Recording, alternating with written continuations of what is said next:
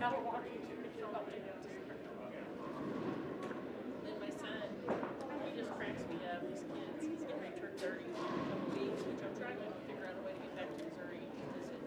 I haven't been. Well, I've been in September, but just for a day.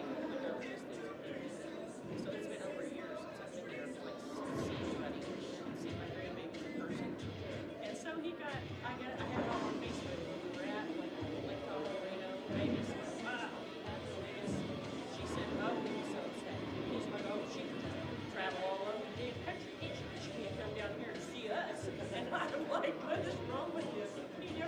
This kid's busy. He has his own construction and ribbon cutting and subdivisions, and I never hear from him. Like 5 times a year, I get a phone call, right? Very rarely, and I'm not mad. He's busy. He's just not thinking about mom, but he's busy. He's got his own life, 2 babies, married, and I said, shit, he never fucking called me. And she was, I told him that was planned for a year. What the fuck are you talking about? I was like, don't tell him, I'll just surprise him.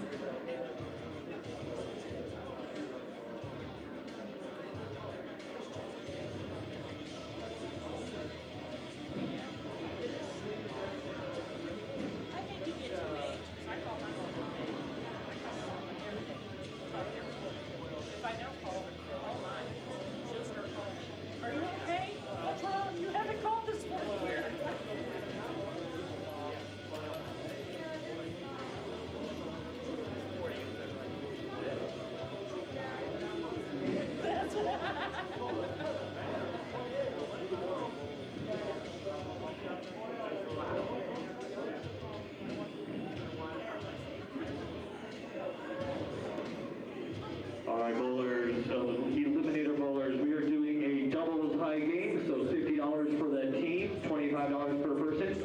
Brackets are individuals. Individual brackets teams 1 through 3, 3 through 5. But the high game is doubles here at the front counter. And then of course we got that mystery pot, $2 100. You can sign up individually or as a team. Yeah, they were in everything.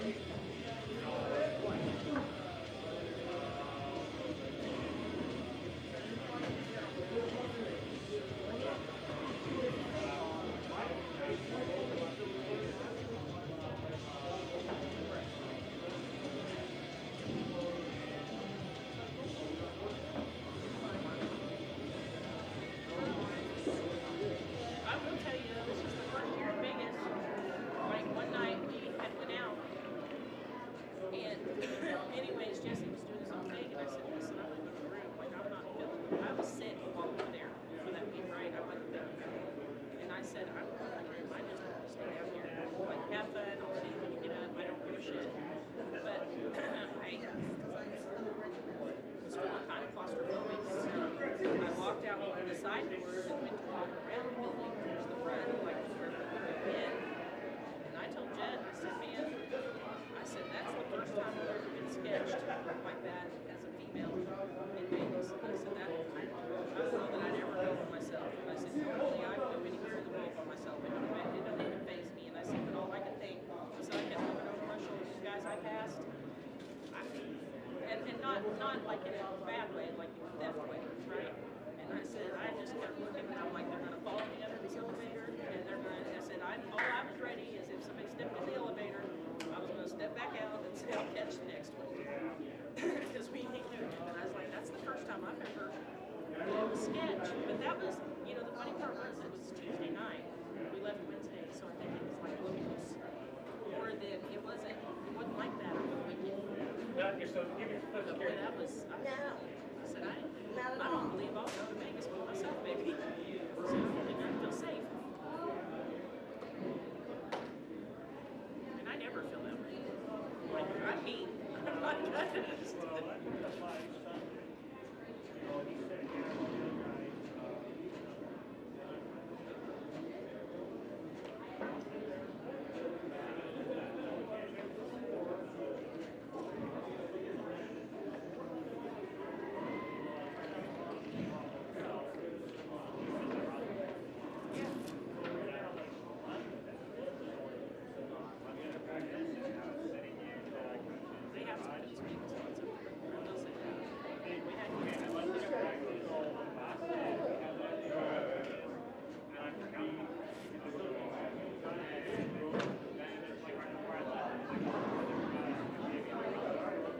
You see some airplanes right here.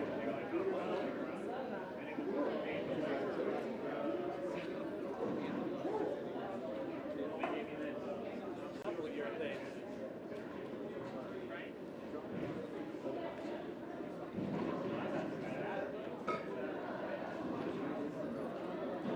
Well, that's it. So we got in on Friday, and we stayed Friday and Saturday night at Sahara, which I'll never stay at again.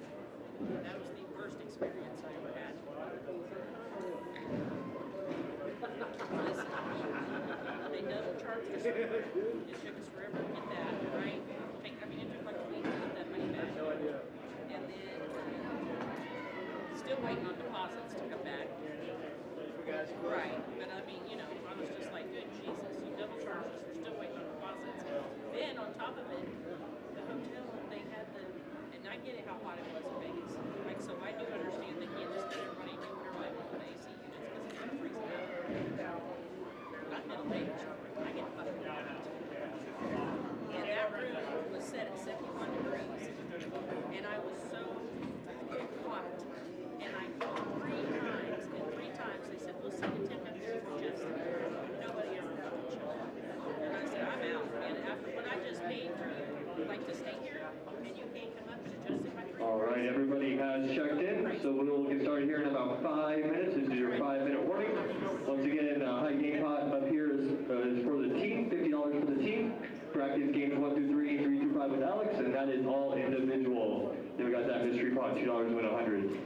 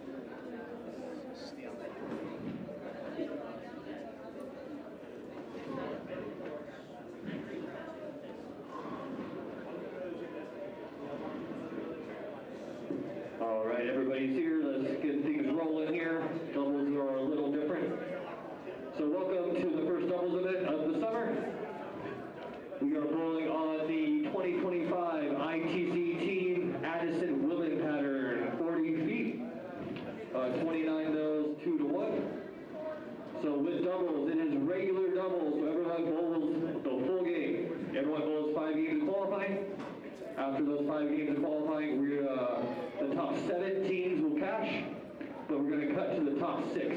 Top 6 teams will advance. Top 7 will cash. And then from there, those 6 teams will one game where the top 2 teams will advance to the final round. And then of course the highest game will be your winner. Scores do not carry over. Skipping procedure is still left goes left, right goes right, but it's skipping 3 pairs after each game. You are skipping 3 pairs after each game in the doubles event. And we are lanes 11 through 40 for this because I can only have 1 doubles on a lane. So we're 11 through 40, so we're a little bit longer, and we're skipping 3 pairs after each game. As always, we're going to update the scoring monitors with your cut score after each game. And we are live streaming this on Facebook and YouTube through the Raffle page. High qualifier will win $130 thanks to Ricky the Realtor. And there are no pots that Woody's Wings and Summit Tattoo do. That is not happening in this event. But the high qualifier will win $130 and will be able to choose their starting lane for the next round. Brackets are games 1 through 3 and 3 through 5, and those are single brackets, and then that high game is for the team. All right, ladies are coming on for 10 minutes of practice. Take off your seatbelt, zip it, breathe. Watch, you're going to follow your face.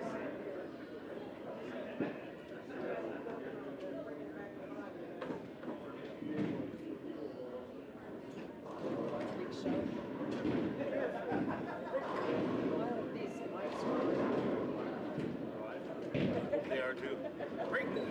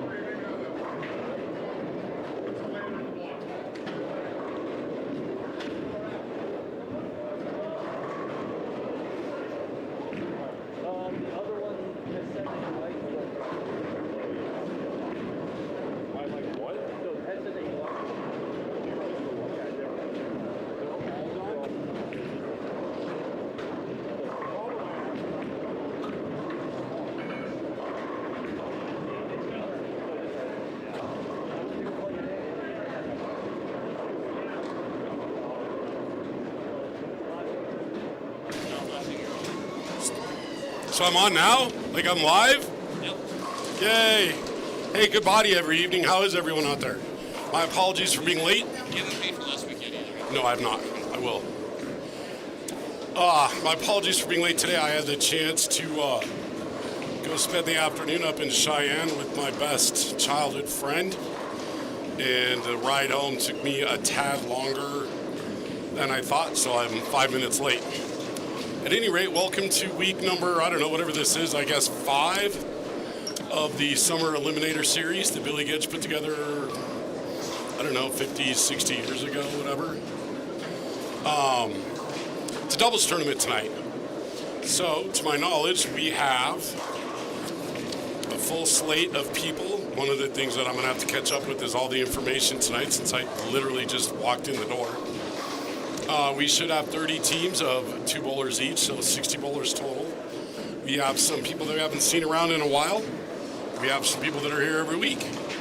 I was not here last week, so last week the Ricky Bobby show was just Bobby. This week the Ricky Bobby show is just Ricky. Bobby left today for Nationals, which apparently had some shenanigans at the airport, which if you know Bobby, not a total shock. So, our doubles tournament. So, starting on our championship pair, 35-36, the first game will be Zach and Felix Garcia and Nathan and Zach Zabados Trio. So, we got family affair starting here on our championship pair.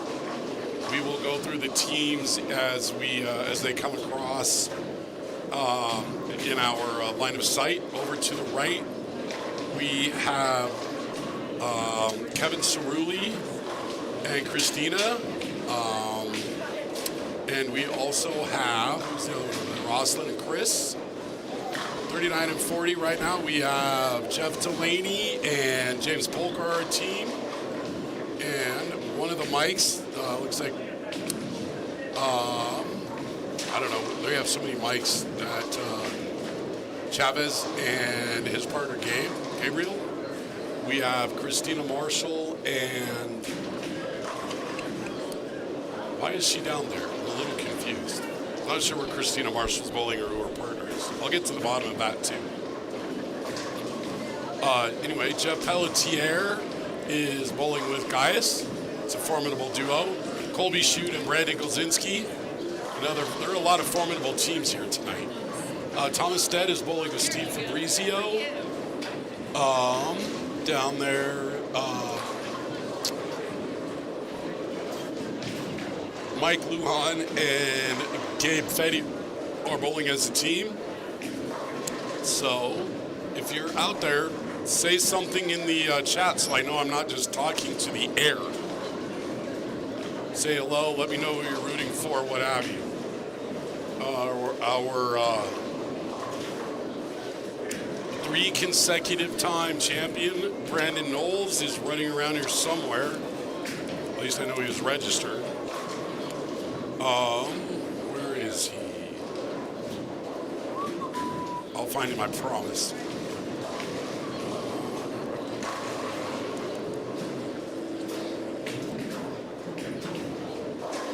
Brandon is bowling with Adam Sikowski. They're starting way down on lane 17. It'll be a minute before they cross here. Christina Marshall is down on lane 20 bowling with Steve Massey.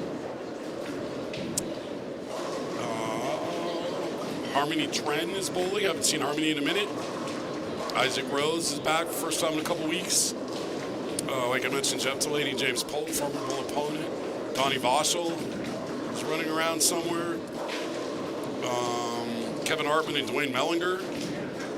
Kevin figures it out tonight. He's been struggling lately around here, but Kevin had some wrist injury stuff that he had taken care of.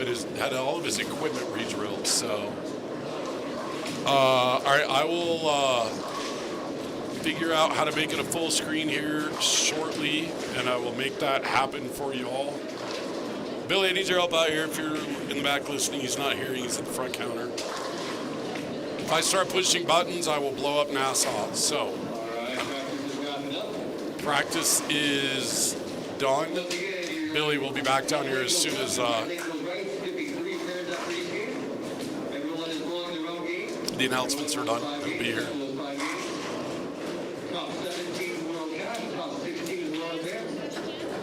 Working scoring monitors with the plus score and the plus minus. And just remind you, we're live streaming this on YouTube, Facebook, and Twitter. So the team on the left lane is going to move left. The team on the right lane is going to move right. They're going to skip 3 pair each game. So this is going to be an Olympic event after each game, dodging other bowlers and bowling equipment. The top 6 will make it to the second round, the cashier's round. I guess it's not the cashier's round anymore because he's paying the top 7.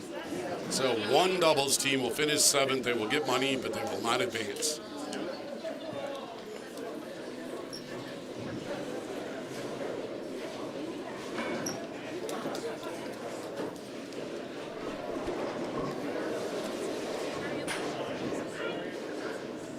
Billy, how do we make it full screen? All right, Billy's making it full screen, and Billy says it's full screen now.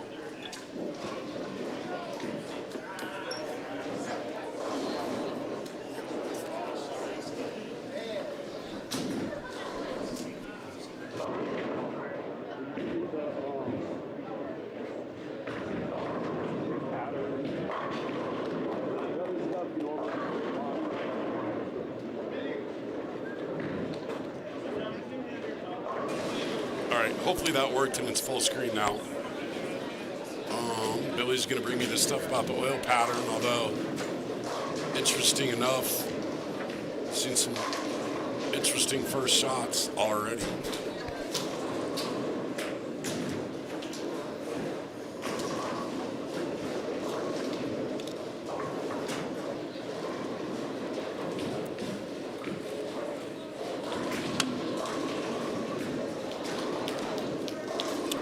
Pelletier with a strike, as did his partner Gaius.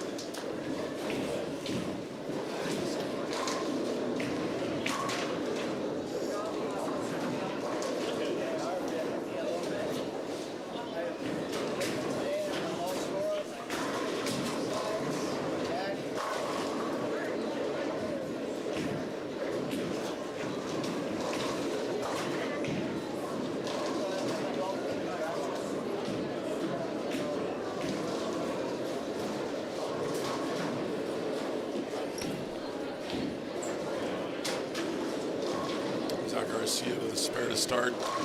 Got Christina Carrier and Kevin Shirley both started with strikes.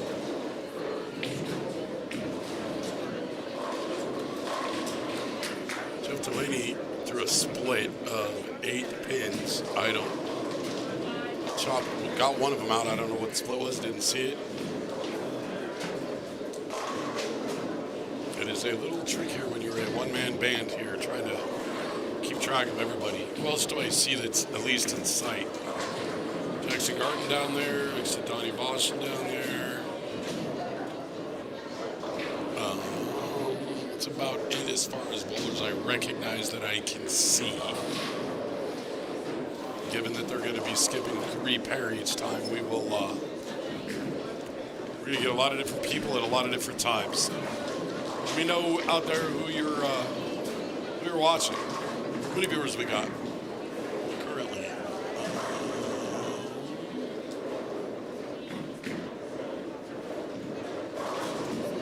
It looks to be like 10 on Facebook. I'll have to get Billy to explain that to me. I don't know what I'm reading. I know weird. Zach Garcia with a split. The 6, 7, 10. Second to last call for the bracket game to 1, 2, 3. I need 15 more until all 12. Anyone's interested. Once again, Last call for brackets. So if anybody at home wants to get involved in brackets, it's the last call. Start Venmoing now.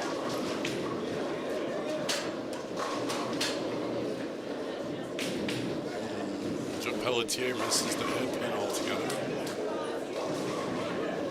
Wait. Nathan and Zach, the brothers Trujillo, are struggling to start.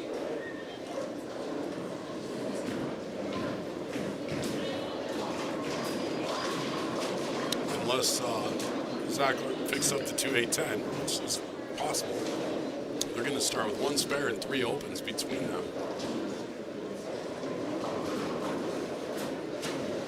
Joe Pelletier yanks his spare shot. Wow. We are seeing a challenge out there early. A challenge early.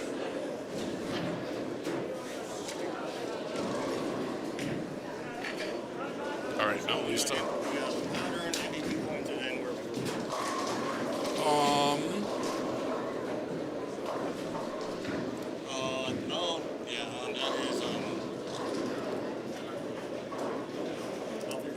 all right, and when you come back, will you bring me a pen?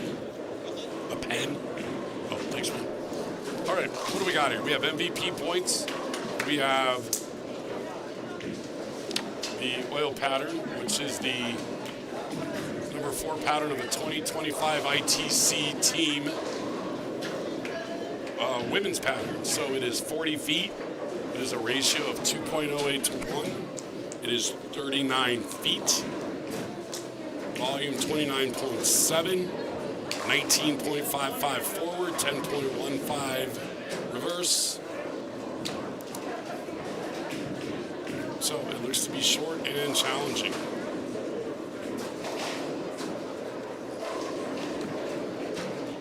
I think I now officially have all of the competitors' names. So at least I won't be a total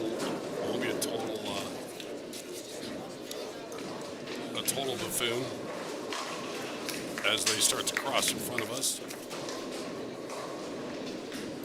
Billy missed one sheet. Oh, wait, maybe not. Yep, he totally did. So.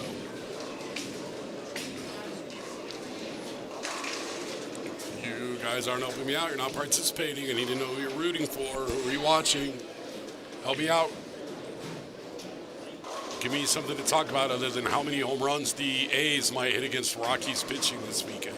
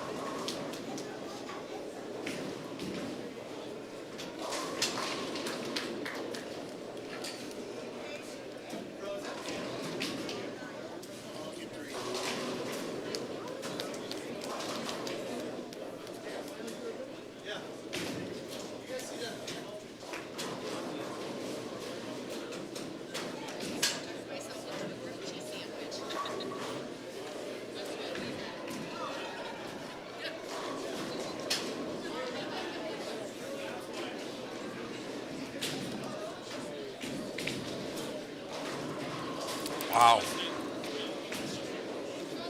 So, in 1, 2, 3, 4, 5, 6, 7, 8, 9, 10, 11, 12 frames here on this championship pair. 4 really talented bowlers out there. We have seen 5 splits and 1 strike. A 6-count spare, another 6-count spare. Wow. Apparently, to say the least, there is some, this shot is being challenging to start. I see red dots in a lot of places.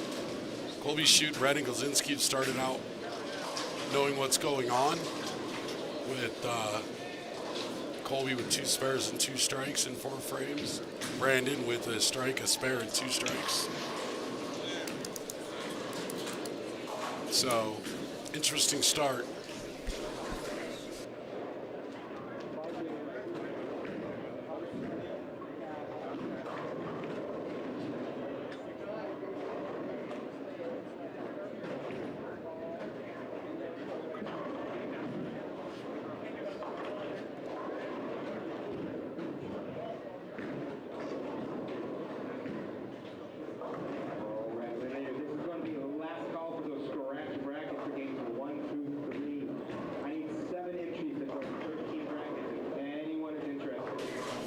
Sorry, I was getting making sure I understood the format from Billy. So it's 5 games. We'll cut to the top 6. The top 7 will get paid. Cut to 6. Those 6 will bowl 1 game. We'll cut to 2. 2 teams left.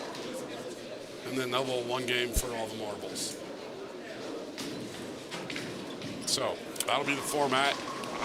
The shot, as tricky as it is to start, my guess is it's going to get even weirder as we move on throughout the evening.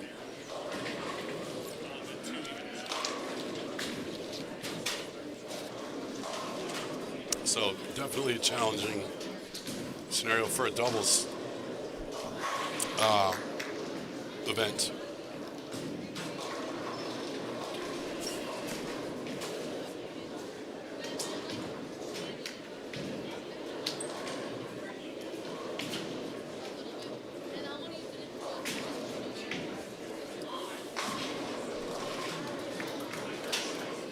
I feel like right now spares are huge. Spares are like everything, I think.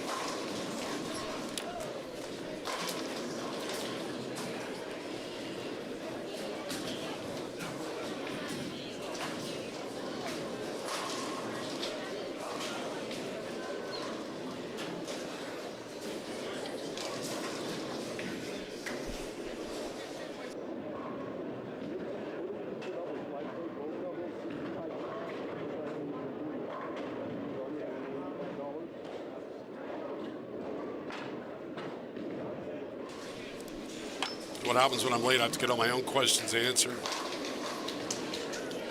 during the telecast. Terrible television. I would be fired if I was working for a real network. Actually, that's not true. I would have been fired a long time ago. Hey, that sounded like a strike from Zach Garcia.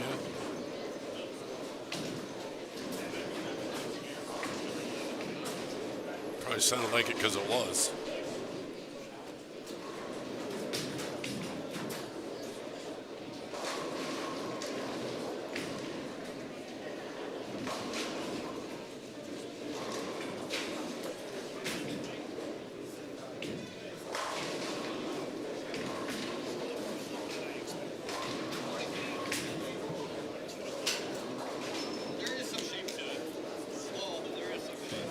A lot going on score-wise. I'm seeing people all over the map.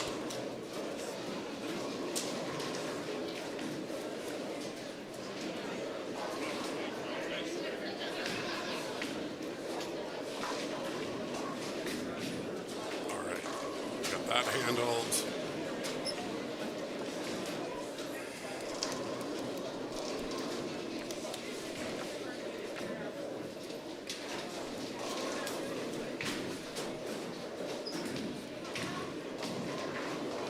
Could make for obviously a super interesting cut score.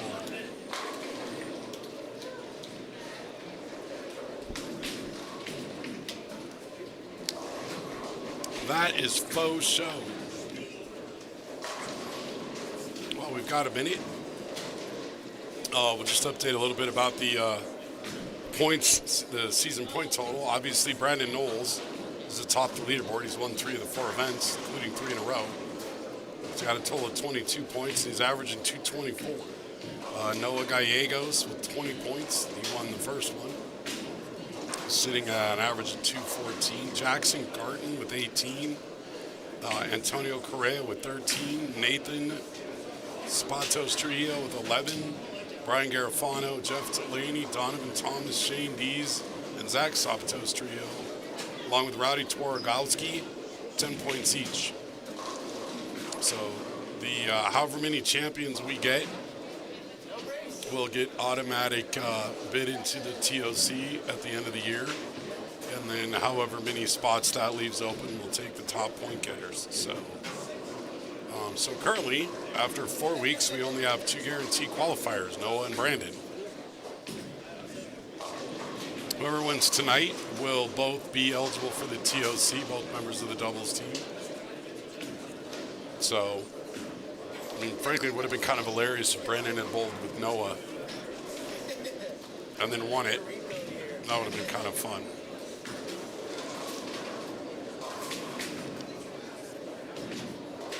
So far this year, we have had a total of 123 different bowlers earn MVP points. And by earn, all you have to do is show up and bowl one event, and you earn points. So we have had 123 different bowlers bowl in 4 weeks. That's not bad for a tournament that started out of COVID, really. Billy trying to come up with ways to get people bowling, right? And try to help keep the bowling alley afloat, stay afloat at that time. Seems like a long time ago in a lot of ways. Also, was not that long ago in a lot of ways. So, congrats to Billy for building a successful Eliminator tournament. If he had the ability, the permission, I suppose, if you will, he could probably even add 10 or 12 bowlers a week to it if you wanted to. And we'd still have a pretty high level of competition. We'd have more bowlers. So, Billy, if you're listening back there, Billy, congrats on building a hell of a deal you got going on here, man. Pretty big deal. All right, what are we doing here? So Nathan Sabado's trio went and changed rocks and threw 3 in a row. Zach's still searching for it a little bit. Seemingly found it there, throwing 2 of the last 3. Bowlers are starting to figure it out, but it was a bloodbath to start.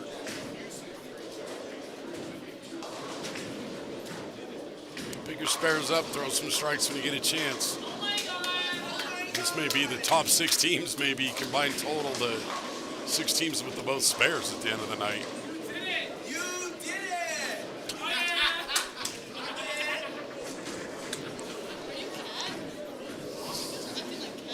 We got a loud group of fans behind us tonight. So far, give me a couple hours, we'll see what happens.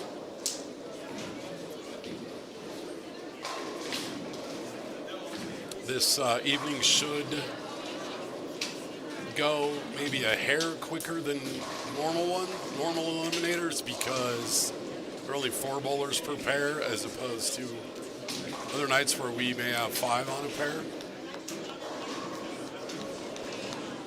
So we may be done a tad quicker. The downside is without Bobby and Chris Lawson here, there'll be less people to help clean up the mess afterwards. It'll be just me and Billy. So that ought to slow us down, tearing all this equipment down and stuff at 11:30. We'll see. All right. Who's putting up a number?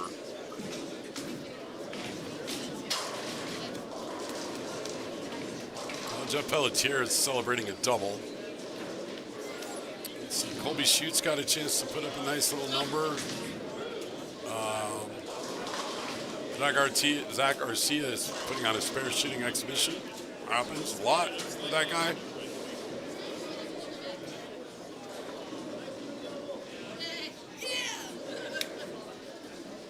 I don't see anybody else really. If Nathan throws a strike on this ball, and that gives him 4 in a row, he's going to have made a hell of an adjustment. Kicked a 4-pin 4 to backdoor 4. To get that 4 in a row. So he's made a hell of an adjustment. He's going to come back and save his score this game. See if we can get his brother going with him. Again, you can't ever tell these guys if they're bowling great or poorly or anything in between. Very even keel emotional.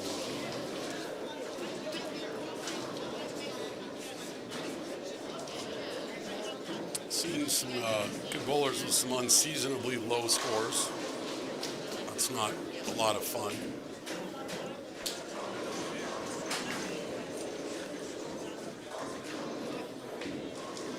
Curious to see how some of these other bowlers go. The ones bowling on the other end. See how they're shooting. Can't go on a walkabout myself and can't send Bobby out for one either. So. There is quite an over-under building out there already after about 8 frames. You miss inside, that ball's taken off to the secondary regions of the other side of the lane. And if you miss outside, it is just not coming all the way home.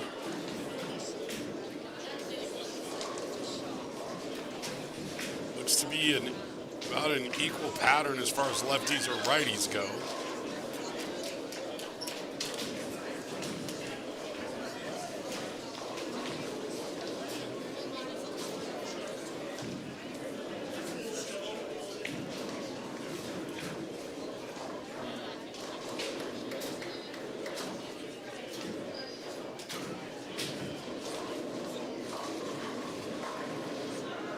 Counting up the lady participants tonight, see how many we have.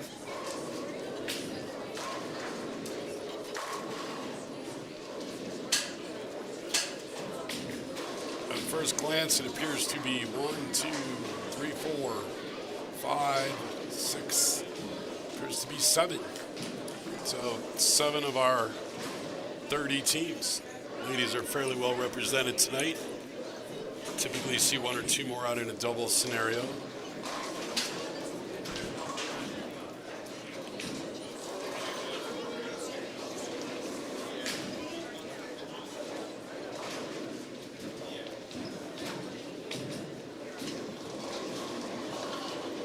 So Nathan's got an opportunity to get up into the low 2s.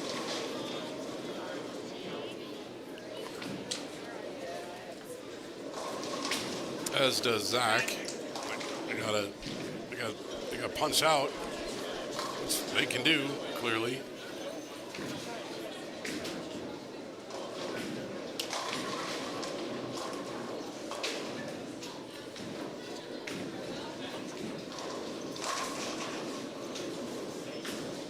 Colby shoot. Missed. Something out there. Something didn't like something about his approach at the line, so loses 6-10. Gaius slips up on the 10 pin to shoot 164. We're gonna have some work to do in the next 4 games to get there.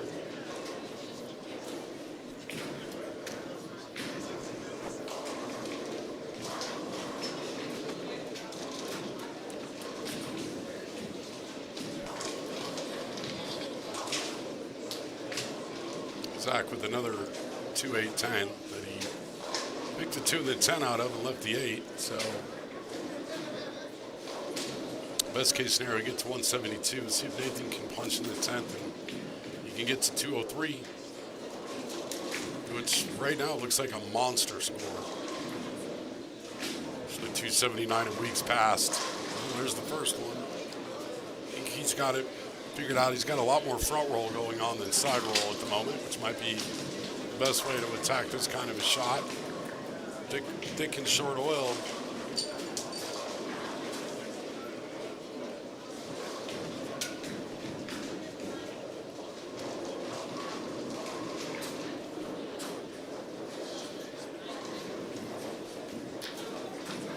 Steve Fabrizio in the 10 frame has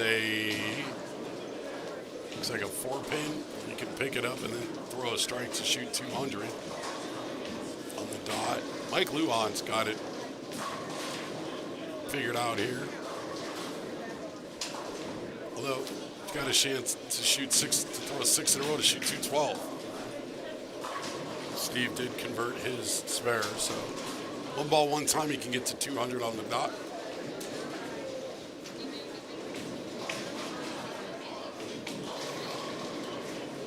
A lot of these bowlers, talented bowlers, start on the first 4 frames and figured out which ball and what line where they want to be, and now they're back to filling frames as dictated by Nathan, who did throw 29 pins in the 10 to get to 202. Pretty good.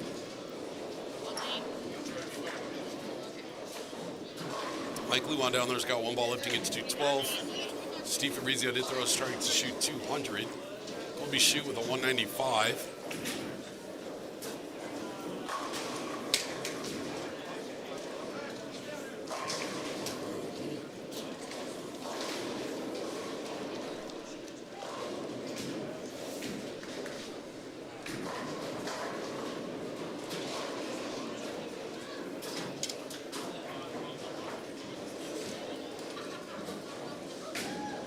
Pelletier managed a 192. I would suspect he will be on a warpath here pretty quickly to bounce back after that. Anthony, there will be something, I don't know about Christmas. I'll ask Billy when he gets out here. Billy, is there going to be a tournament around Christmas? I know we do the doubles tournament in honor of Billy's grandparents in February usually. I'm not sure about Christmas. But Billy's not in the backpack, so he can't hear me at the moment, but I will ask him when he gets within earshot.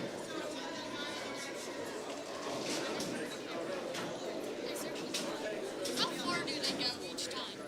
3 pairs. Skip 3 pair. Skip 3 pairs. Yep. Well, just got called sir.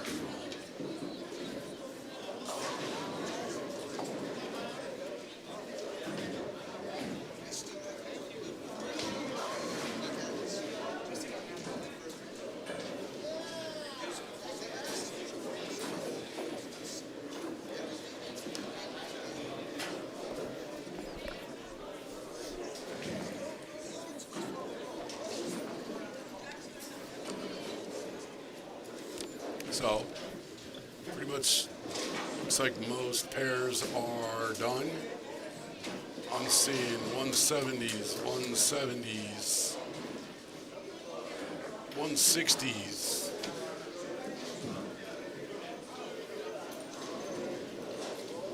$190s, 140s. We are all over the map.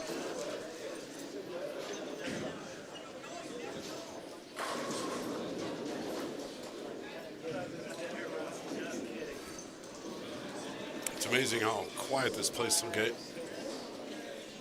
with all these people in it when there's nobody for 25 lanes throwing a ball. All right, Jackson Garden showing up. Ryan Garofano's in here. Mr. Mitchell is in eye shot. Torgowski's is in eye sight.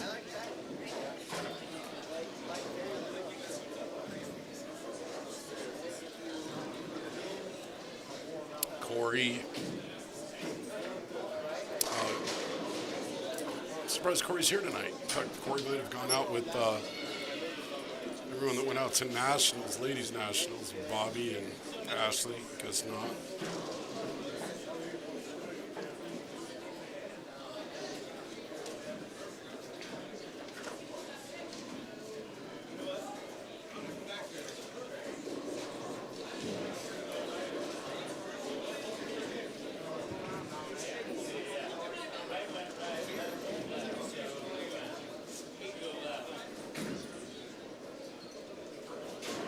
So again, they're skipping 3 pair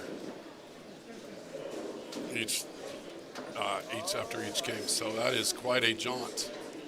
So we're gonna have Josh Davis and Jackson and Dane and Fred down here in this pair.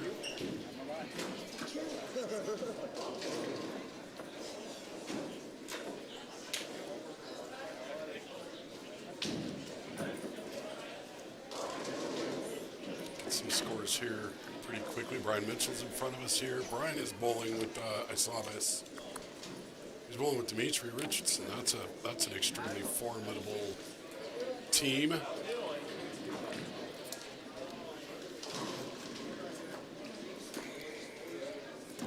As soon as their names come up, I'll be able to tell you at least the guys and gals in eyeball sight what they shot the first game.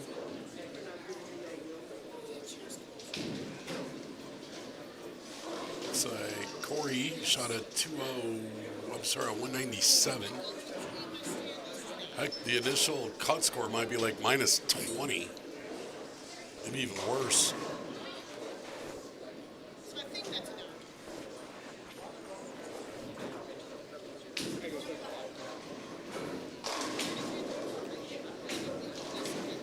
All right, we're off and running in game 2. And starting similar to game 1. 2-4-10 on the first shot out of the gate. Dan Clark shot at 202 game 1. So we'll see where he's at.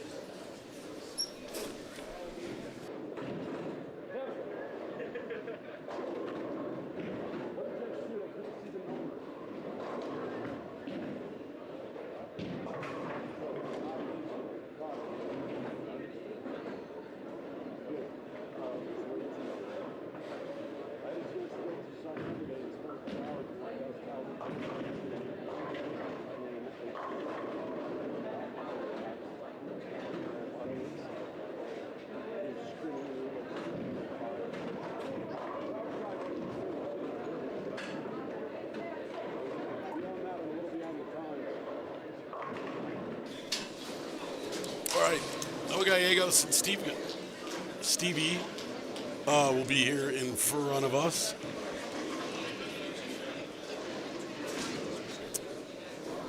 See Brandon Knowles running around here, coming in somewhere. Brandon may be on 39 and 40. Noah shot 194. His old man Steve shot 209. Of course, Steve shot 209 on this. That might be a high game for the high score for the first game. I mean, of course, it would be Stevie Gallegos. Why wouldn't it? Noah is throwing, I don't know, something that looks like it's made out of concrete. It's all gray. Something that he certainly doesn't want breaking much, and it didn't. See if Dad Stevie is out on the twig, running it up the quarter board.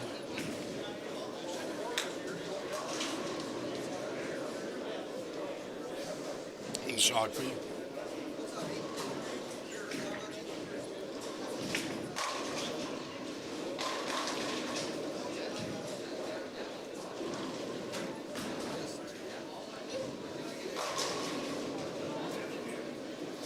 Seen a few more bowlers at, around, near, or even in the pocket early in this game than we did in game 1. Steve not to be outdone by Noah for a strike in the first frame.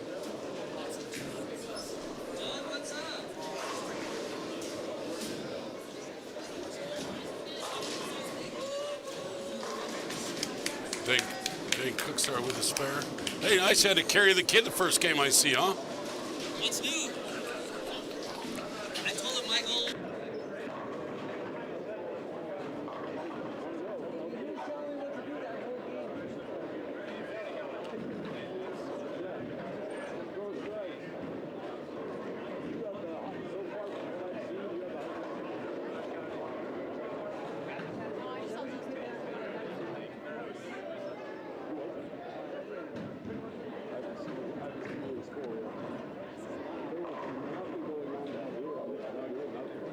I know the pattern's a little.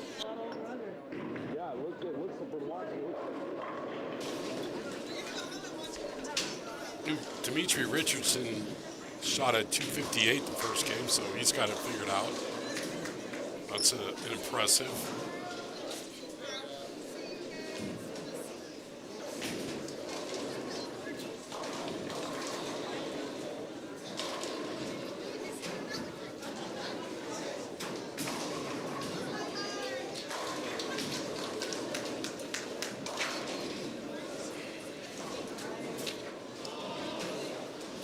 Honestly, 258, from what everyone, just based on other bowler scores, is the equivalent of shooting 340 in other patterns.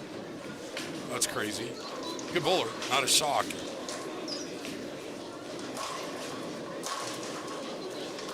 Problem is, you had to carry Brian that game, so between the two of them, they're not hugely in the lead. I would assume they are in the lead, but not necessarily with a big one. Brandon Knowles looks like he shot at 207. There we go. We got scores. Yeah, I was right. So Brian Mitchell, Dimitri in first place with plus 16. Scott Musil and Leif Sorensen with plus 12 in second. Noah and Steve Gallegos with plus 3 in third. Adam Sikowski, Brandon Knowles with plus 3. So tied for third. Derek Dick, Glenn Blunt, minus 3 in fifth.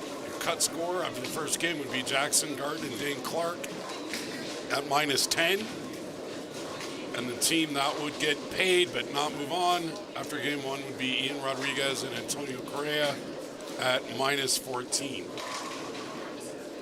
So we had a total of 1, 2, 3, 4. 4 whole teams above water.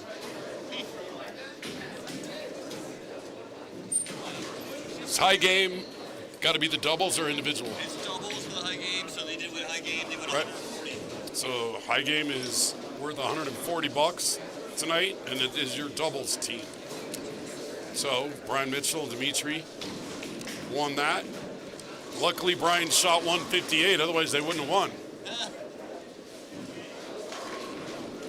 258 is a monster. That's a monster number, Billy, on this. Relative to what everyone else. There's a 217. Let's see if anybody else comes anywhere near 250.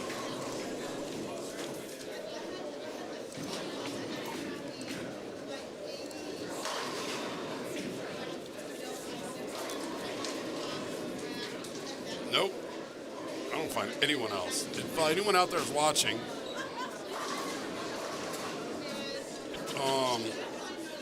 wants to know about anybody in particular, let me know. Billy said yes, Anthony, there will be a tournament around Christmas.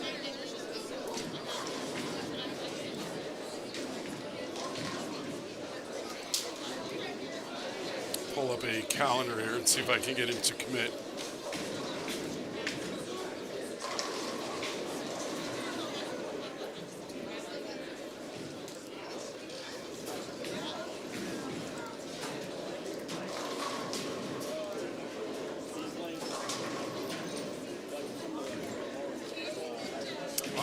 I will assume, Anthony, that the one rider on Christmas would be... Oh, wow. Christmas is on Friday this year. I had no idea. So I don't know when he'll do that. I suppose he might do it the 18th. Maybe, I guess, if he's going to continue it on a Friday night.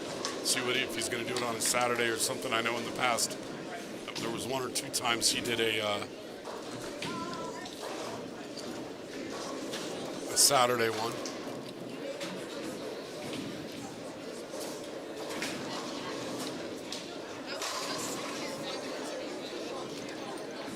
Yep. Starting to see some of the young guns lined up a little bit.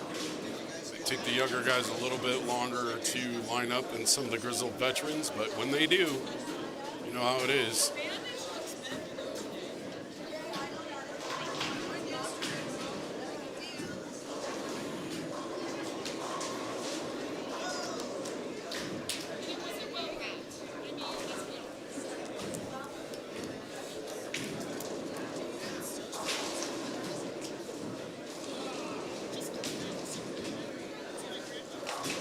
Stevie Gallego scaring himself with a full bucket. He's got work to do if he wants to beat his kid this game. I've definitely seen some scores, more filled frames anyway, and a few less pock marks on the scoreboard. So less splits, a few more spares. I suspect scores will be up a little bit. I was going to play a new game tonight with y'all. Which was as a sponsor of the Eliminator and as a realtor. Ask me a real estate question. I was gonna do it between games, but they moved around too quick. These girls are all excited to bowl. So if you want, ask me a real estate question. I'll answer it for you. Let me know what you want to know, and I'll tell you, and then we'll both know.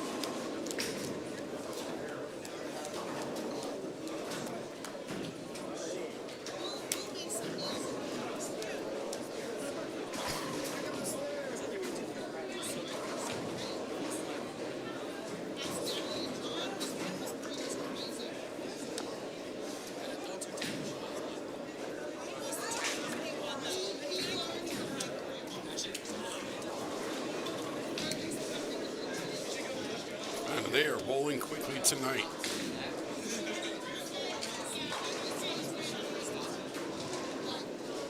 Grab my Barb Knowles. Hi, Barb. It's good to chat with you again. I was gone last week as he ripped off his 3rd straight title. It's pretty cool. Hello. Can you hear me? Yeah, that was wild. It came right out of there, too.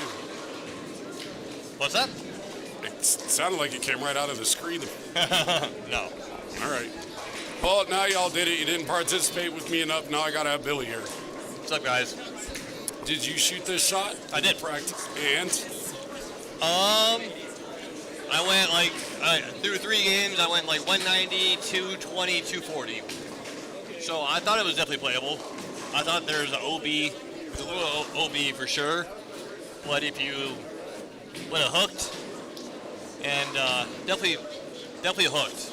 I had to open up my angle quite a bit, but yeah, I mean, I thought it was playable.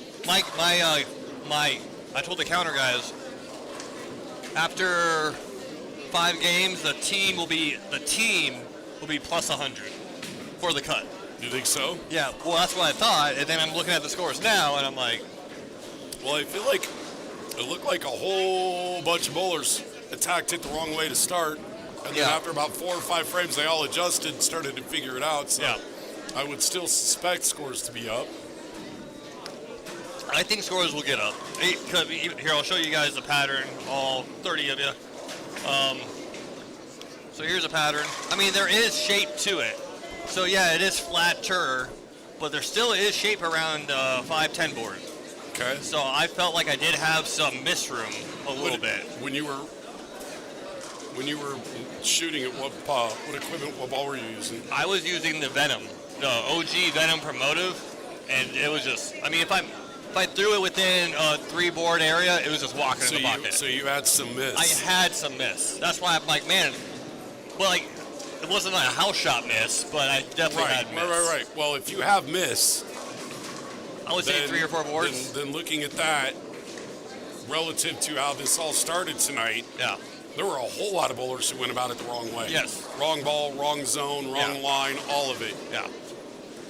I mean, I didn't except go too big. Dimitri, apparently, who just decided I'm going to fire 258 when the next highest game was like 217 or something. I know, right? I gave Brian his high game money because they're in high game. He goes, I should not take this because he shot 150. 158. Well, Dimitri only beat him by 100 sticks. Yeah. That's why it's a team, though. That's why it's a team, yes. I mean, there's only one team that both shot 200. I know. And I would suspect that won't last through the evening. No, I think scores are going to get up there. I just meant I don't think both of those guys will shoot 200. No, I agree. Yeah, I agree. My pick, did you do a pick? I did not yet. My pick is the Sabatos brothers, Trujillo. Well, they really struggled early last game. Did they? Oh, my gosh. I didn't look at their first game. They struggled very, very early. Wow. Well, they were my pick. Oh, wow. And those scores, they made a comeback. They both threw 4 in a row at one point in the game to get there. Oh, wow. Okay. The first 3 frames between them, they had a spare. Oh, boy. And 2 splits, like it was... Do you know why I chose this pattern? Because you're a sadist? Because that was my daughter's name in it. It does. That's why. That's the only reason why I chose it. I saw it does. On this is with an I, but I'm like, I'm gonna personalize it and make it with a Why Y. not? No, that's fine. That's the only reason why. Hey, plus you're allowed to do whatever you want. You're like the boss of this. I mean, that's right? the thing. Yeah. That is a real thing. That is a thing. Well, yeah, it's fun. Is that really Ron Johnson over there? Yeah, he's finishing moving. He's been gone for a while now because he lives in Houston. Right. I'm like, what are you guys doing here? He goes, well, we're finally finishing, packing up, actually moving. So they're going back Monday. But they love it out there, they said. So you need to, when you are up and about, since I am stuck going no more than 3 feet away from here, tell him to come over and say hi to me and his bride. You want him to commentate? If he wants, he doesn't have to. I just want to at least be able to say hi to the man. All right. You know what? I'll go. Let's do it right now because he's really close to us. I don't know who he's following around. Looks like Jeff Delaney, maybe, who is still struggling just a little.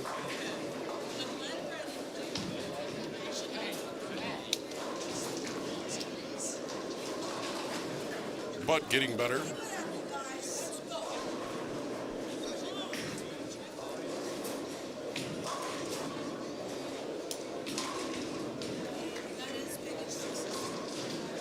Dane Clark. I look up and I see Dane C, and I keep wanting to call him Dane Cook.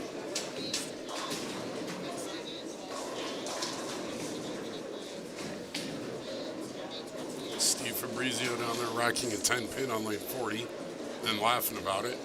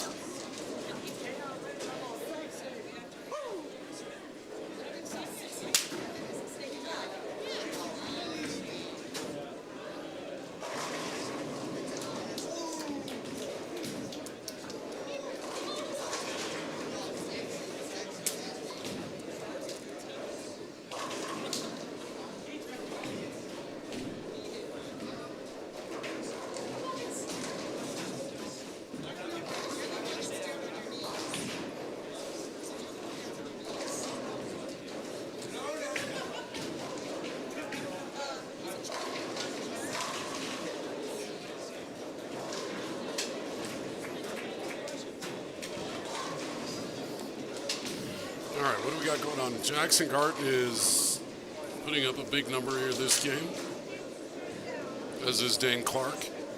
They got a bunch of strikes between them. Not a surprise. Told you some of these young guns will figure it out and line it up.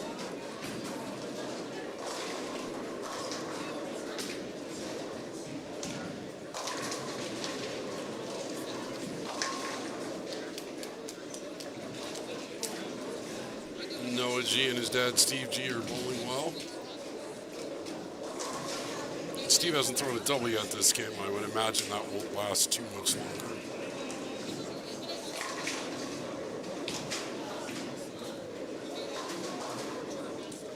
Seeing a lot more games that are going to be in the low twos, two teams this game. Across the board, a lot more of them. Dimitri is clean. He's got a lot more spares than strikes, has thrown double, but he is clean. Phil Fraves, pick up all your spares, the strikes will be there. Take advantage of the shot when it hits your personal groove, and you'll be all right. Oh, we got a bowling problem on lane 30. Oh, there. Uh-oh. We're going to need a mechanic here on lane 36. We got all kinds of ghosts in the machine.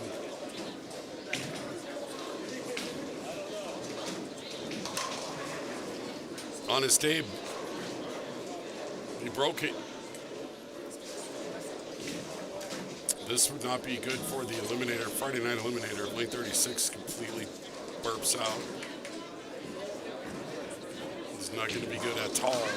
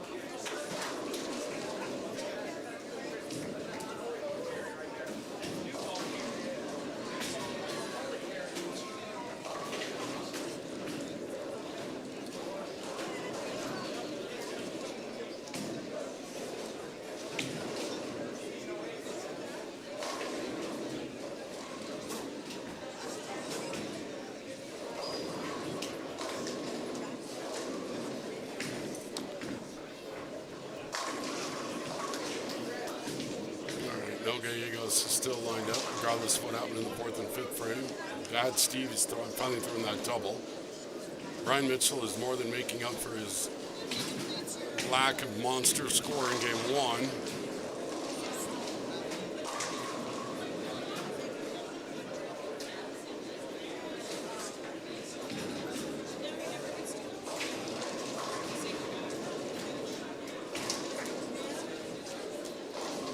Looks like lane 36 has been repaired. I'm going to get off balance here just a little bit. Maybe not. Abe is going to let Josh is going to let Honest Abe, because he does look an awful lot like what we are told Abe Lincoln looked like. There's some OB. Fred found it.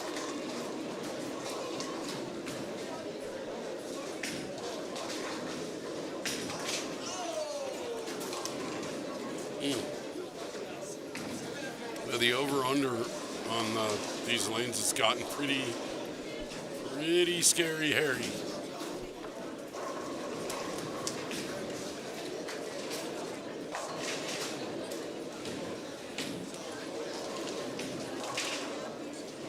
Dimitri, unfortunately, finally opened.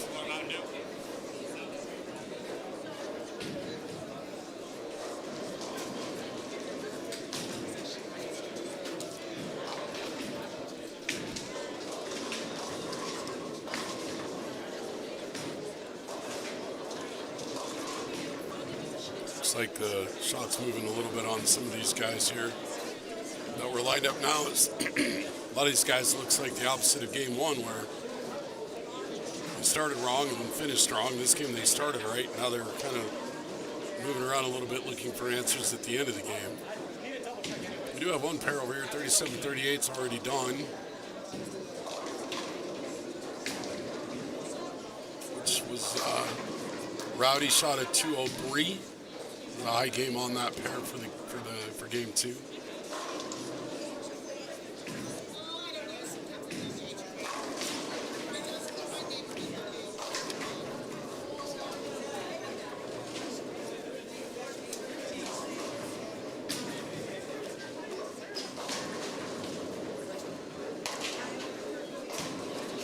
Stevie and Noah Gallegos finished game 1 and 3rd, and they're both going to be in the significant 200 range, this game looks like. I'm sorry, Stevie's not. Noah will. They're going to still be plus.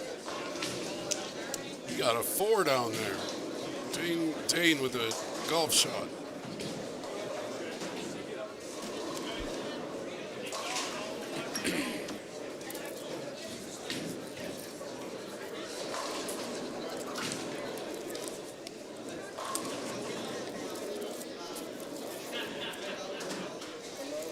How are you?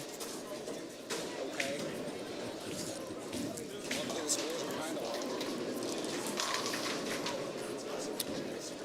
Brendan Knowles down there with a 3, 6, 7, 10 split. Win 40. Does not convert.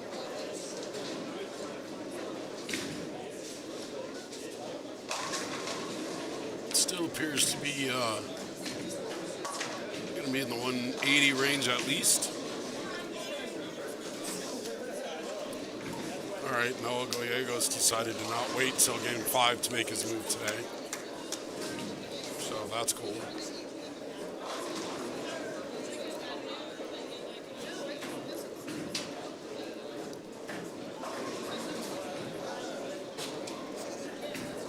So they're rolling quickly here.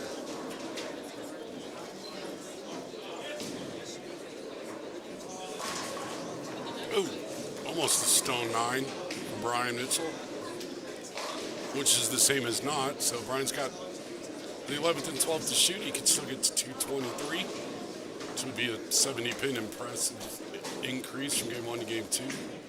Noah with that great piece of concrete that he's throwing out there. I don't know what that is. Any idea what Noah's gray bowling ball is, other than concrete? It's a motive, that's all I know. It just looks like cement down there.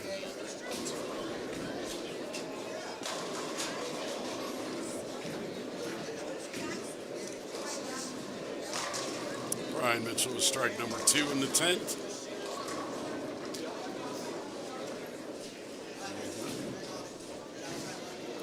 Yep.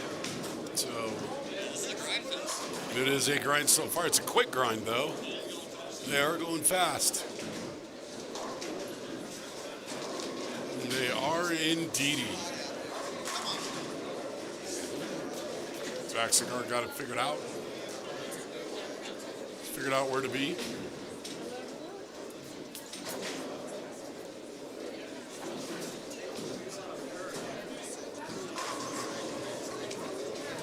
Brett Mitchell does punch out, so he threw it in the 5th, the 6th, the 7th, the 8th.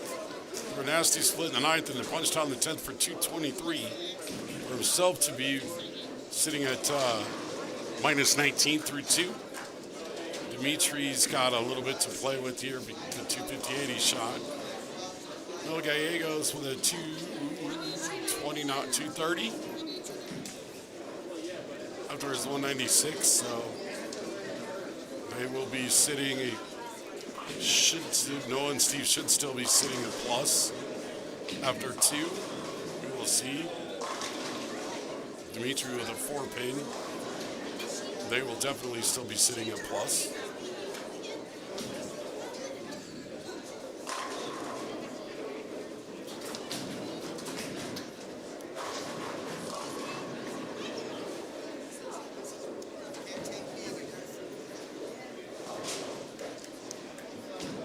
Man, it's weird watching these people just bend all over the place. Going super far.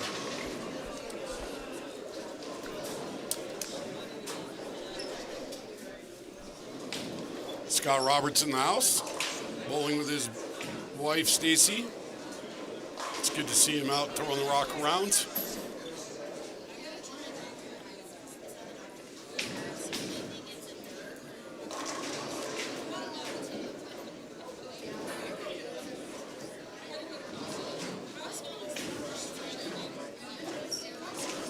So, Stevie G got a shot at 176.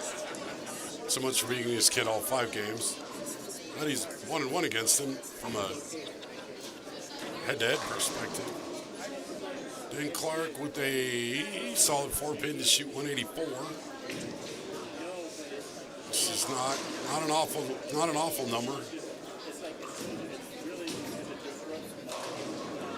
Dimitri, 10-pin to shoot 177. It was 177 this game, still sitting at plus 35 himself. So they are sitting at, let's see, 1935 is what? 26? Plus 26. Stevie and Noah are sitting at 16 plus 8. So, let's see where Jackson and Dane get to.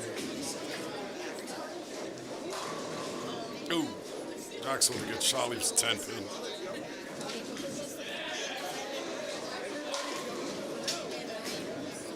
A lot of bowlers sitting in that 340 to 370 range through 2 games.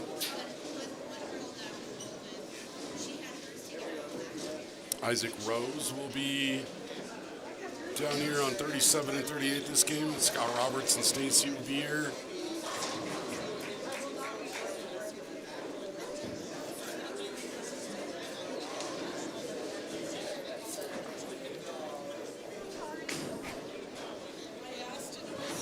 Jackson does convert his 10-pin, so he can get to.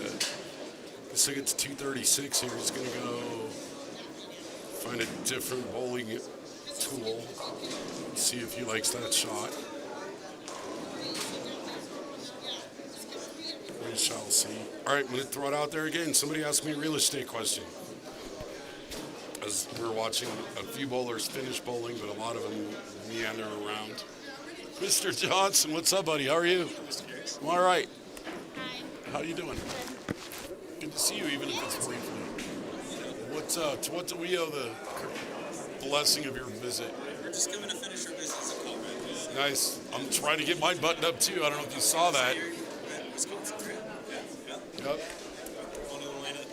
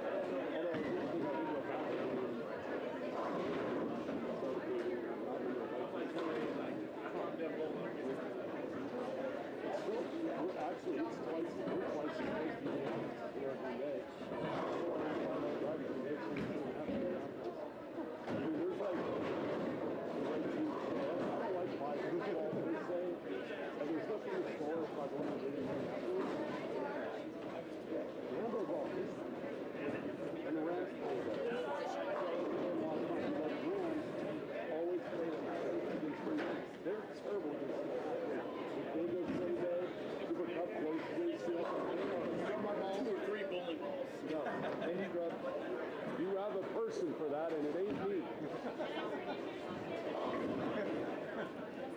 She's probably gonna go ahead and I don't want to do anything. No, I'm so I can rub my own anymore. I can't throw mine anymore. I use it.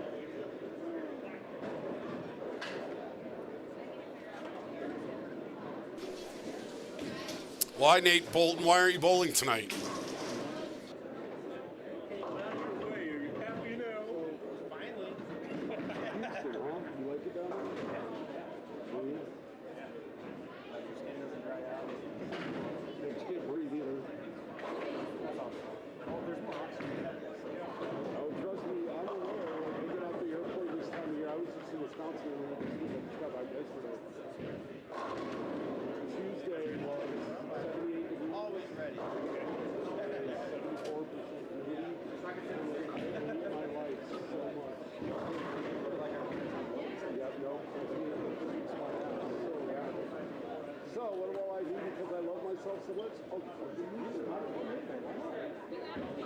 I will act. When I'm there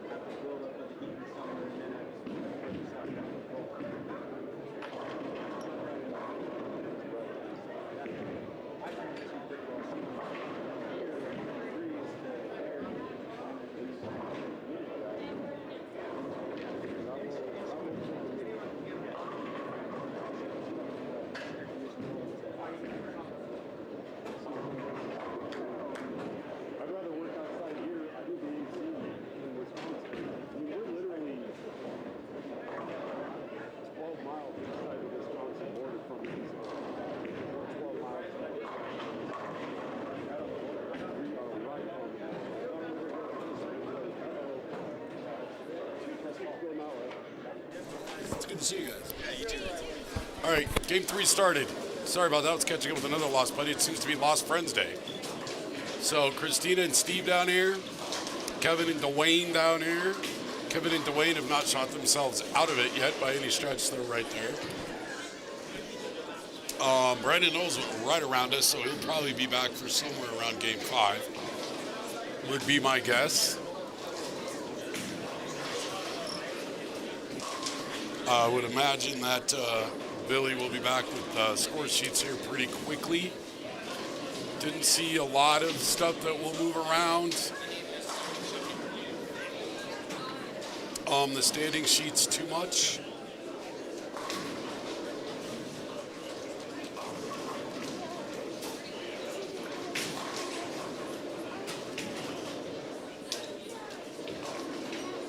It's got some people starting to watch. Although, Nate Bolton, you still didn't tell me why you're not bowling.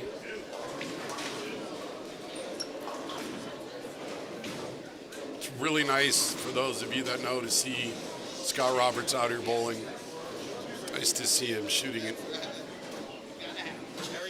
Good, man. How are you doing? You should be.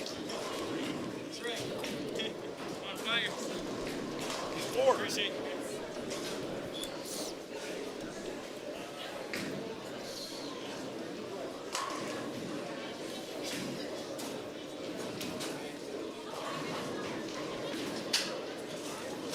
I got you. You know bowlers, Nate. You could have asked someone. All right, what do we see so far to start this game? So far, I see there are a lot of guys I can see named Scott. 1, 2, I get three. See 3 different Scotts from here. So that's new and improved. What else? Not quite as many splits across the board.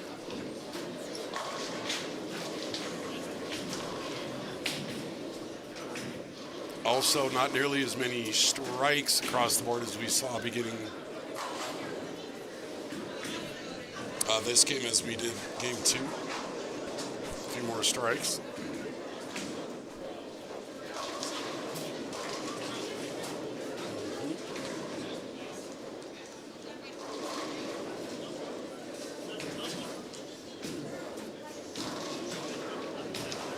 This is fun to watch. I believe there are 2 kinds of bowlers in the world, those that have been humbled and those that are about to be.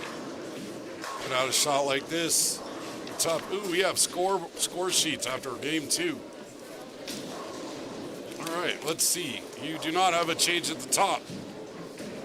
You still have Brian Mitchell and Dimitri Richardson sitting at plus 16, which is the exact number they were sitting at. Dan Clark, Jackson Garten moved up to second place at plus 9. Noah and Steve Gallegos stayed in third place at plus 8. Fourth place currently Colby Shue, Brandon Kozinski at minus 21. Currently in fifth place Felix and Zach Garcia at minus 23. Current to make the cut to bowl again would be Scott Musil and Leif Sorensen at minus 28. To get paid would be Brian G. and Rowdy Twarogowski at minus 36.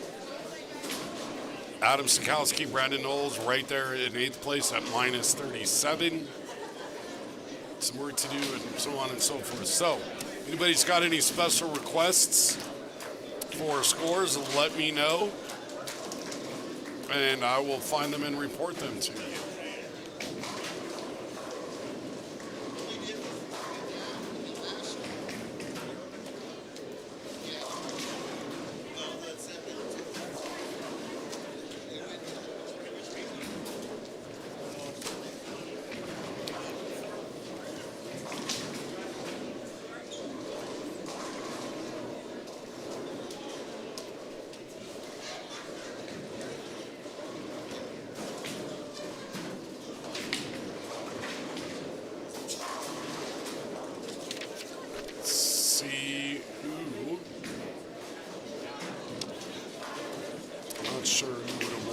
Game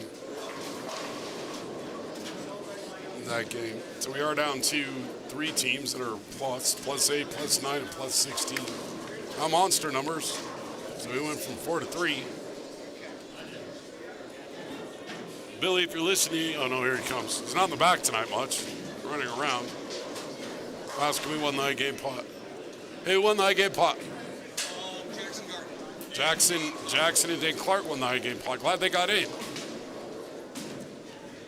They won the I-game pot with 419. Yeah, scores are low. Well, it seems like you got a bunch of teams who were sort of one bowler high, one bowler low, then they flip-flopped Let's see if any of these bowlers can get going where they both shoot a high game at once and put up a monster number. Hi, Mark Walter. How are you?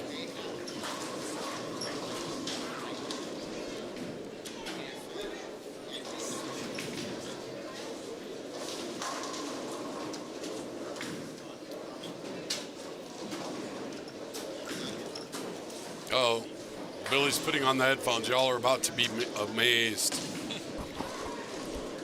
For as low as the scores are, they're bowling really fast. They're bowling super fast. Like, get them all capes. They're super fast. Like, we might be done by 10 o'clock. Yeah, but because Bobby and Chris aren't here, it's going to take us 3 hours to tear everything down. Yeah, So I don't move as fast as I used to, dude. Yeah, well, I appreciate the help anyways. Well, I'll stick around till it's done. Glad to hear that, Mark. Glad you are well. Oh, good shot, Brady. Hey, Mark. Yeah, I'm working solo. Bobby left today. Bobby and Chris left today Billy, to go Nationals. Billy the boss. Mark, I don't know much about the geography of where you live now. How close are you to Wilmington? You know what I just realized is if you look on the screen, you can see what lane number they're on reflecting in the floor. That's kind of fun. You just noticed that? I'd never noticed that before. Ricky's really observant. Apparently.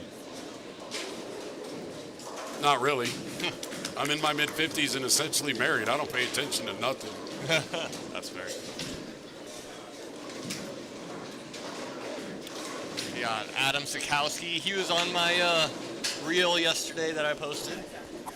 Was he? Yeah, every now and then, well, I download each event, and throughout the week, I'll kind of skim through it to find some highlights, and he was lucky enough I found his messenger, so I posted it. And then he struck there.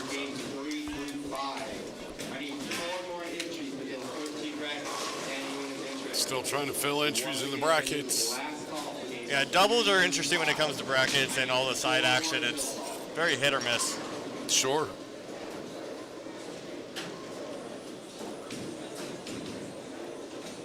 I get it. 3 hours. Where's Fair enough. Thanks, Mark. Where's Brandon Knowles sitting? They were 8th Okay. after game 2. Like if he goes for a 4-peat on a doubles event too, that's like crazy. I wouldn't say I'm not counting them out. Yeah, well, no, obviously. They're sitting in 8th, which would be 9 pins from the top 6. Yeah, so they're right there. Yeah, they're right there. You just got to get there in this tournament. You just got to get there. Yeah, absolutely. Honestly, I'm usually a guy that just says, hey, just fill frames. But at this point with some of these scores, it's really just don't throw splits. Yeah. Yeah, stay clean. Yes, stay clean is important, but even, like I said, don't throw splits. Which is apparently proving harder for bowlers than you might think. Ooh, that was a good shot. Ringing 10 there. It's weird. You're seeing guys, girls, pound 3 in a row and then go OB and then over correct and get 6 on the other side. Very, very over-under-ish. No, Mark, I have some clients of mine friends of mine, past clients, bought an investment Nice property shot there, 3 years Brittany. ago out there in some place called Cure Beach, and they've decided to sell that home. And so I was finding a referral agent out there for them to use. And so I just made me wonder, Cure Beach is somewhere near Wilmington, apparently. So I was just curious how far you were away from there.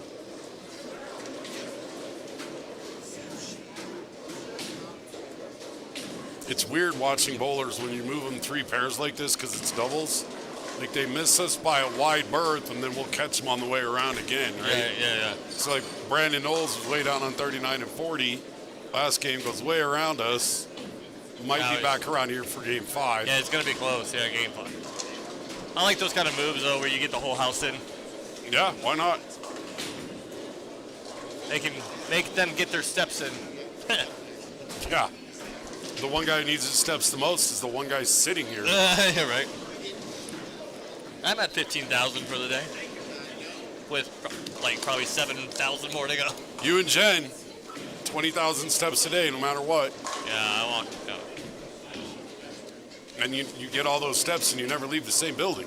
That's sometimes the most brutal part. Yeah. Yep.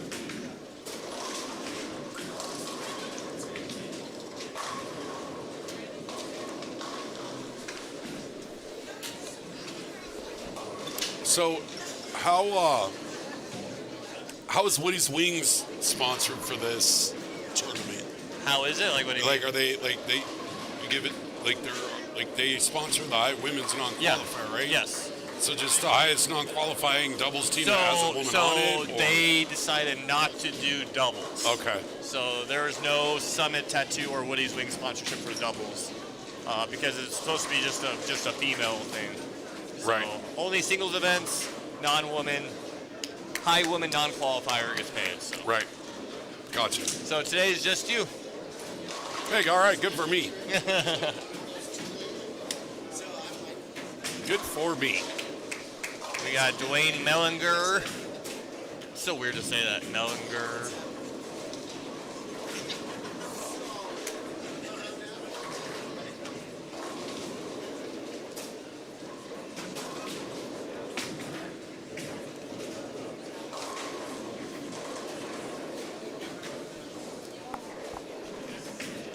That looks pretty good. Carry. Oh, 5'10". That did not deserve a 5'10".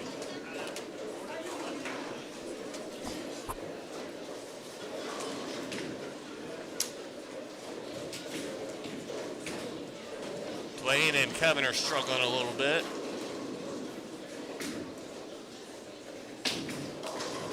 Oh, and then the Hot Pockets 7-pin.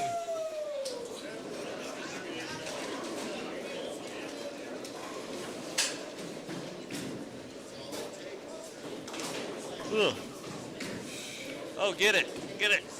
Oh, that was close. Almost got it.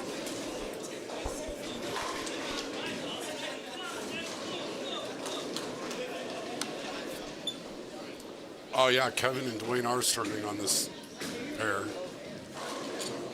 Oh, not what? You don't see that often. Nope, not the first ones nor the last ones tonight on this pair. This pair is giving up nothing.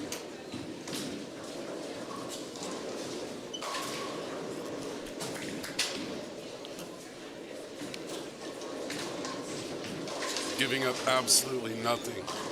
Ooh, then man. I know, That's right? a good 4-pin too. That was a good shot in a 4-pin.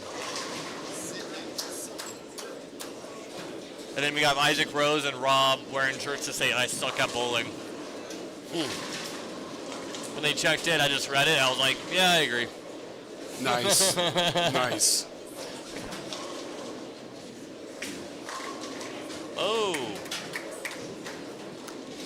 well, that's an easy spare. Well, is it? 10 pins. Well, apparently not, because there's not a lot of strikes out here. No. Although game 1, Zach Garcia did gutter ball spare. Did he? Yeah, on his way to shooting like 160. Let's see if Derek can pick this up.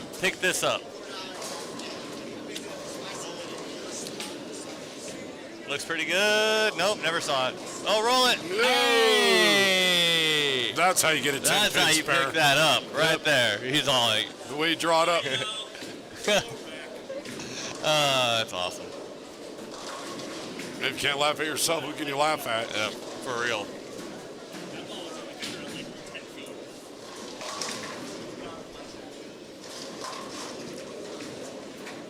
My employees always, give me cut scores and stuff, and they were watching me practice, and I was wrecking the pocket. I mean, just all of it. And they're like, oh, the score's going to be so high. And so we all do our little guess, and we're so far off. Like, we're not even close to what it's going to Yeah. be. The fuck you are. Yeah.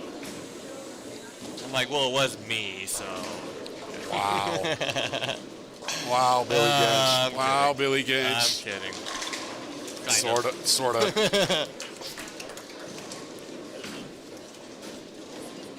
Super happy to see Scott Roberts out here Yes, throwing the rock around a 100%. little bit. He bought our summer pass. Which is what? You haven't heard about a summer pass? I'm just giving you the opportunity to talk about it. Well. So we've sold 240 of them so far. It's so if you guys want to get our summer pass, it's a minimum purchase of 100 games up front for $100. Sweet. So people can get a bunch of practice in the summer. It's available Sunday through Thursday, all day Sunday, Monday through Thursday from open till 4 or 5. And you have until September 6th to use all the games. If you don't use all the games, whatever's on your card goes away. They're gone. They expire that day. So That's fair. Yeah, we've sold.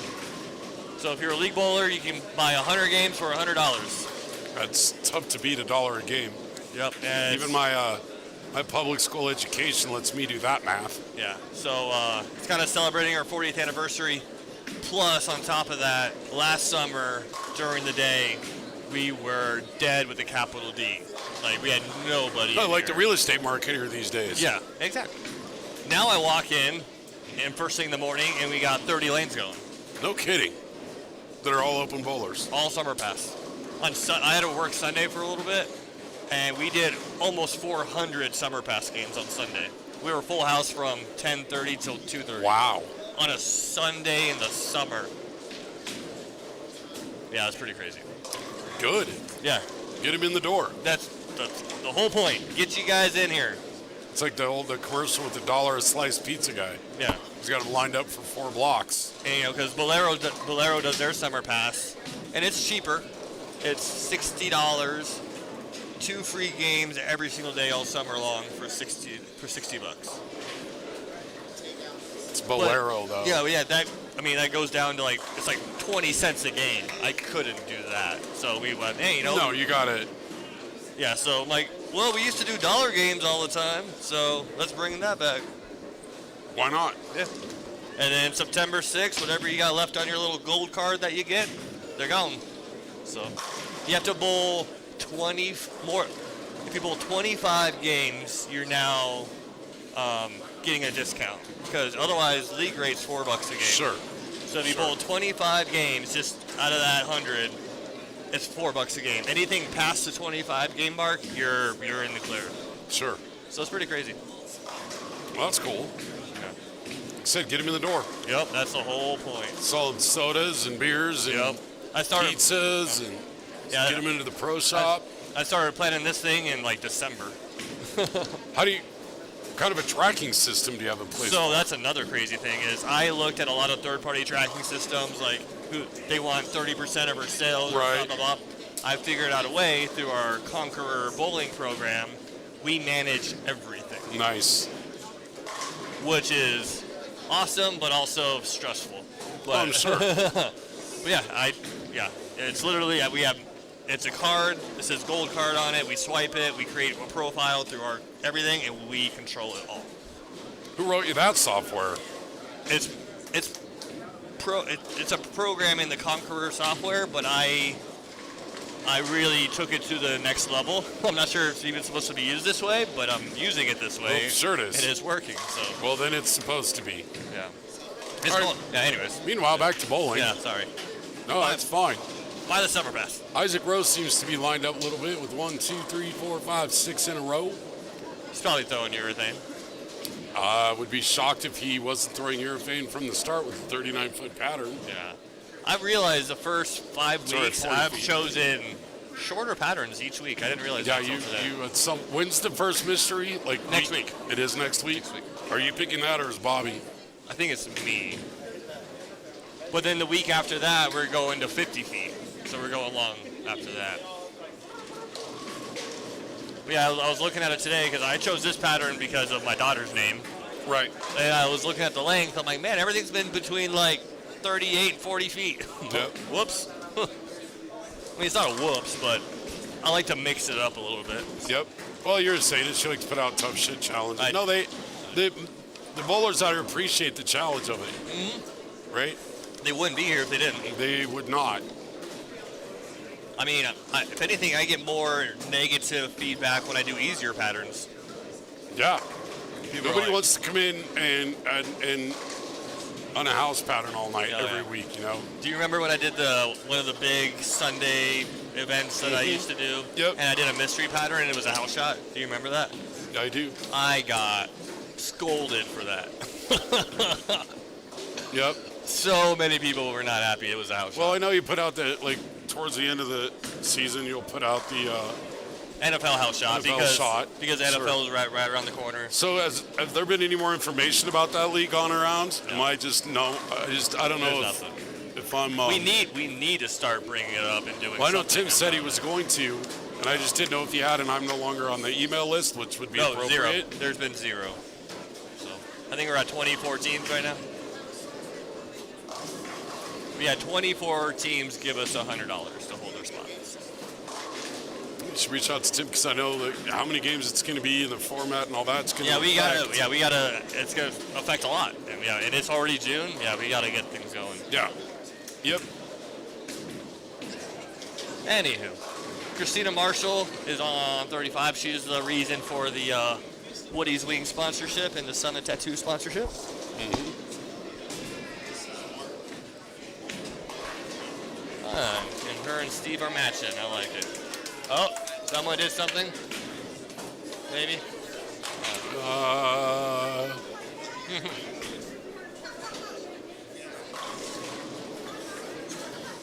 Harry Bowling. I am. See my hair? What did you do? I had skin cancer removed. Yeah. It's my 27th one. Over a 10-year period. It's 4 just on my face since October. Yeah, I had 1 here, and then I had 2 right here. Sorry, we have to deal with all of that. At least it's the best kind of cancer if you're gonna get it, because it's basal cells, so they cut it out and it's gone, right? Like there's no chemos, there's no melanoma stuff, so it's good. You just look like Frankenstein for a hot minute. I look like this all the time. Whatever. It was, trust me, it was way worse because I looked like I got a nose job because I was super swollen and both eyes were black. But I'm here. All right, we're almost to the end of game 3. Not seeing a huge amount of numbers. Isaac Rose about to shoot a 257. That's a big number. Rob, his partner, is about to shoot a not 257. Kevin Hartman finally threw 2 strikes in the 8th and 9th, and he's going to shoot 160 something. And has a legit shot of beating Dwayne Mellinger with it. Christina Marshall, 154. Stephen Massey is going to be somewhere between 170 and 180. Not a bunch of pinball machines running up and down tonight.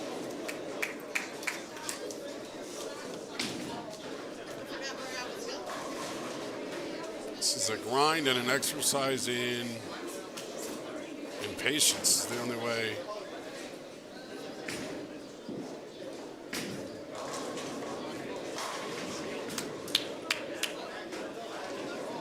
If you want to score well, you gotta grind it, to be sure.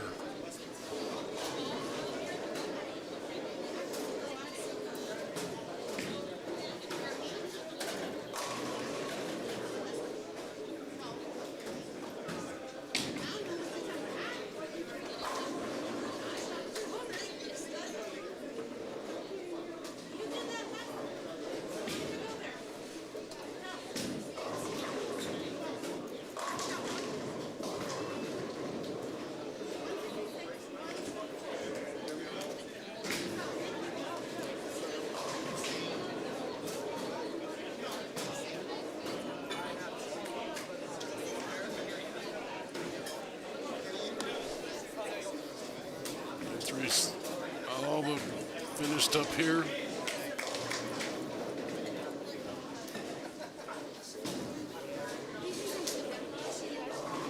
Let's see what some scores are after this one. How many are just bowling quickly?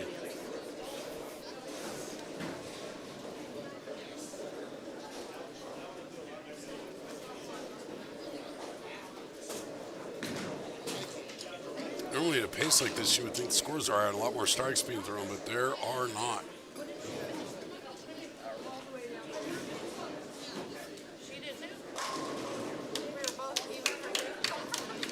All right, Adam Skowski bowling down there with Brandon Knowles just fired a 268.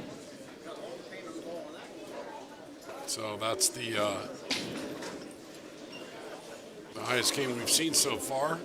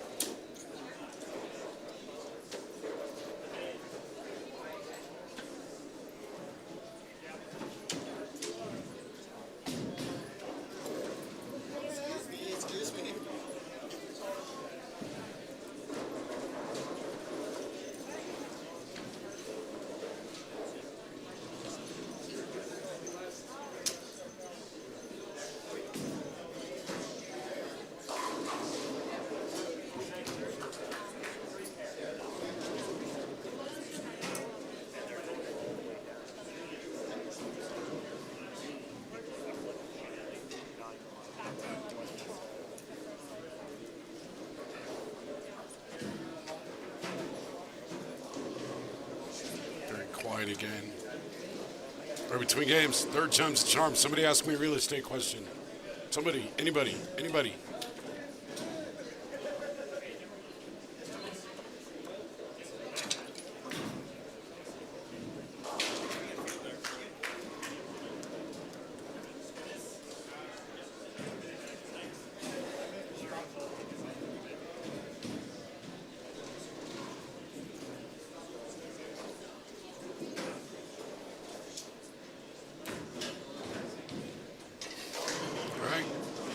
Off and rolling on game 4.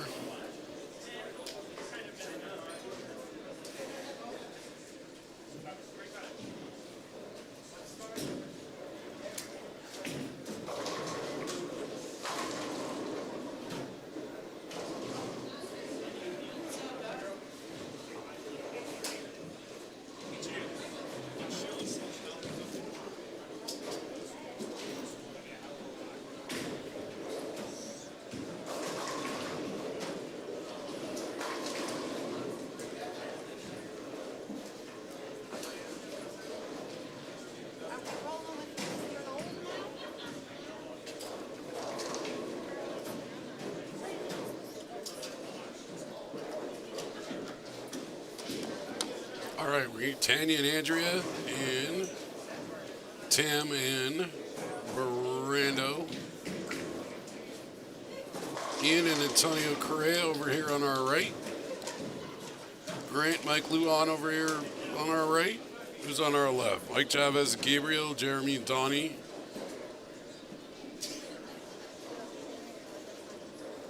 Get the scores and figure out who did what in game 2, or I'm sorry, in game 3.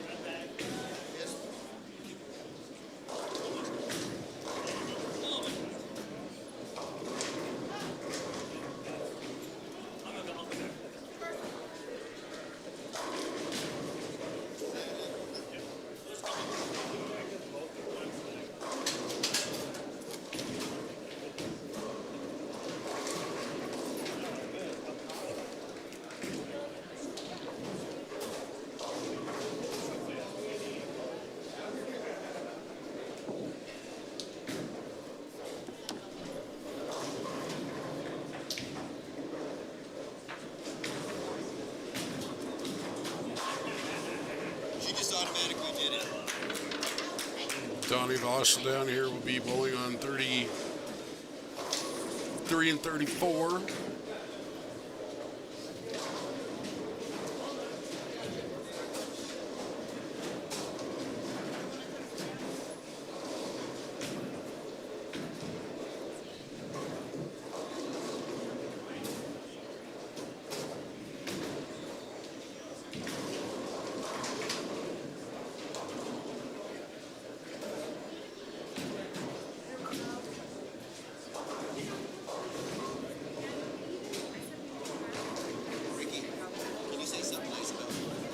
about you? I already did.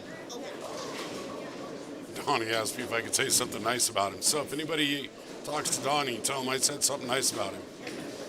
He's a handsome guy. He won the NFL league. He's a good bowler. Looks like he's struggling tonight. He isn't a genuinely nice guy.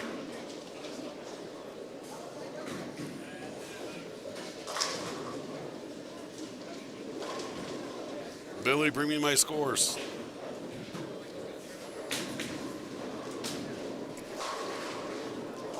Give me something to talk about.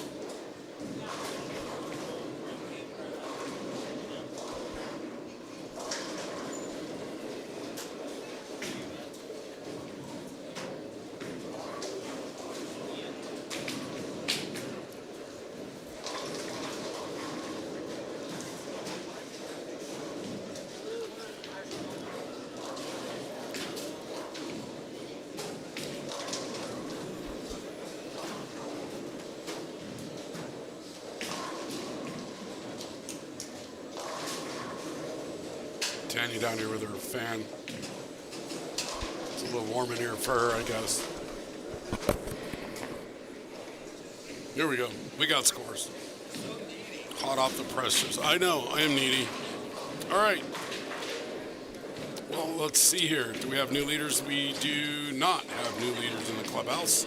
Brian Mitchell and Dimitri Richardson with a 424 last game, so they're sitting at plus 40 in first place. Adam Skowski and Brandon Knowles with their 473 last game jumped way up. They're now sitting at plus 36.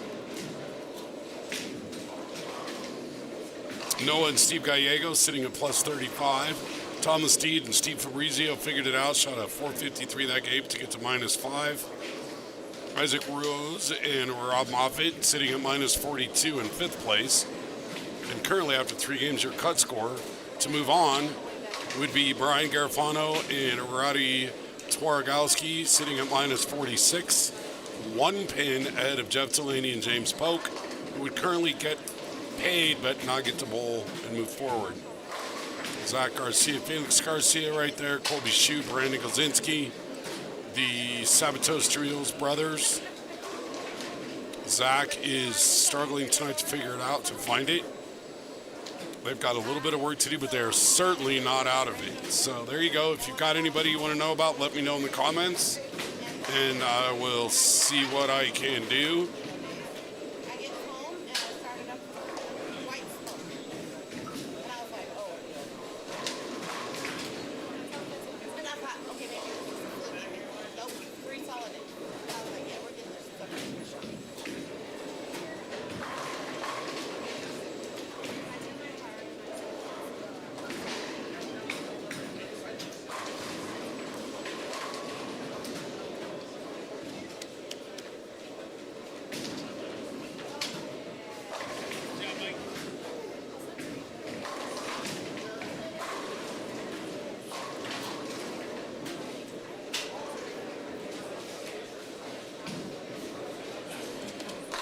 I'm going to also assume that 473 with Adam and Brandon was good for a high game.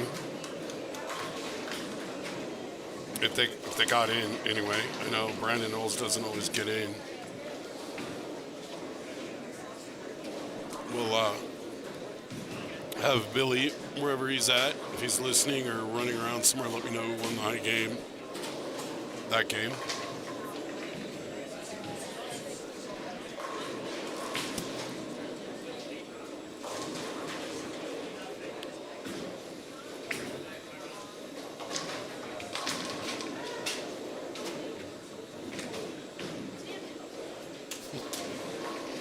Tanny missed the 10 pin. Not happy with her own self.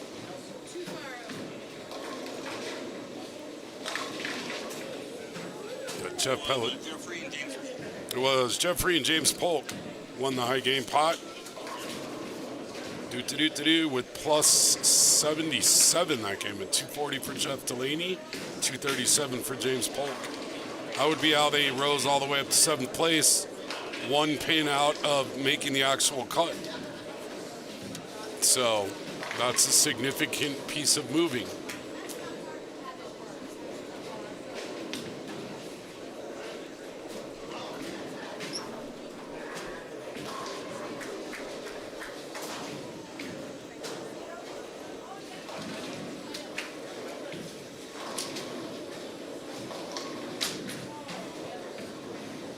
Not seeing a lot of big numbers starting this game within eyesight.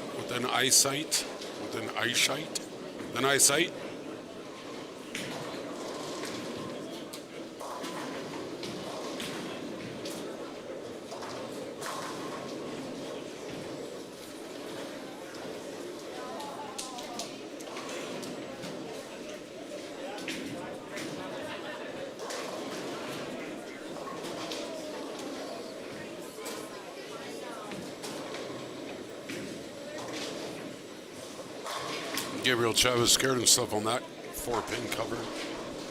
Thought maybe he yanked it. He did not. It hung on.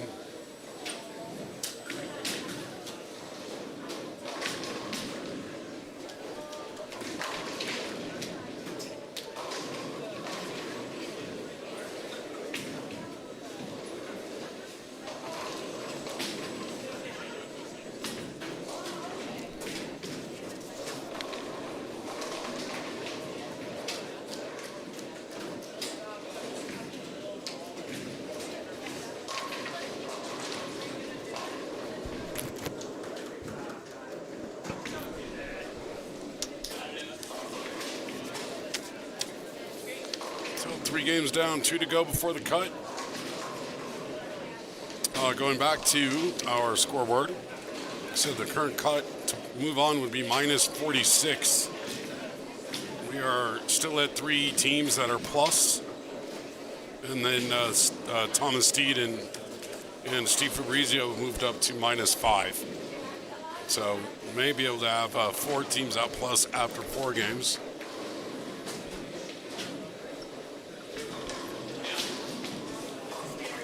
They moved on down. I think they are way down on the lower end now. I cannot see them from my chair.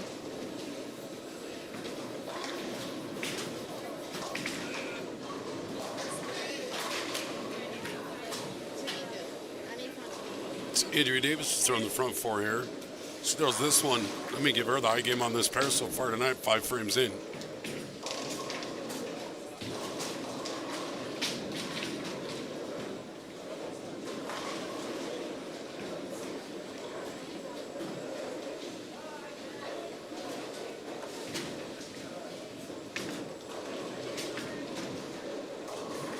Nope, 8 count.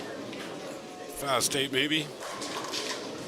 But 8, she's still on pace for the highest game on this pair so far tonight. Not saying much for this pair tonight. They've been beating everybody up and stealing their lunch money.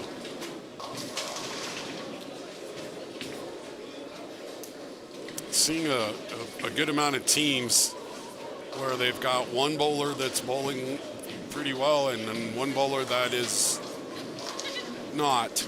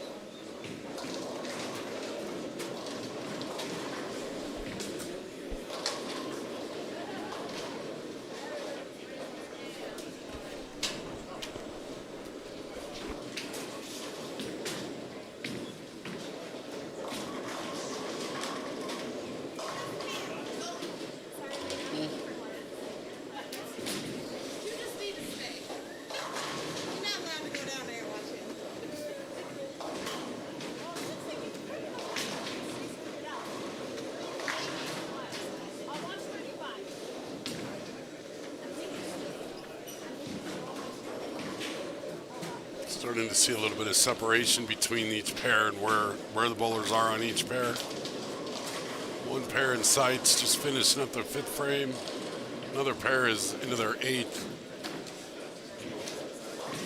So somebody's either going to get a well-deserved break for a few minutes before they move on, or a frustrating one because they're struggling and want to get this over with.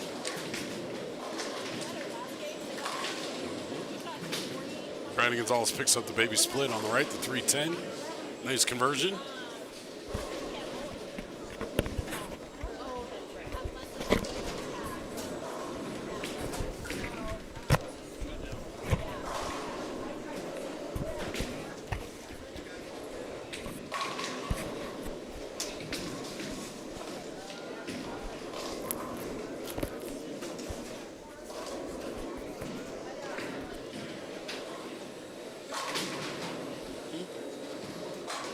Correa's got a little something figured out. Started the first 4 frames, bounced back with 3 in a row over here on 37 and 38.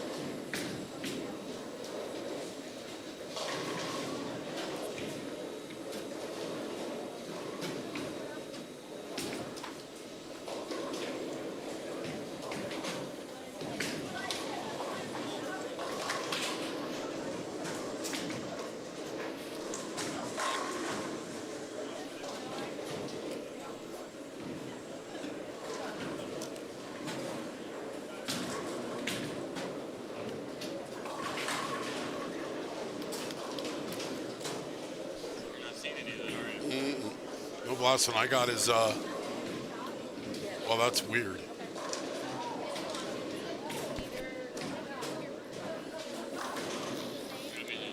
Well, they're opposites. One goes top down, one goes the other way. But that's the last one I see is Nate's.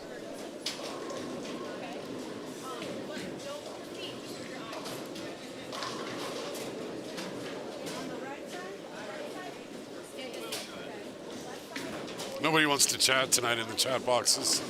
It's a smaller audience at home. Everyone's watching soccer. I didn't realize the A's were playing in Las Vegas. I thought they were still in Sacramento. It's just 6 games. It's just the 3-set game set against the Brewers and the Rockies this week. That's it. Then they'll go back to playing their own games in Sacramento. They just wanted to establish a connection with the Vegas fans, people in Vegas. Also, they wanted to hit 15 home runs in 3 games against the Brewers. They had 15 home runs in 3 games. They had 7 in game 1 of that series and lost. So they like that stadium. Well, they do. That's not where they'll be playing their home games when they move to Vegas. But, yeah, they had 7 home runs on Monday night and lost. Then they won the next 2. So they did take 2 or 3 from the Brewers. So I figured if they had 15 home runs against the Brewers pitching staff, they might hit 30 against the Rockies. So I bet the over in this game. And, of course, it's 0-0 in the 4th. They have scored less runs than combined than the American soccer team scored tonight. Did you see Mizorowski's stat line tonight? 9 innings, 1 hit, 27 batters faced. He faced the minimum. The 1 hit was erased with a double play, and 15 strikeouts against the Phillies. So that makes his current ERA, he might be down below 2 now.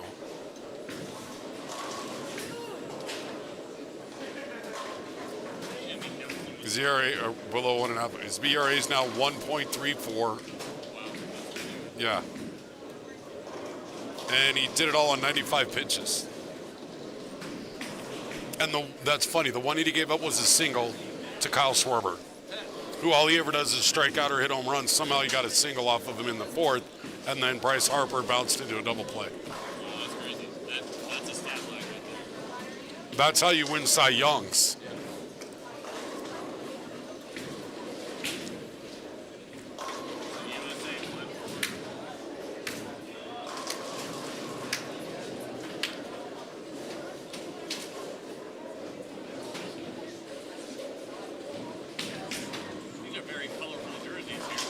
They both are wearing some colorful stuff.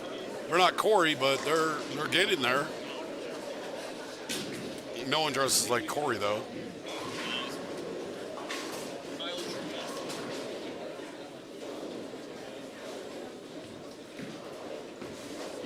I mean, John Daly doesn't dress like Corey does.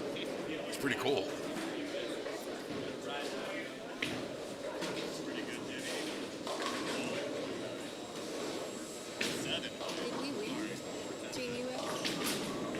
They won.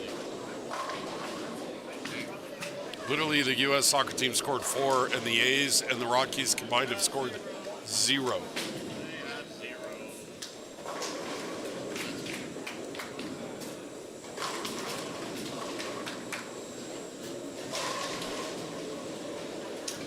I just realized I was talking without it on. Oh, nice. So that conversation they were all listening to was just me and you and only my half? Oh, just like, wait, why isn't the sound bar moving? Whoops. It'll happen. That's funny.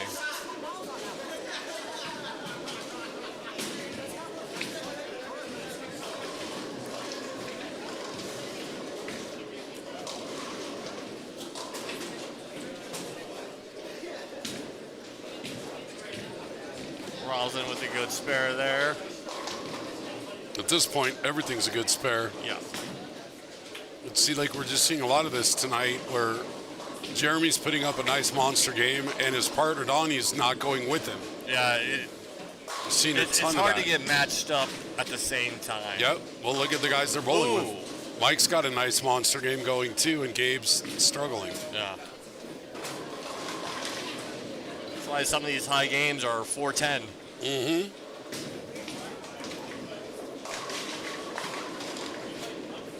You know, Mellinger down there doing Mellinger things, looks like.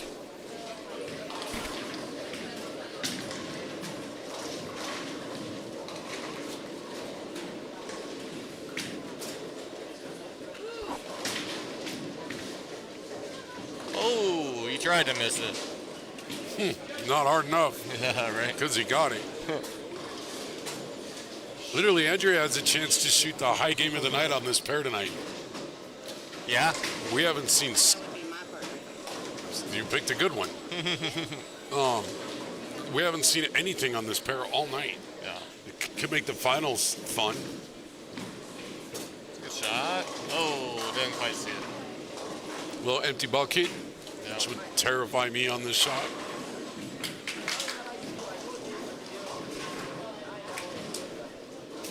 Nope, Thomas Steve's struggling down there trying to knock his own self out. Yeah, he does that. Yeah, he does. Got a little Danny Gallon on him that way, except Danny does it with an open hand, and Yeah. Thomas literally hits himself with a fist. Yes. When you do that to another person, you get arrested, bro. Like, why do it to your own self?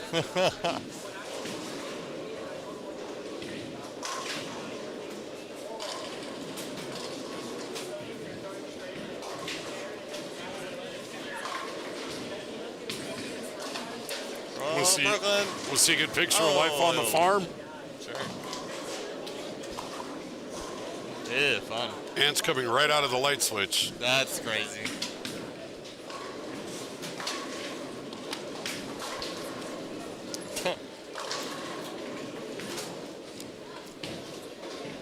Finishing up some game 4. Lincoln Chavez about to shoot 230 something. Jeremy shot 242. Donnie Voschel is going to not shoot 242. There's a lot of not 242s. There are a out lot there. of not 242s. There are a But you whole have Mike lot. Chavez who shot 235. So Right. that's pretty good. And Gabriel is going to not shoot 235, but he's not going to get the century award either. Like, if Donnie's not careful, his teammates get a century in. Oh, almost a 4.9. Oh, speaking of a 4.9. 37. Oof. Oh, that was a fill ball, though. Well, it's still left it. Yeah. I don't see Chris Betts struggle like this hardly ever either. Or Jim Nelson, for that matter. No, yeah. These guys, all these bowlers are going to be like, Billy said it was this pattern, and he put out something else. I figured with the snappy back ends that might help Chris, but doesn't seem Apparently to be. not. Might help me back when I was bowling, a little snappy on the back end Right. with my 4 rotations. Good cover there. Do you even bowl anymore? I haven't bowled in almost 3 years. It's killing me. Is it because of your neck and your back and all that? My leg. It's not even the pain. My leg's not strong enough. It's my bad leg is my left leg. It's my slide leg. It's what my body right now. I'm getting closer. And when I move to Wisconsin, I'm probably going to give it a shot. Because it's killing me not being able to bowl. Can she make a sport change, Billy? What happened? What pin was it? 4 pin on 36? Yeah. All right, Billy's got to go. No. It's what happens when you have honest bowlers. So I was right. Donnie Voschel did not shoot 242, but he also did not get century. His partner only beat him by 98.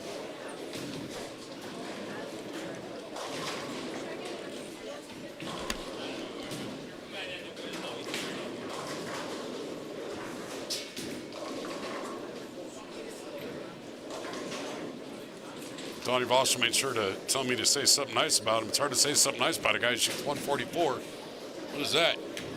I guess you could say, hey, at least he didn't shoot 143. So that's a bonus.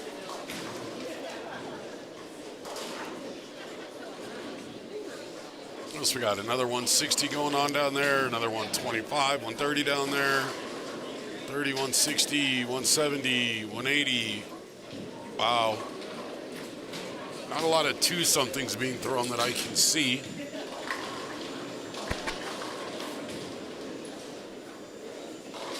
What did Antonio shoot that game? Antonio shot a 182. This is a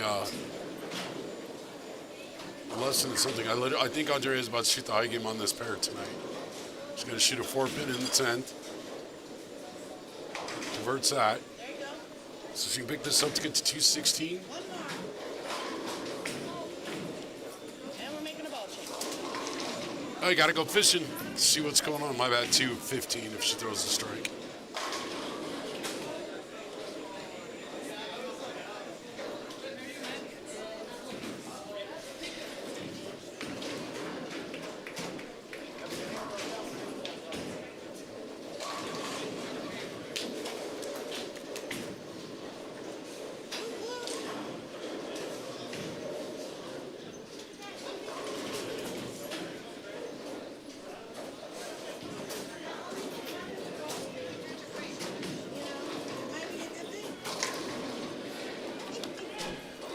I'm going to go take a 30-second break. I'll be right back.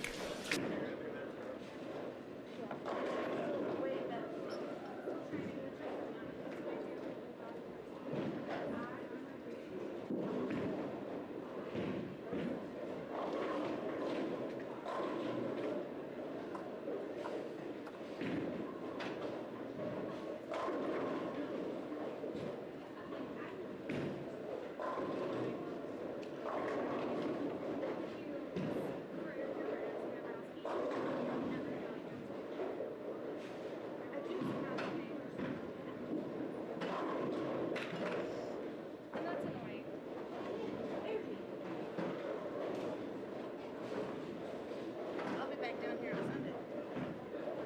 Is that trios, 9-10? Trios? All right, y'all. Thank you for your patience. I know you missed me. I'll remember that. So looks like not quite everybody is done with this game. Felix Garcia is doing Felix Garcia things down there this game. Got a shot to get to, well, you can get to the 2s anyway. We will see what the scoreboard shows here after game 4 with 1 game to go. And then we will cut to 6 teams. They will be down here. I don't know how Billy's going to do that. If he's going to put one team on a pair or one team on a lane. I'll have to ask him. Probably put one team on a lane. And use, I would imagine 33, 34, 35, 36, 37, and 38.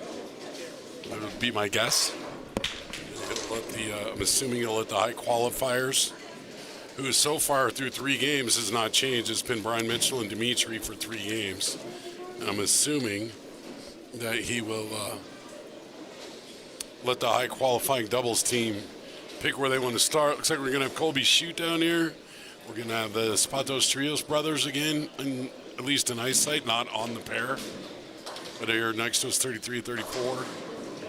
The Fighting Garcias will be back around us somewhere.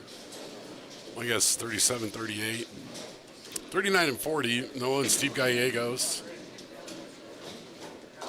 And Rosslyn and Chris down there have said to hell with it. They've started game 5 already. So we had one pair just finished game 4, and another pair game 5 is off and running already. Are you bowling? Okay. Bowling left-handed. Yeah. Super easy. Hey, is that like left-handed finger for the rest of us? You see bowling. Bailey and Scott have they have to like throw each other's blow, shade each other left and right. They're like actually bad at each other. And that takes about 3 throws when you're acting so hard that they do it. Literally call it left-handed fight. Yeah. That's good. I like that. It's really, I'd like, before you do that next time, call me. I want to come watch both of you fools try to throw a sock like me. Yeah. Right? Or your daughter. All right, so we're going to get Kevin Cerulli and Christine and Colby and Brandon down here for game 5. Thomas Steed and Steve Fabrizio over here on our left with Nathan and Zach. I said Steve and Noah down here are on 39 and 40. That means the Fighting Felix Garcias will be on 37 and 38.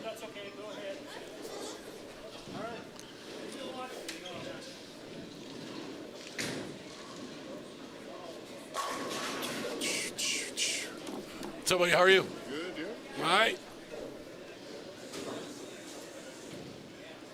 So Thomas Steed and Steve Fabrizio have not shot themselves out of it yet.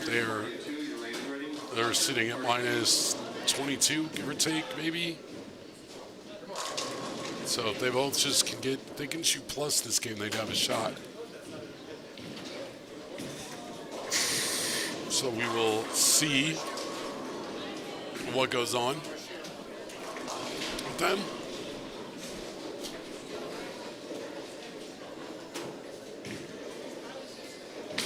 Let's see where the Fighting Garcias are with their numbers.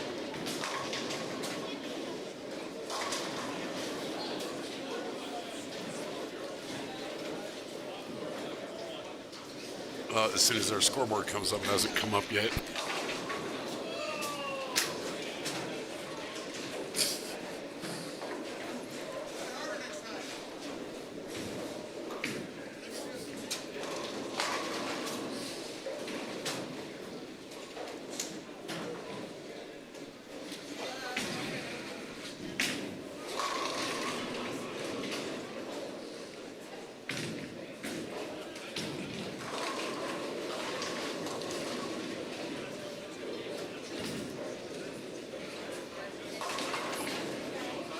Seriously, I bet the over in the Rockies A's game, and it's 5 in the middle of the 5th inning, 0-0.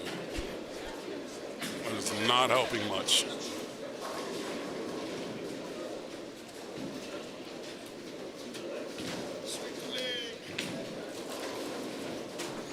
Hi, babe. How are you? Good, how are you? I'm good. Yeah, doing all right. Definitely doing all right. Hang in there.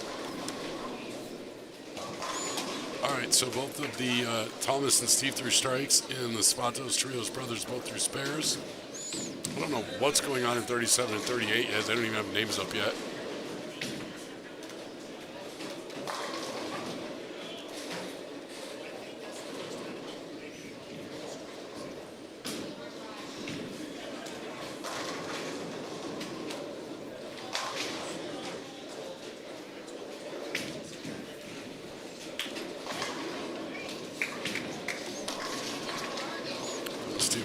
pin.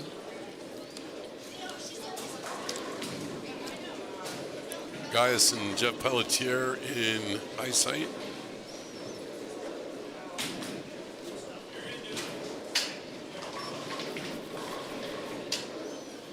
So Nathan and Zach have shot themselves back into a plus position.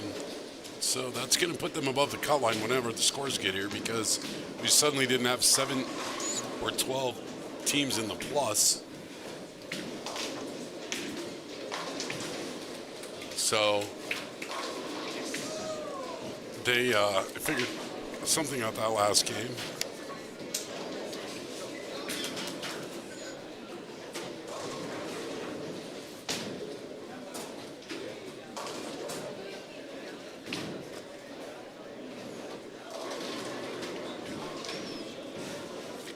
Billy should be around shortly. I think everyone's done with game 4. I don't know.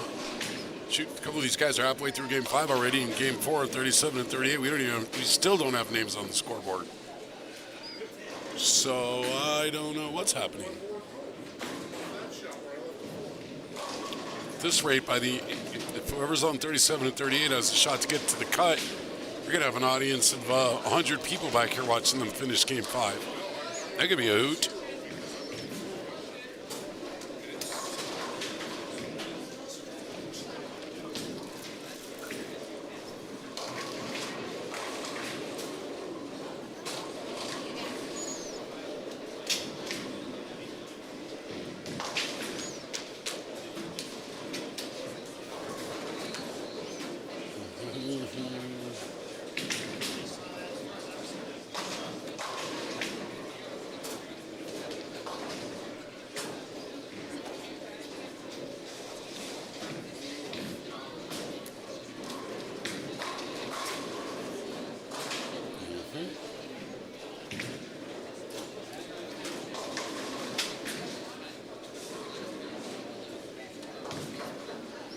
So Stephen Thomas, Strike Spare.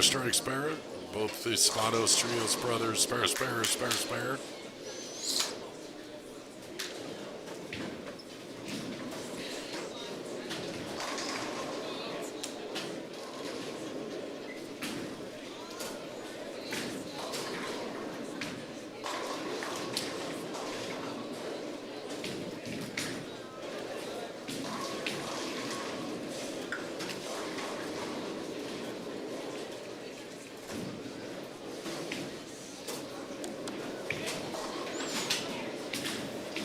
So we are going to have Jeff Delaney and James Polk down here along with the Fighting Garcias.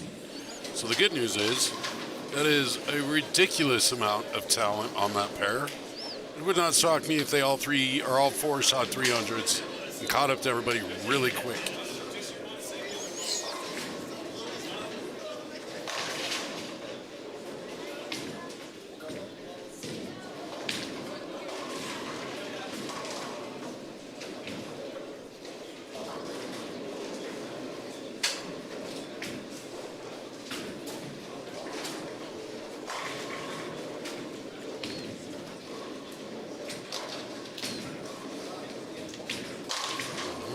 There we go.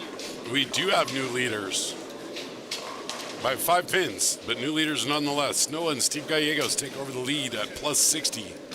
Ryan Mitchell, Dimitri Richardson slide to the second spot at plus 55. Adam Sikowski, Brandon Knowles, plus 44. Nathan and Zach Zaptos Trujillo pulling into 4th place at plus 606. Currently 5th place, Thomas Steed and Steve Fabrizio at minus 22. Your current cut would be Isaac Rose and Rob Moffitt at minus 23. 4 pins ahead of Brian Garfano and Radi Twargowski, who would get paid but not get to bowl anymore at minus 27.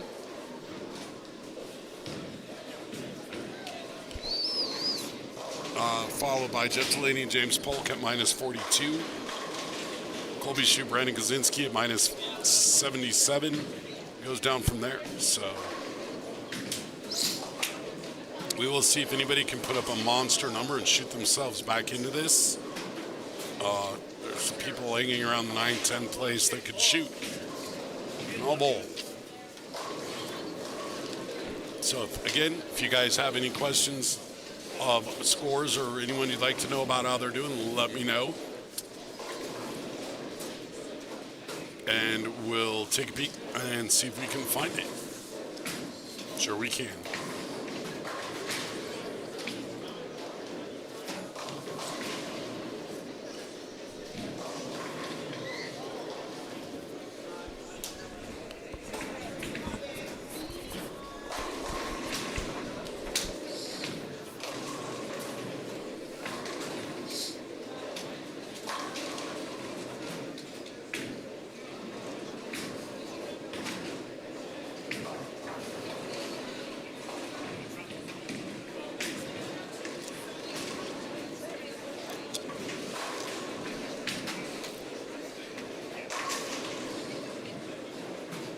Steve Fabrizio smoking a 7-pin.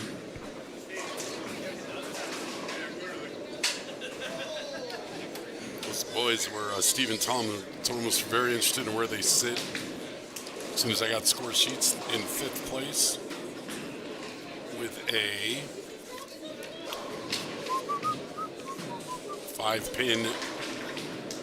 5-pin cushion over the 7th place team. So you got to stay warm at least. Clean through 4. It's probably pretty good.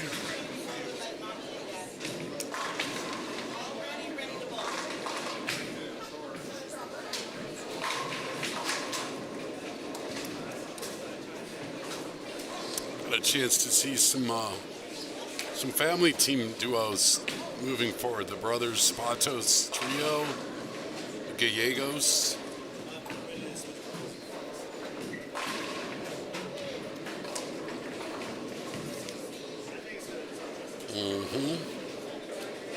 Garcia's got a shot. They need a big game though. They could do it.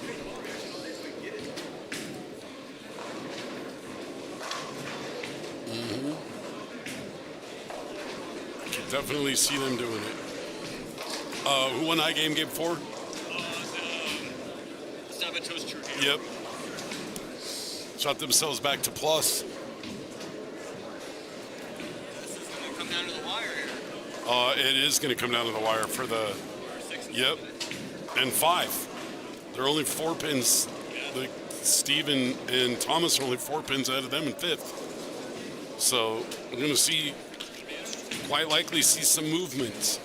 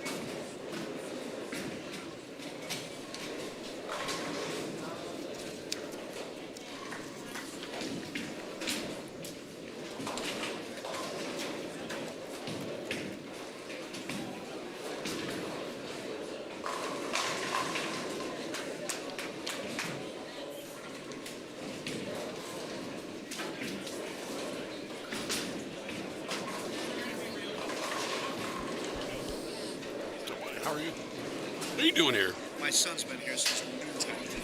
Oh, geez.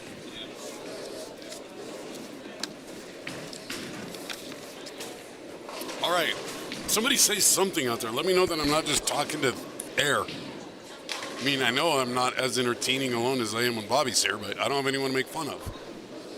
And still, after 3 hours, no one's asked me a real estate question, which is really disappointing. Somebody asked me a real estate question. Jeff Delaney's not going down without a fight.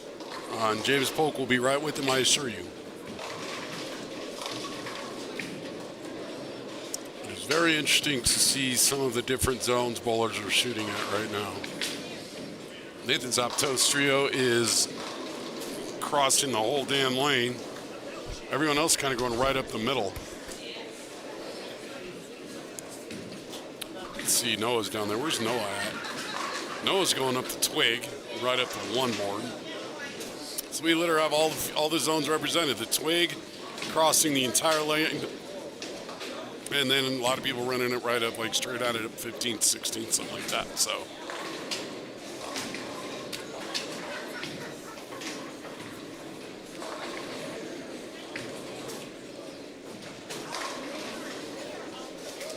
Nathan and Zach, the brothers, they crack me up. You literally have no idea how they're bowling by their body language, their expression, their like. Doreen, I have not. The market is a little insanely slow at the moment. We have not sold it yet.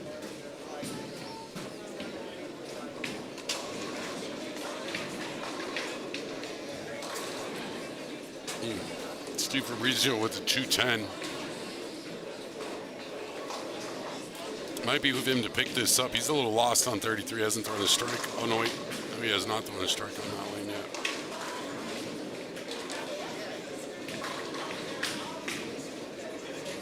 Oh, gave it a run. Didn't quite get the 2-pin over. Gave it a scare, though. His partner's holding him up a little bit this game, though.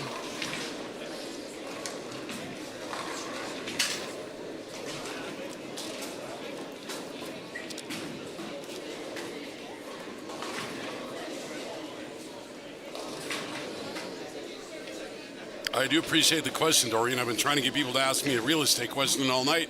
That's the first one. So thank you, my friend.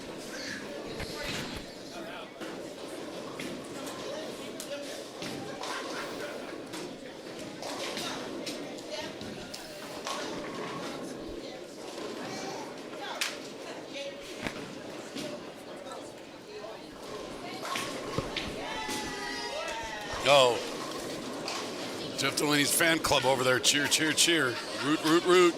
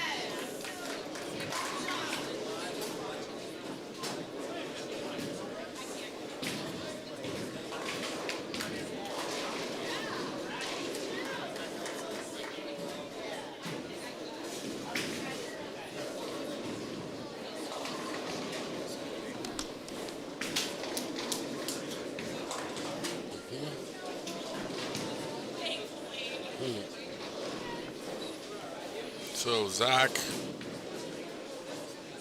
ST, split.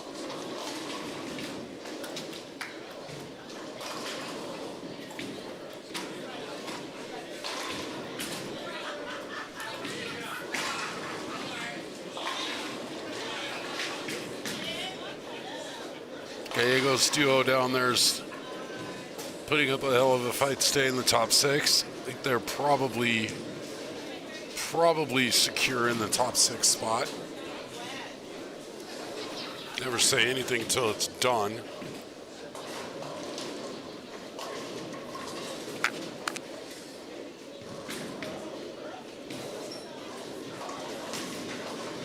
And for those so interested in the 4 games, Steve has beat Noah 3 of the 4.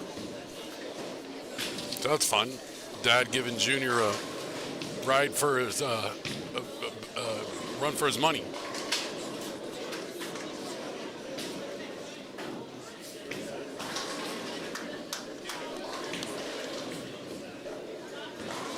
They are in the 10th frame down there on 39 and 40. 37 and 38 are in the 5th.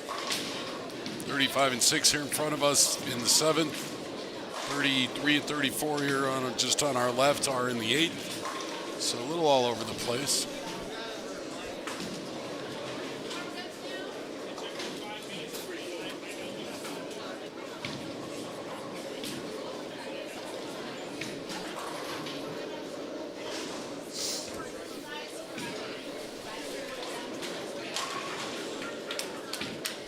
Thomas Steed has moved away left. He'll move lefter and throw it righter line. It's not a bad line to be on.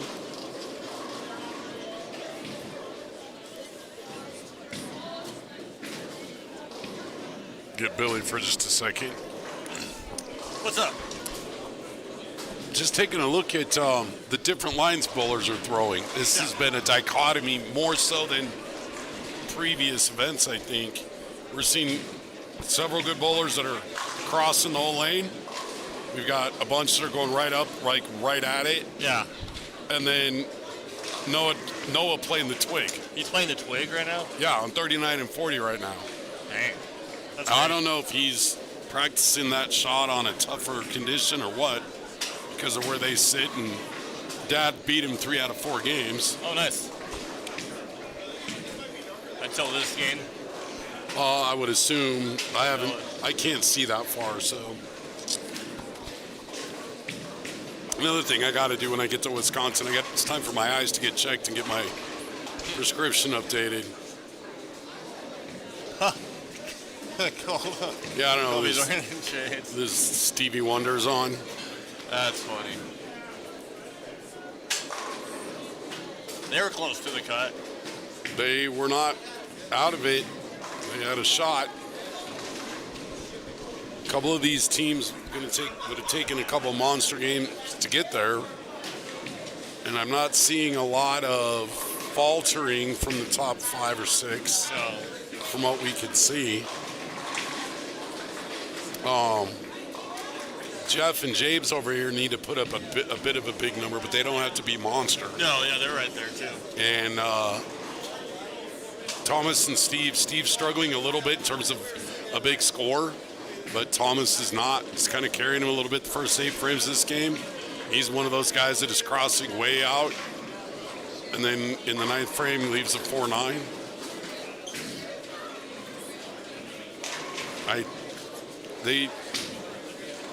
If they shoot plus this game, I think they'll be able to get in.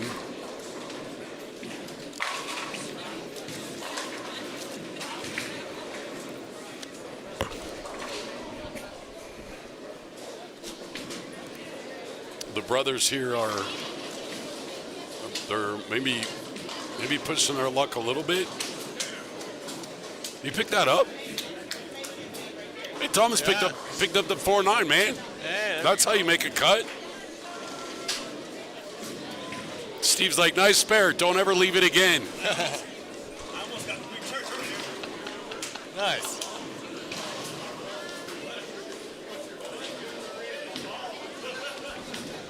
Easy, Colby shoot, Men in Black guy. Oh, I thought That's close. I thought Zach racked a 9 pin on that.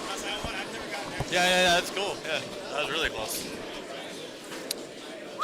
Nathan and Zach are really pushing the envelope right now. Oh no, yeah. Yeah, 1908. 19. We're gonna be waiting on 37-38 to finish. They started really, really late. Do you know what happened? So pair down there. Just took a while. Yeah, it just took a while. Yep. The Fighting Garcias were another team that had a shot to get there, to get to the cut. I'm not sure that Felix enjoyed the extra break. Oh, he got all stiff probably. I'm guessing. Yeah. Because you know him, he's usually the guy that takes a break the first 3 games and then bowls out of his mind the last 2 to get there. Oh, good cover there, Brandon. You never know. You Nope. never know. You do not know, ever.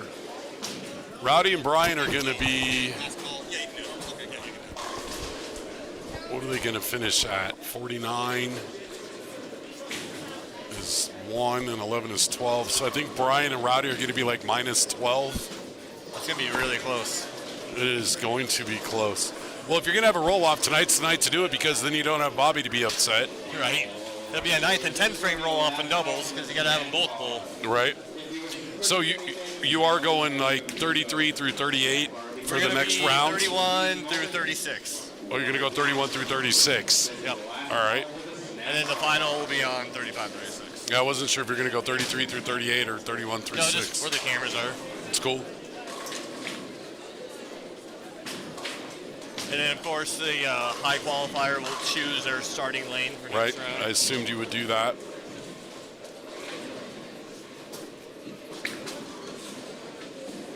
I didn't see what Noah and Steve finished with. I didn't see it either. It was good. Thomas Steve shoots 216 to finish his qualifying with a minus 23 himself. Steve's going to be right around even, depending on what he does here. The ST brothers here.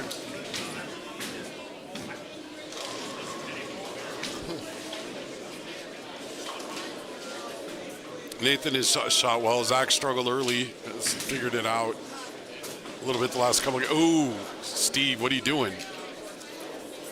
Steve with a washout of the nasty variety, a 1-2-4-10. Gaius is very happy with the evening's. He shot 229 those last games. He finished strong.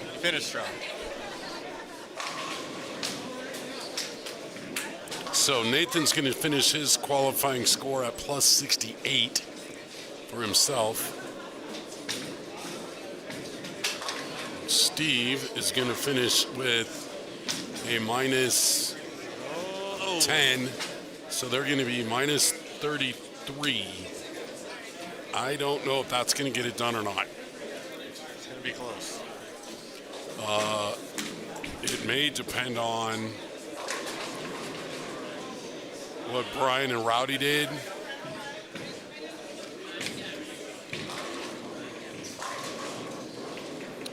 That's a big strike by Zach. That's a monster strike. Agreed. Now they're going to finish in the plus zone. They should. I'll tell you the other team that's interesting as far as Steve and Thomas go is Jeff and James down here. Yes, they're right there too. I was telling people earlier, before you sat down again, that lane started late. Yeah. Just enough that, and that was even before the names came up, so I wasn't sure who was bowling on it. Well, yeah, then you get Jeffrey, James, and Felix. Right, so I'm watching. So, well, yes, but my thought was if somebody that's going to bowl on that pair has a shot to make the cut, and everyone else is done, we're going to have an audience of 80 people back here watching. You know, and that's looking like it. Especially Jeffrey. I'm not sure where the Garcias are, but no, they needed to be a little bit more than where they were. They were in 10th. Okay. 50 pins back. Yeah. And so they had a shot, but they would have. I mean, I guess if they both punch out each through the last 5, maybe. Yeah, never know. Wow, 204 for Zach. That's a good finish. Yes. So they are going to finish at 80 minus 12. Oh, tripped that 6 pin.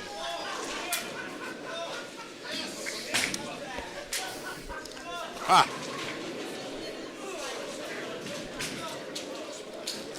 I saw that JD won the stop last weekend up in Greeley. Yeah, I saw that. That's cool. I didn't even know about that tournament until I saw it on Facebook. I was like, oh, whoops. Yeah, well, it's not like your life isn't pretty busy. Right. Yeah, I actually had to work last Sunday, too. I was here, so I wouldn't have been able to bowl it anyways. That was a grind. That was a lot of bowling games if you look at the format. Yeah. That was a lot of games. I've bowled that event before, and I've led it. I think my best finish is like 3rd or 4th. It's a big tournament. Yeah, it's a big tournament. Right? Yeah, it's fun. Wow, Brandon swung And that bad boy I like Centennial way Lakes a out. lot.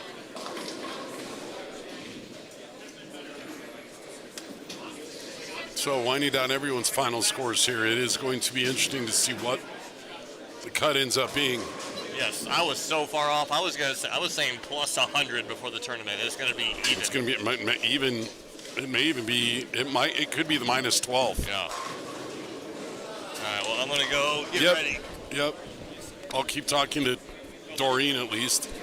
I know she's listening. I think my girlfriend Jen's still out there listening somewhere too. She might not be though. I don't know.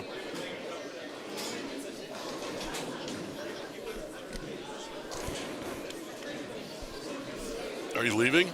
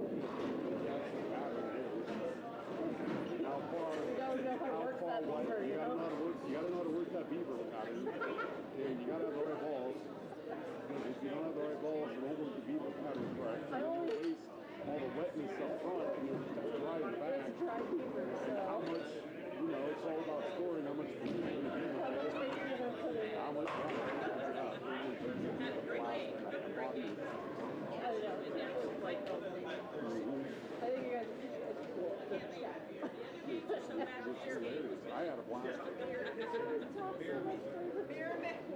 I know it's been dead since. It's just me and Billy every now and then.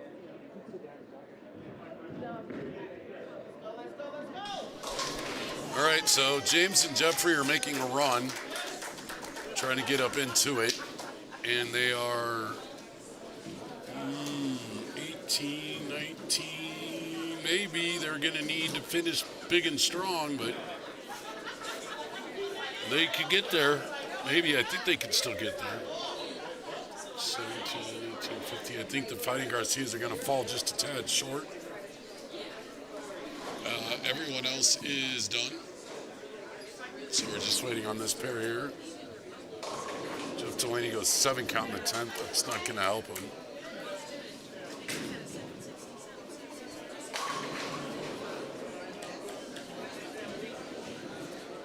Zach Garcia could get to 226. Felix could get to 191, 181. So it's unfortunately not going to get it done.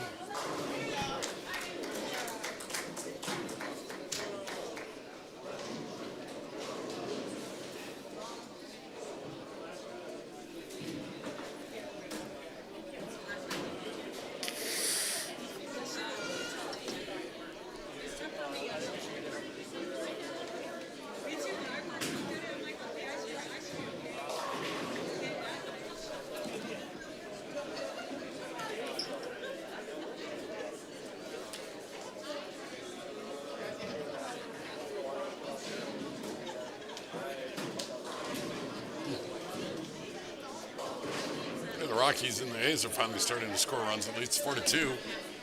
They need a lot more though.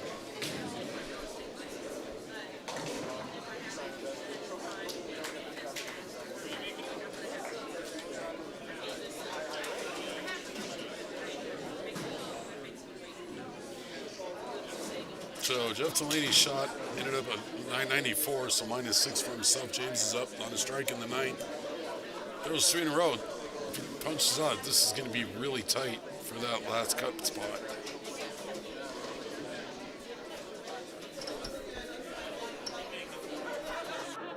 Brandy, what did you guys get to?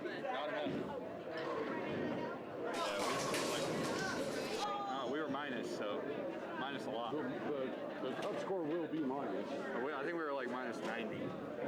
Yeah. Bad last game. Very bad last game. So James leaves a 7 pin, which is going to leave them in the minus 40 range, minus 30 range when it's all said and done. So I don't know if that's going to be enough to get there. It might, could be.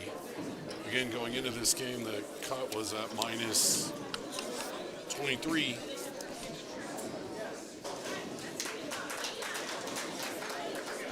It does convert a single pin spare, James does.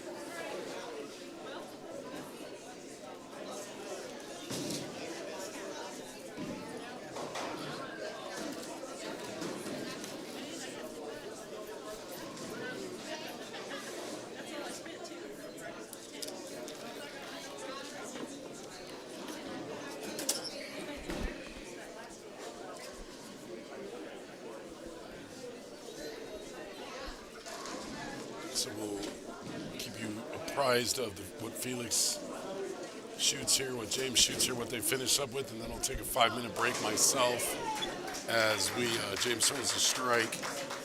So they ended up at minus 27. That might be enough to get it done. Felix with the last ball of the first round. Not a good one, leaves the washout. So I'm going to take 5, and we'll be back when we have cut scores. Stay tuned, everybody. Stay with us.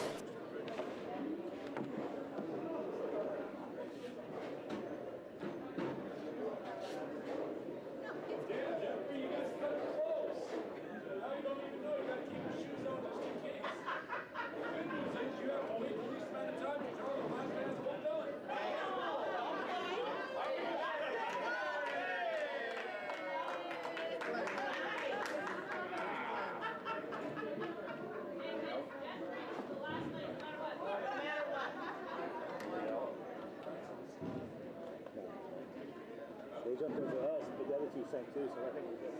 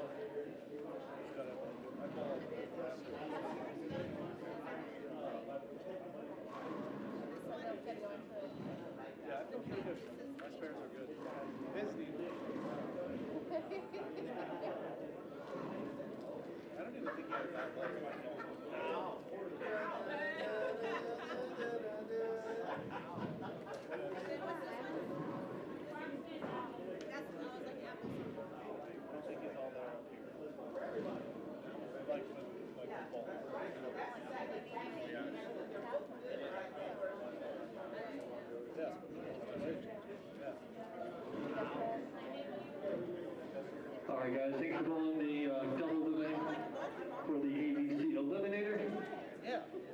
And let's get to it. Congrats to your leader, which is Brian Mitchell, Dimitri Richardson, a +72. They are your leaders, the winner of Ricky the Realtor's High Qualifier spot. You also won the last game high game. So I'll get that money to you guys here soon. And you guys will be able to choose your starting lane for the next round. We're going to be using lanes 31 through 36, so you guys can come let me know which lane you guys want to start on.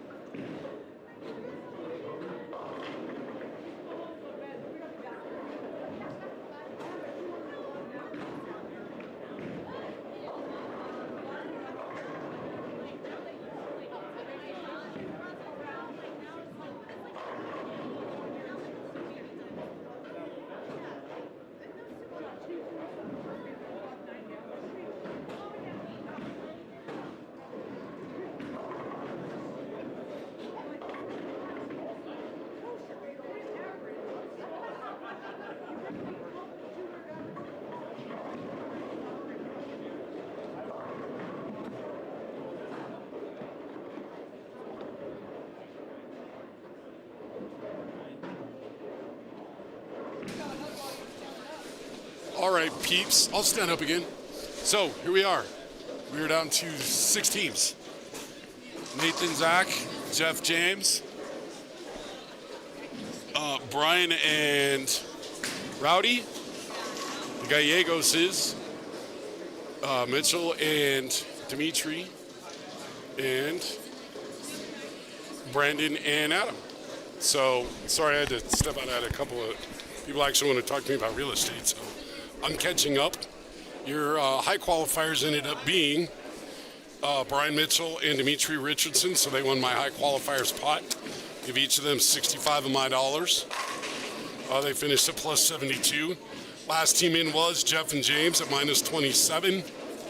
6 pins ahead of Thomas Deed and Steve Fabrizio, which I'm sure that's not going to set well with Steve since he opened in that last frame when the spare would have got him in. So that's rough for Steve. So 1, 2, 3, 4, 5, 6. So Thomas and Steve were the 7th team, so they get paid but don't get to bowl anymore. It also means that Brian and Dimitri got to pick what lane they wanted to start on, and they chose 31. And then you just ran it down 1, 2, 3, 4, 5, and 6.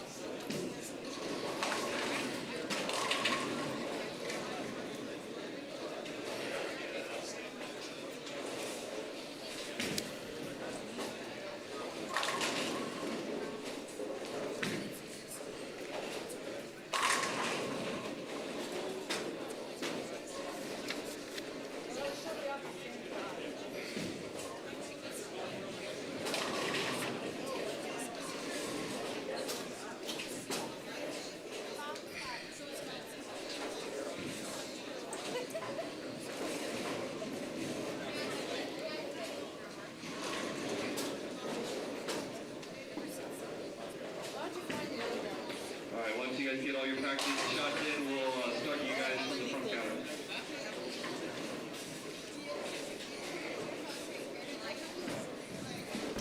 All right, so scores will start here shortly. Get your predictions in quick. Get them in fast. Who's going to win? This is one game. No pin carryover. Top 2 will bowl for the title. The 2 previous champions of this season that won so far, we've had 2 total champions, as I mentioned way back at the beginning, are both here in their doubles partner. So it is possible. It is possible. We did end up with 2 family teams in. There's not, regardless of how they got here or who scored what or what the cut was, this is literally any one of these teams can win this thing. Honestly, literally any one of the 6. It's like we got a something in the something out here on 33 and 4.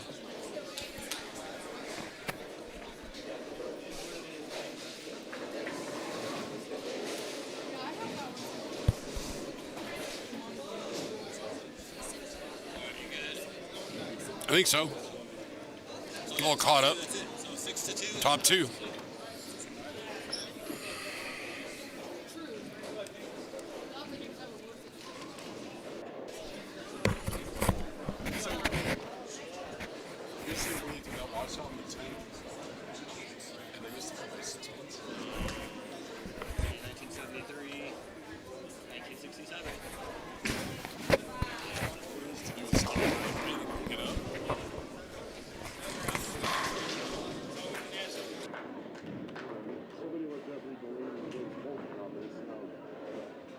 Even though they're on 35 and 6, he hasn't given up much all night long to anybody outside of being so this is a bit tricky. Calling the doubles by myself versus when it's in the bottom and we have 10 teams.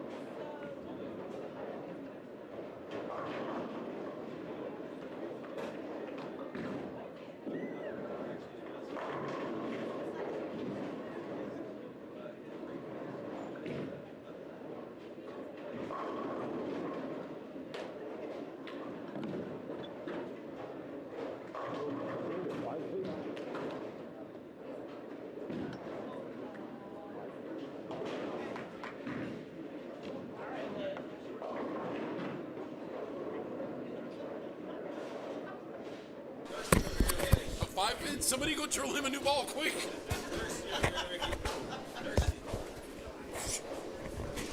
I could limp my ass over to the bar, but it'll take about an hour. You get a bar in Houston on your own faster than I can get it. Where's in between Wisconsin and Houston? We'll meet you there. Denver.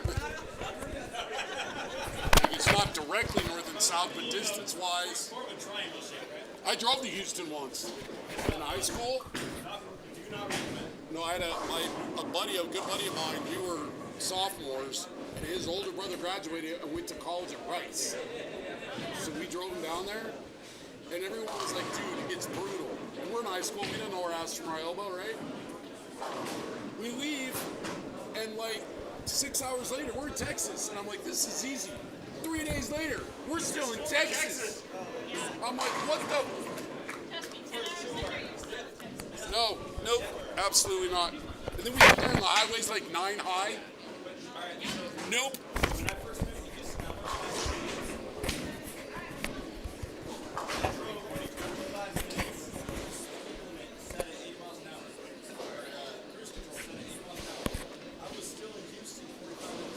Yeah. Nope, not for me. Everything's big in Texas, and I was born in Texas. It took me 2 months to figure out I got to get out of here and went to Wyoming. Literally, I was born in Texas.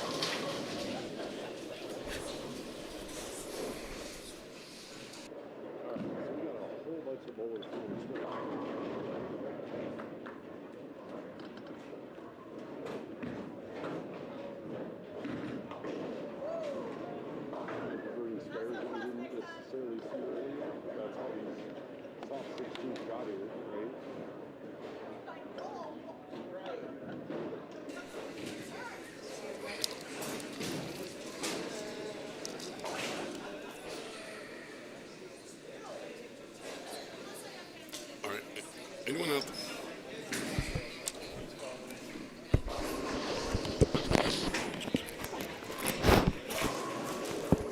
All right, who's out there? Who's still with me? Somebody let me know you're still listening. A lot of marks going up there. The brothers trio figured it out, looks like a little bit. Rowdy and Brian G are not messing around. They're just going to be throwing strikes. Brian Mitchell down there with the front three.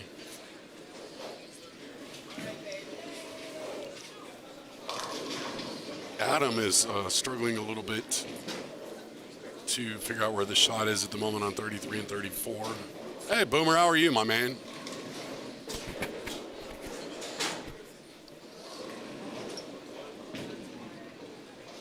Look at all these people we still got. Mark, it's like 4 a.m. where you live. Thank you for still being here, Barbara. I appreciate it. Still not buying the old grandma thing or whatever, but all right. This is interesting because we're only cutting to 2.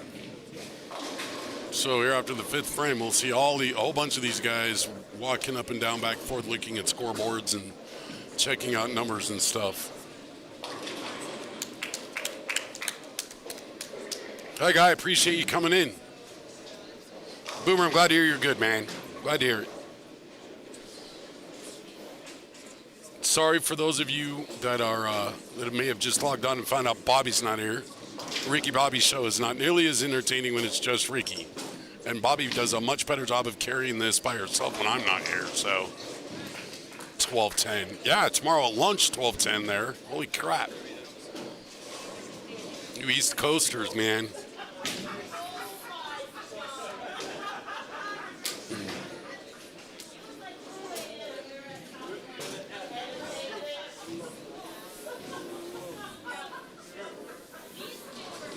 What the Gallegos family members doing down there? Both on pace through 3 for a Dutch 200. And Rowdy throws a 4.9. It's about the 3rd time I think we've seen it on that lane tonight.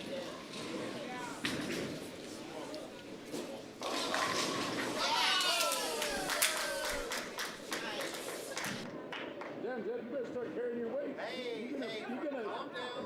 Well, not down, they're gonna throw his back out. Calm down. Sometimes I need a couple shots. Yeah, a couple of good bowling shots. Yeah, that's exactly.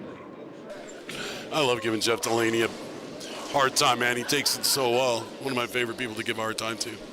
So anyway, no Gallegos did throw a double down there. Brian Mitchell, I guess finally didn't throw a strike. He's got a full bucket down there. Thanks, Mark. I appreciate that. And Steve Gallegos, also not to be outdone by Junior.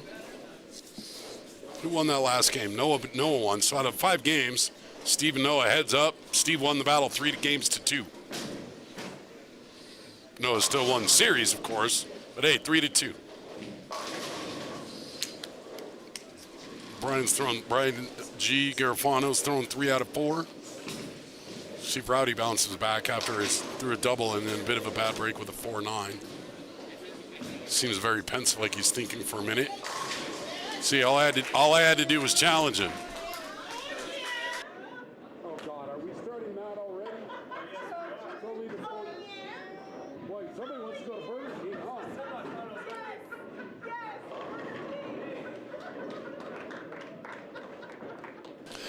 We're having way too much fun here tonight. Oh, it's crazy.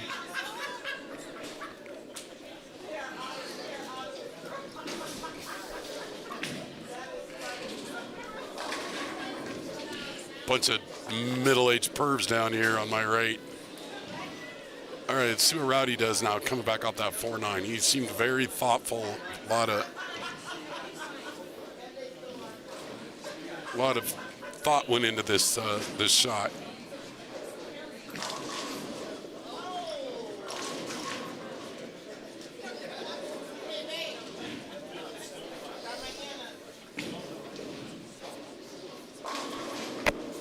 So got an 8 count. Oof. Zach down there left a 7-10 in the pocket. 10-pin kicked, so it's just a 7-pin. Brian Mitchell down there with a 9-pin. Brandon Knowles runs the front 4.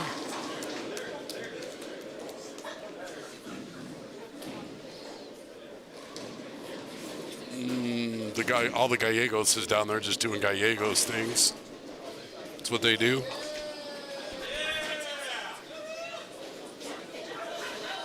On the upside, James Polk is now 2 for 2 on 5 pins.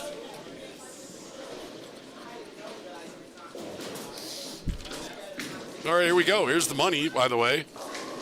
First place tonight's getting paid. This is your team amount, so you can do the division by yourself. Or if not, ask me and I'll tell you. First place, $570. Second place, $380. Third place, $270. Fourth place, $230. Fifth place, $190. Sixth place, $150. And the 7th place team got their money back, which again was Steve Fabrizio and Thomas Steed. Now, we all know the money's cool and all, but we all know first place is all about getting the trophies that I got.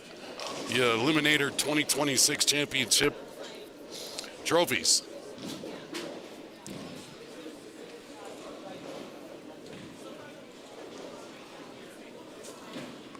Seriously, the Gallegos is down there just throwing up strikes. Like I always joke, you got more X's than my social resume, and that's a lot.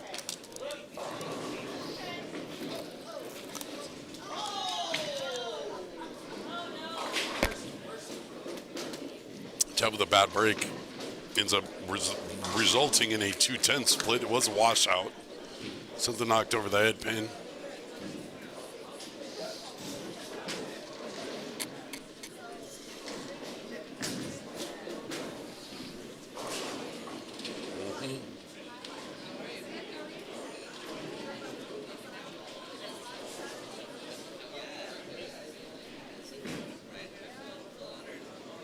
Oh, scared that 210 all to death. Got enough of a groan from the crowd that Brandon Knowles stepped off to reset. No, Gallegos did not. He throws his concrete ball down there and leaves a full bucket. You can't get strikes every frame or no one else will let you, they won't let you bowl anymore.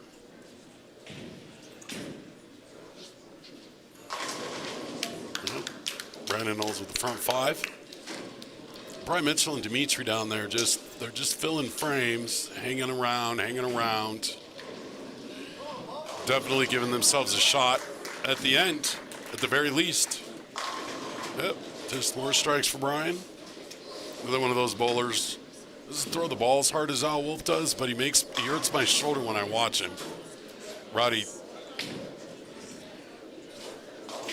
leaves a bad luck 10 pin, honestly. I don't believe in luck, but that looked pretty good to me.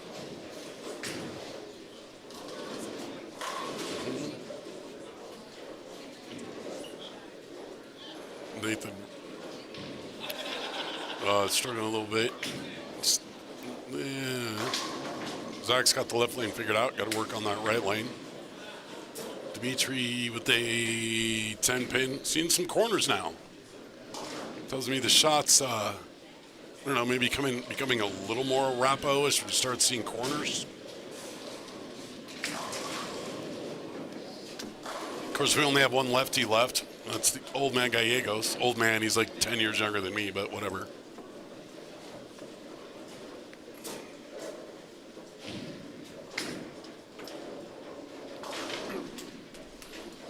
Like I said, Dimitri and Brian are just hanging around.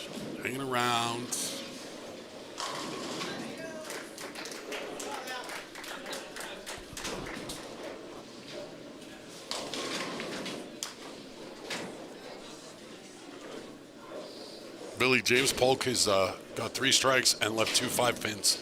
What? Both of those are 5 pins. Those are 5 pins? Yep, both of them. That's crazy. I told Ron, the first one he left, I said, somebody go drill him a new ball. Like, something's off if you leave 5 pins, and he's done it again. Wow. On the other lane. Like, not only 2 5-pins in the same 5 in this first 4 frames on different lanes. That's crazy. Right? That's crazy.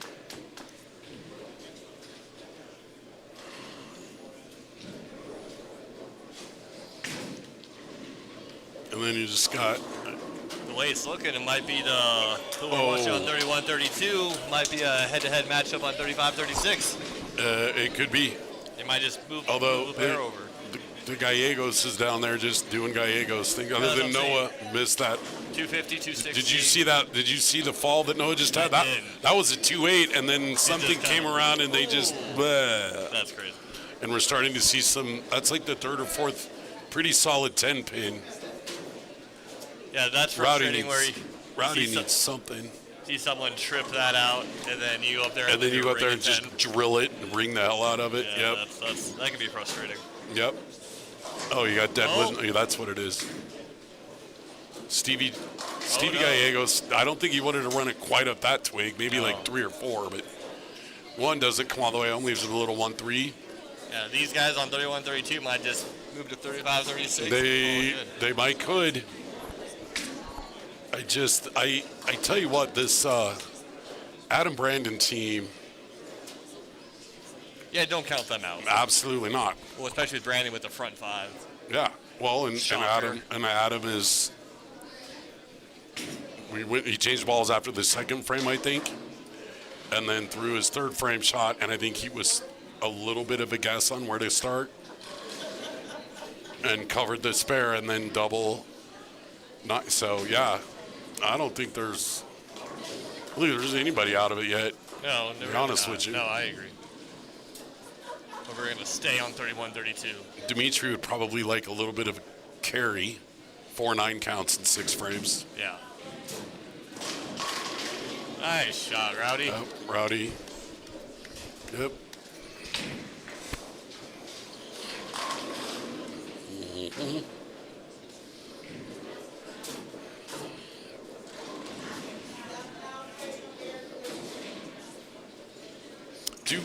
When they sign up, Billy, just as a matter procedurally for my own knowledge, when these teams sign up, do you specifically ask them, who do you want to lead off, who do you want to go second? No, I usually, whoever, like, their first person that they put on, I'll just put them in there. Yeah. And they can always switch it, so they have the right to switch it. They can do it. But, yeah, no, I just wondered how you did it. First name I see, then who's your partner. So first name usually. So the person that actually signs up is usually the first person. Right. And then their partner is usually anchor. Right. Is what I've done in the past. But I've had people request, hey, can we switch this? I'm like, sure, I don't care.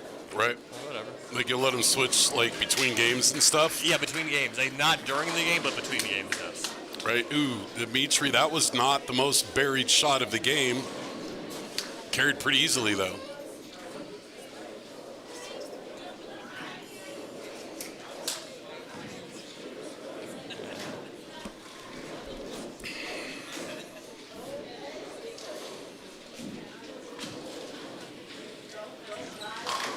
Nice shot there. Got him with a nice shot. Like I said, he changed balls and got lined up. Ooh. I mean, even though these guys are starting to, they're bowling for somebody. So I mean, there's $20 a person difference between cash between the places. So. Yep. Well, there's in a doubles tournament like this, right? You have to, you don't want to be the reason you don't advance, exactly. right? I know, yeah. Uh-oh, he doesn't like it. And got away with one, leaves a 6-pin. Yeah, that could have been and then it's challenged on a tough shot. Like you're looking at the other 11 bowlers, and you're like, damn, like where are we? Yeah. I want to make sure every shot is my best shot. Yeah. Right? No, for sure. I feel like there's more pressure in team and doubles. I think there for sure is. Cured it.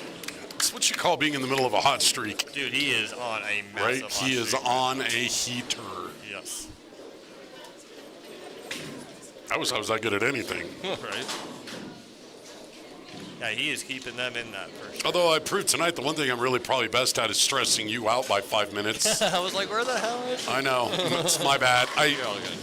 I was driving back from Cheyenne, and then I ran home long enough to change. I had on shorts, and I was like, nah, I want to wear jeans.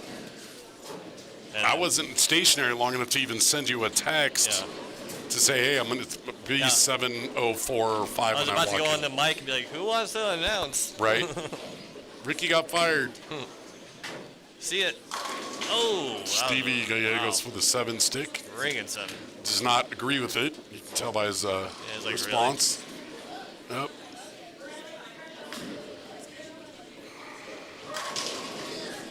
Shot with Jeffrey. Jeffrey on the Billy against side. Yeah, Dimitri almost left the 7-10, except for that it was a strike. Yeah. And they're getting some trips on some breaks. There is a couple. There was not a lot of that going around earlier for anyone really. There was no love anywhere. You know, one of these teams may shoot plus 100 and lose. That's what's tough about only taking 2. Yeah. Shoot at 240 and a 250 his teammates and take third.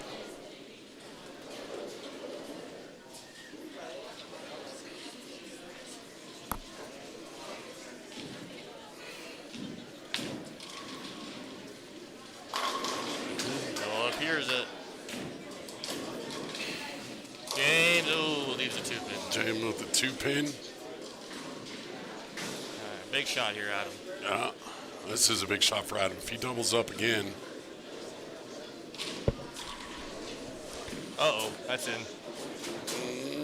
Yeah. Oh! Tight drop, carrying a 5-pin. Wow. Have the 6-pin bounce off and take it out from the top of the 6-pin. Good clean living right crazy. there. That was funny. Yeah.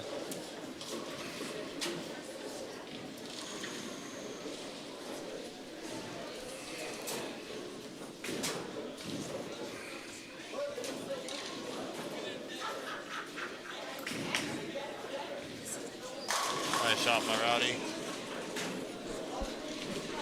Still need a bunch more runs, but they're at 9. Yeah, right.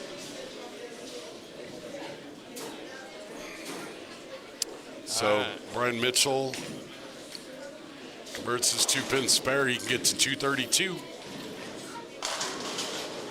Pretty good at bowling. Fortunately, it looks like the brothers Trujillo might be.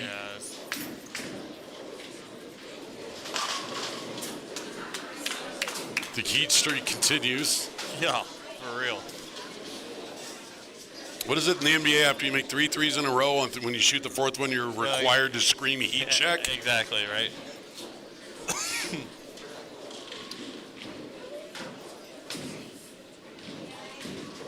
So Brian Mitchell does pure that shot to get to 232. Jeff rings a 9. Oof.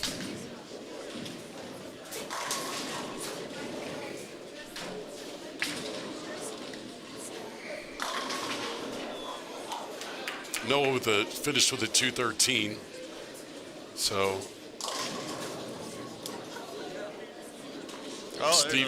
Stevie G can get to 238. It's gonna get interesting here. I think Jeff Delaney and James with their 2 single pin misses here. Yeah, they're might have shot themselves in the proverbial foot. So I said Brian and Dimitri just hung around, gave themselves a shot. Suddenly they get to plus, what, 59?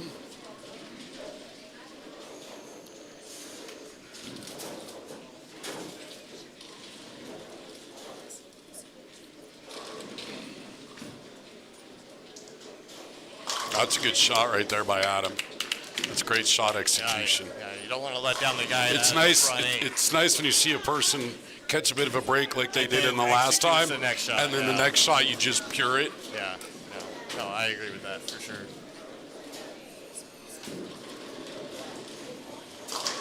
Ooh.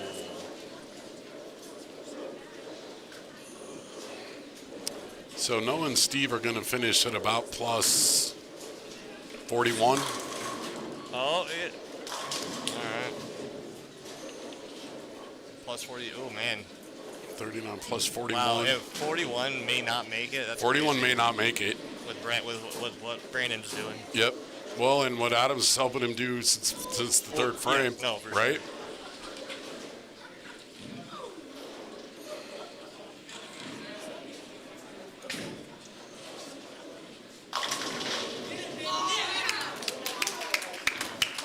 Wicked messenger. Heat check. I guess we're going to be going to the second camera. We might, we may. Brandon Knowles trying to collect the whole bookshelf of my trophies. Yes, he is. So Dimitri and Brian are going to finish at plus 48. So 41 and 48. Yep. Wow, so 41 may not make it. That's crazy.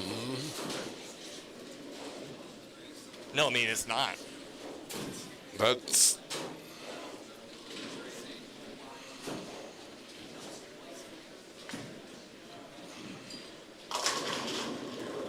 Yeah, because they're up. I mean, Adam and Brandon already have 4-4 with the 10th frame. Mm-hmm. They just need 20 pins each.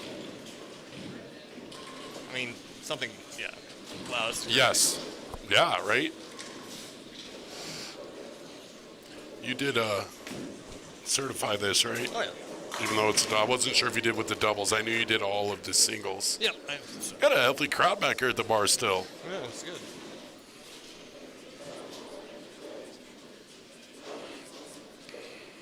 Adam became secure with his 10th frame. Mm-hmm. He likes it. Mm-hmm. There it is. Yeah, that's it. Then Noah's out. Yeah. That's crazy.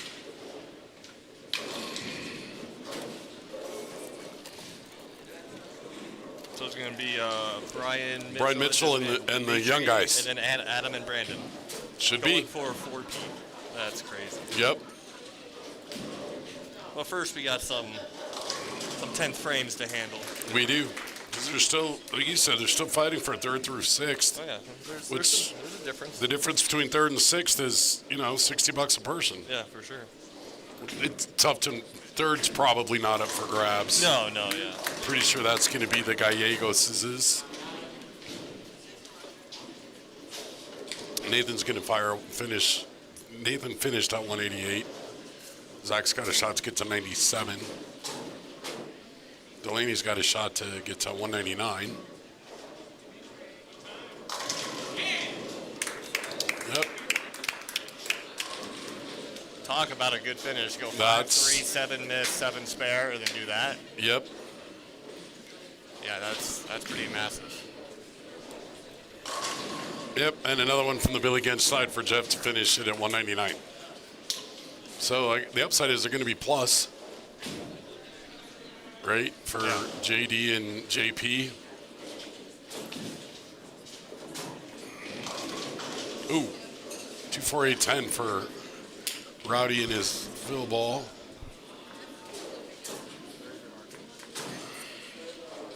So we're gonna end up with four teams finish plus this game.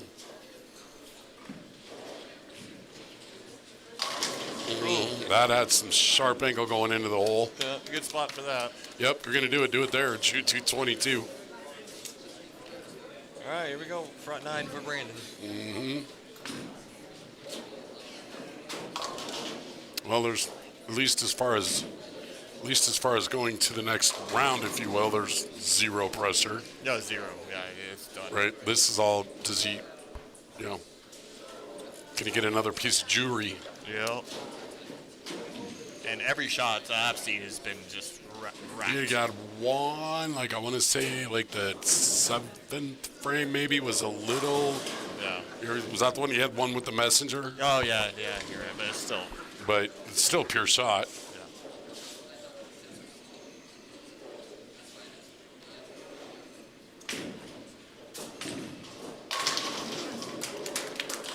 Yep, there's 10.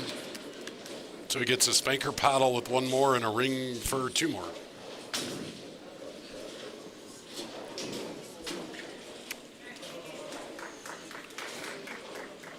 Well, so Jeff and James are going to, let's see, 11, Stunder. I'm not doing all the math. I'll let you print it all out for 4th, 5th, and 6th. We know who's going to be first here. We know who's going to be second here. We know who's going to be third here.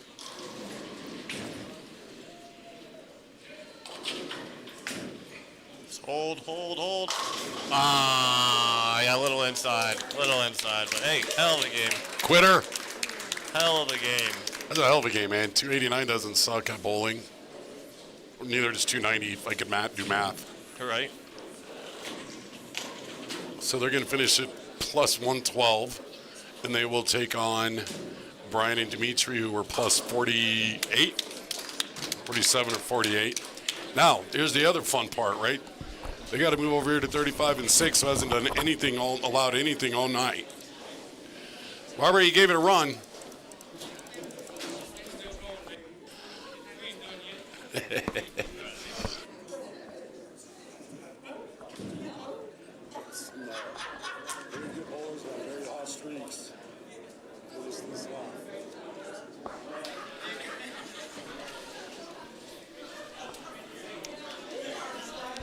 You're not allowed to win anything. They won't let you bowl anymore. And I think you should still be commentating the way you were. I'm just saying. The one on Broadway. Right, the one on Broadway.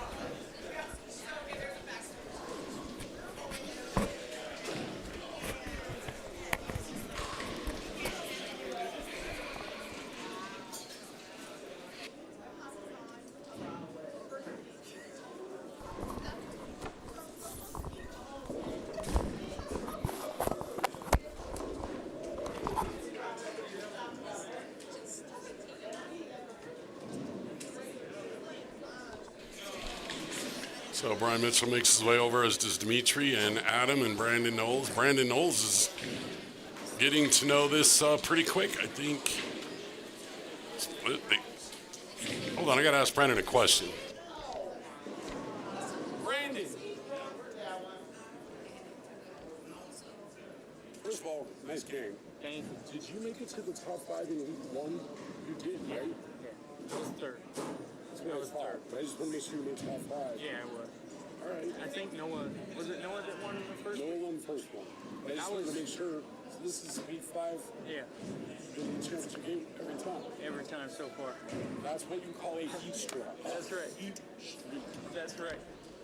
Well, before I set it out on the air to the ones and people watching, but your grandma's still watching. Grandma slide. Grandma slide. That's impressive. When I'm assuming more of this is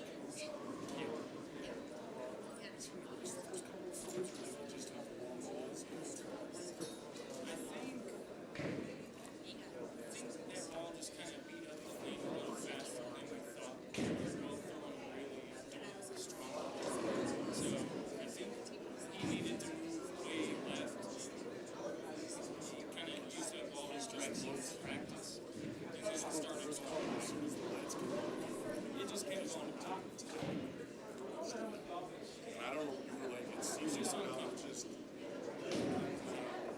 It's just it was just on 60.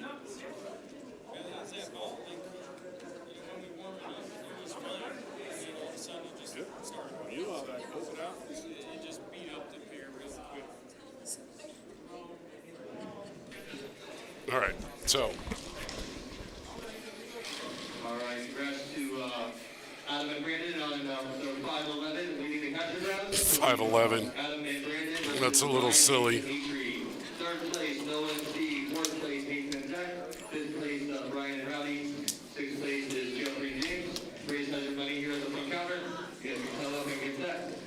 This final game will be on 35 and 36, so I'm about to send it down now. You guys will get 2 shots of practice on each lane. 2 balls of practice on each lane. And then we'll bowl for, you know, the proverbial marbles.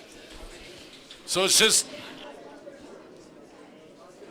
So it's just Brian and the kids this game, huh? That's right. That's right. Gold guys. I don't know if I can make it one more game. Gold guys.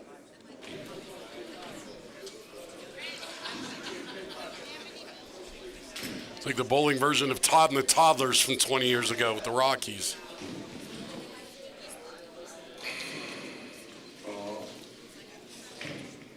All right, ladies are coming on to practice.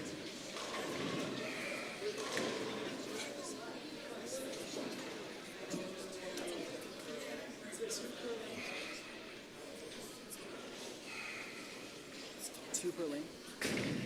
Yes, 2 per lane.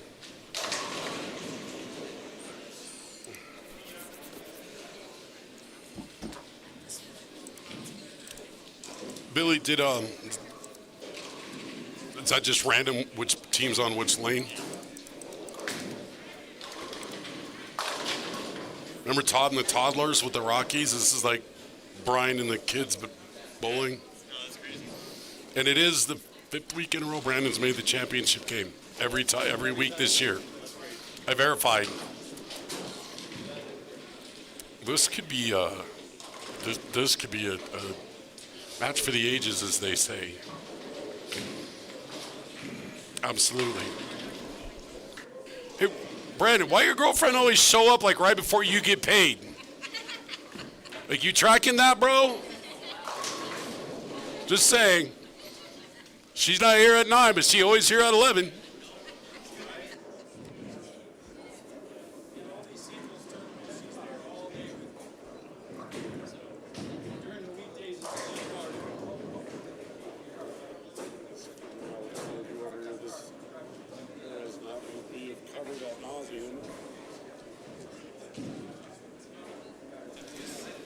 As we've covered ad nauseum, this pair hasn't given up anything all night to anybody. So one way or the other, or both ways, this could be a bloodbath. This could be you better shoot +1 than 25, or it could be -10 wins it. I doubt -10 wins it just because of the talent that these bowlers, these 4 people have. They are, with 2 balls each, it's a little hard to real quick determine, you know, where you want to shoot it, where your miss range is. And if I'm not mistaken, I don't think either of these teams hit this pair.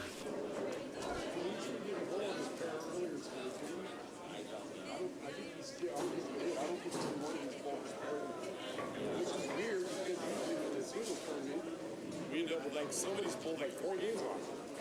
So it's these leagues gave up nothing all night. This pair, I honestly, off the top of my head, the highest score I saw on this pair was. This pair took everyone's lunch money tonight. So one way or the other, Barb, you doing all right out there?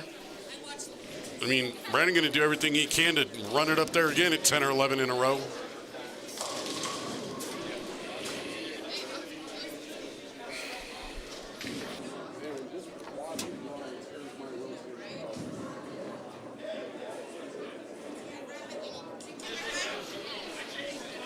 Billy Gent's running around here until we get started, trying to clean up. Because it will be just me and him after this is over. Unless anybody wants to run down to Rappo and help us clean up in 20 minutes.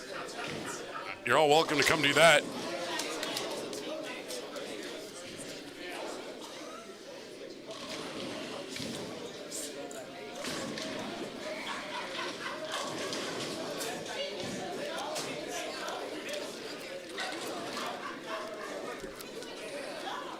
Good, Barb, good.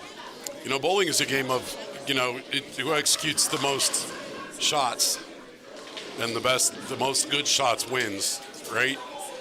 This may be one of these two teams may jump out a little bit early because of their knowledge and they start in the right spot. You out? Yeah. All right. Be safe, man. It's good to see you.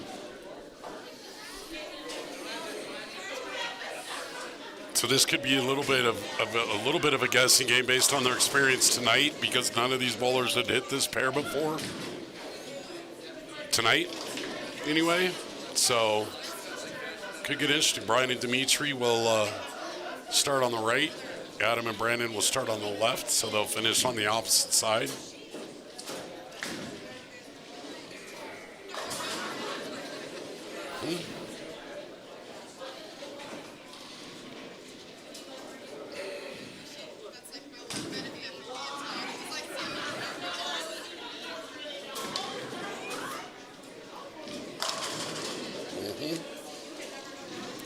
Yep.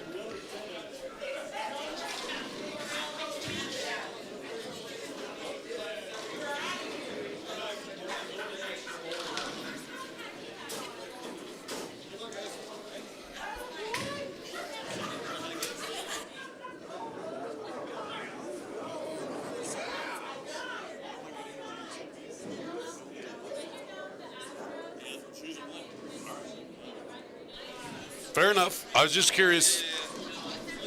I'll make it up. Well, they don't need them on their ears to answer questions. They can share a microphone. Just wanted to make sure that was the deal, yo.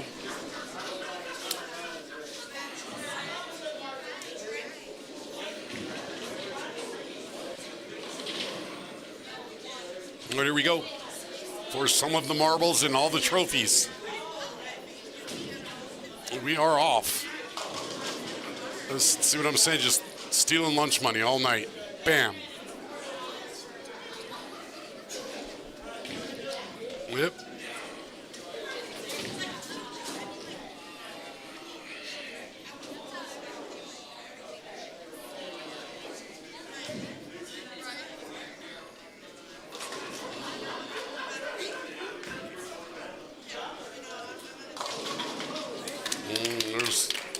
There's one. Ah.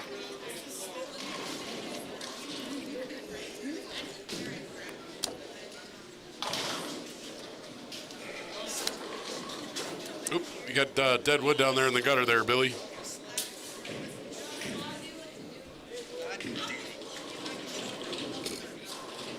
Billy wants to get on TV, everybody, so.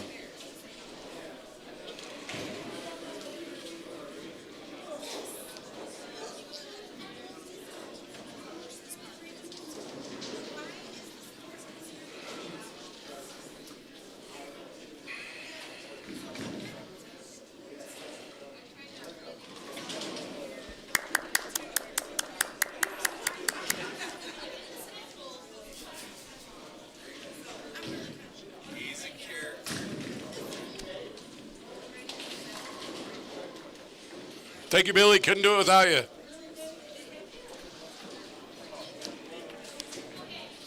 All right, so the anchor bowlers, if you will, for each team.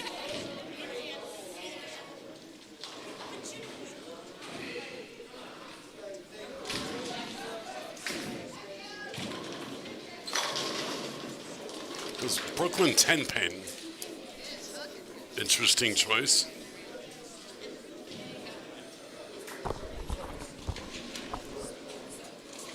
I got to look at the carry down when I got the pin.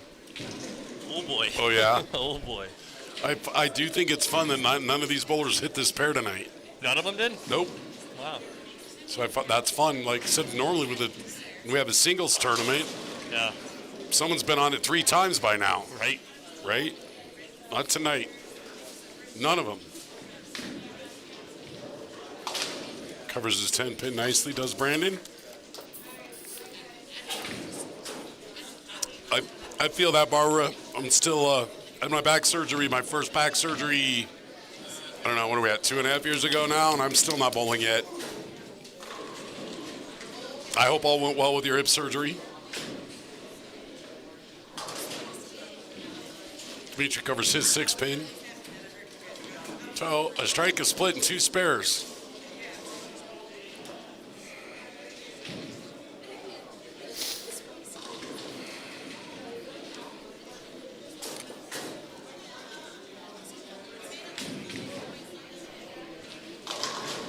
And both, whoever wins, they both get into the TOC. Right. So.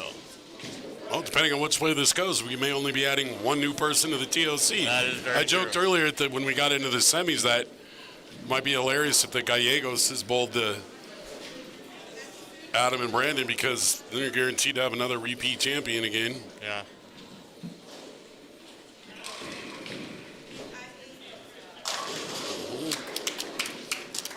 Adam is on a roll here based on how he finished the last game.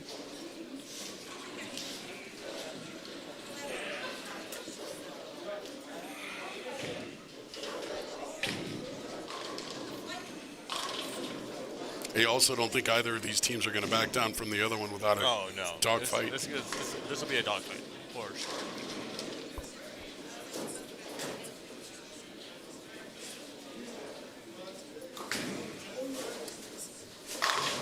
That's a really good shot. That was loud. That was very nice. You don't see a lot of pretty dark purple bowling balls that aren't urethane, right? Pretty like much, the purple yeah. hammer or whatever. That's kind of fun. Yeah. At least it'll look purple going down there. Is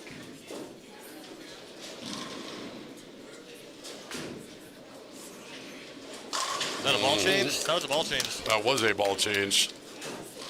And he did not throw that ball in practice, I don't think.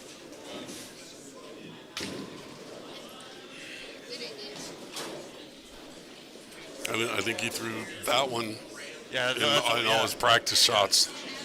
That was a good ball change. Yep. That is a full ball change because he changed colors. Yeah, right.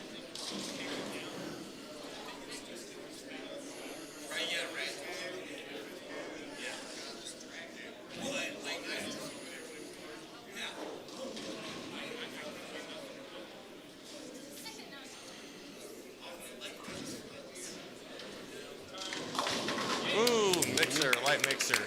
Little Catalina. His follow through is interesting, Adams. It is very interesting because it's almost like it's like this, right? Yeah, it's kind of quick. Doesn't really extend it, but he gets a good ball roll. Yep. So I mean, it works. And it's very consistent with it, right? Yeah. I mean, if anything, like you just want to be, whatever you do, you want to be consistent with it. Absolutely. Like I drift a lot, but I do it consistently. Right. Now I'm not going to remember which one, but one of the Trio brothers drifts a lot. Yeah. But do it consistently, and you know what it means for your bowling stuff, then you're good. Exactly.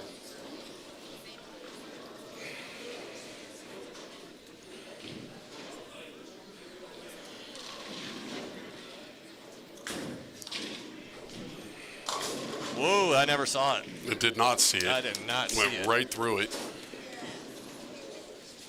That did not read. Nope, missed the over-under. 6-4. Ah, dang.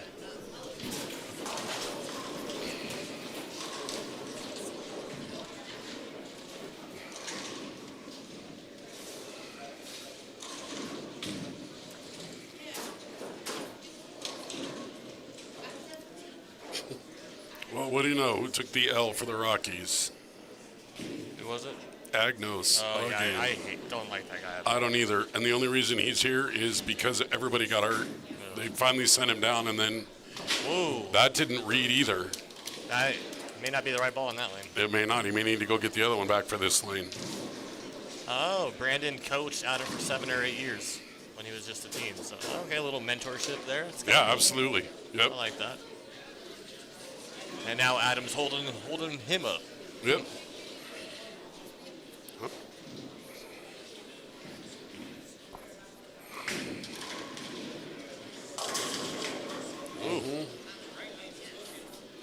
I feel like this pair tonight, this is the find out portion of our game. You know what I'm saying?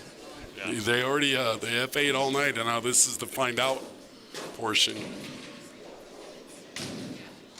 Barbara, I'm not sure he's done coaching him. No, they're talking right now.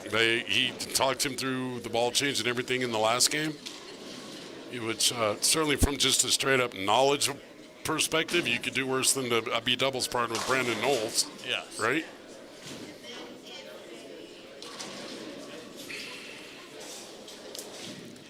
Yeah, Brandon pulls this off. This is bigger than when Noah did it, I'd say. Because Noah was, for a couple years ago, just went nuts on Yeah, right? I mean, he still does, but... Good shot there by Brian. Brian's got the left lane. So let's see here. So it's a 3-pin difference. Yeah.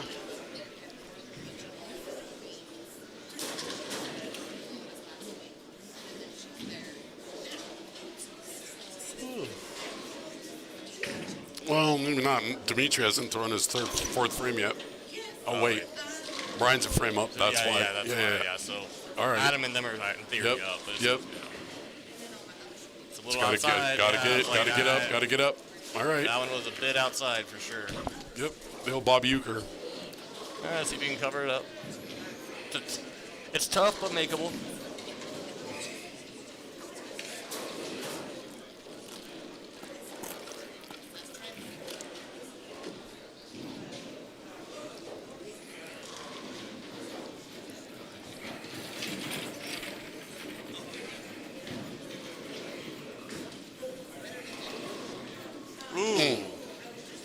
Lost count there. Sorry, I'm just a frame.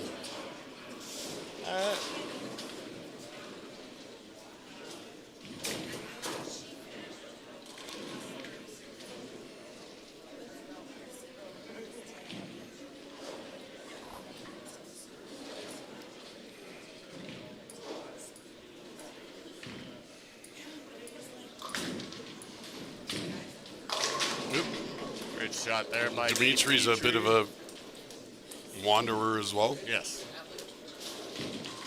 Kind of power he gets from his two-handed game is crazy. Yeah, that is. I'm lucky to throw it 12 miles an hour when I go two-handed. Like if I didn't fall down if I tried it. That was back before back surgery. That's in. Oh, yep. That was good. He likes the right lane then. He does like the right lane. He's the opposite of Brian Mitchell at the moment. He pointed at that left lane like, what the hell? Yep. I know that feeling where you're just like, this right, like where this you've got one nailed and the other one you're like, Yeah, that happened to me at the I don't know. Did it? Yeah. I go 250, 250, 250, 250, 170, 250. I lost transition on one lane. It was like strike spare, strike split, strike spare. That was brutal. Yep. Let's see if we can get back on track here.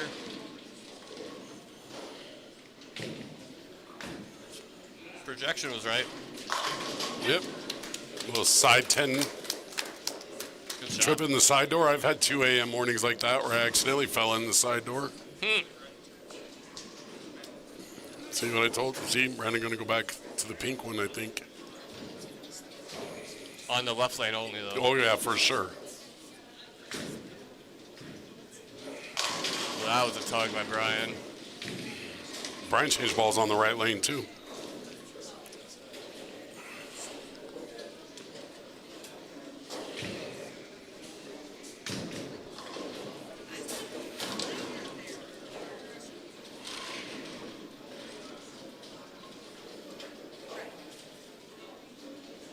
It's a big shot for Brandon. See if he's figured that lane out. Yep. He moved left into the oil, and it picked up. So he's got one that reads an hour early and one that doesn't read at all over there. Well, before it wasn't reading, so I think he went left.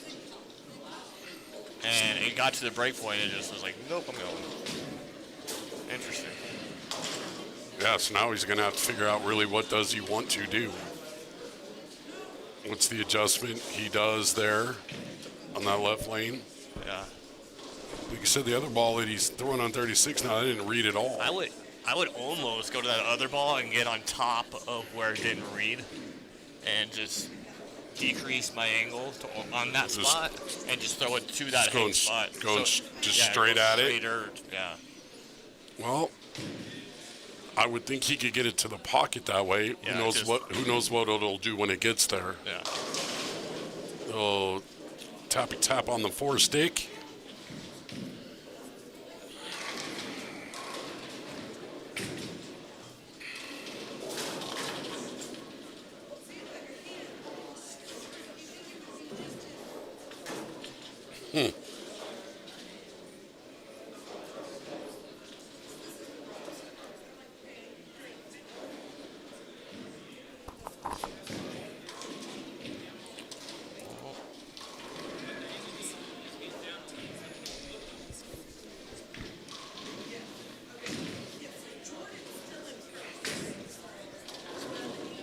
All right, good cover there. Mm-hmm. Indeed it is. All right, we need Brian to... He's on his good lane right now, though. He struck both times on this lane. And a big double here for Adam would be good to make up for that open. It would.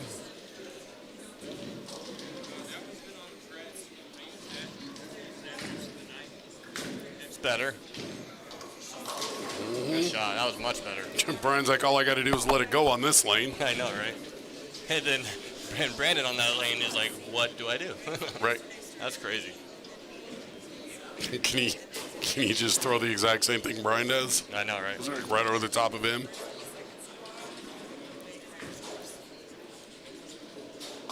Geared it.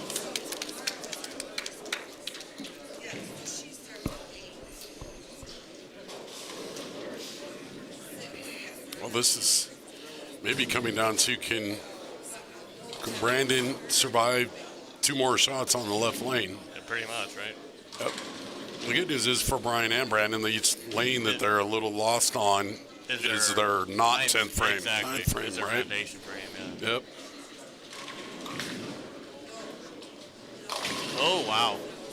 That one kind of out of nowhere had a lot of forward roll on it. Yeah, it was very forward. The roll was very forward for sure. This is probably why I didn't see the back Yeah, end. it could be.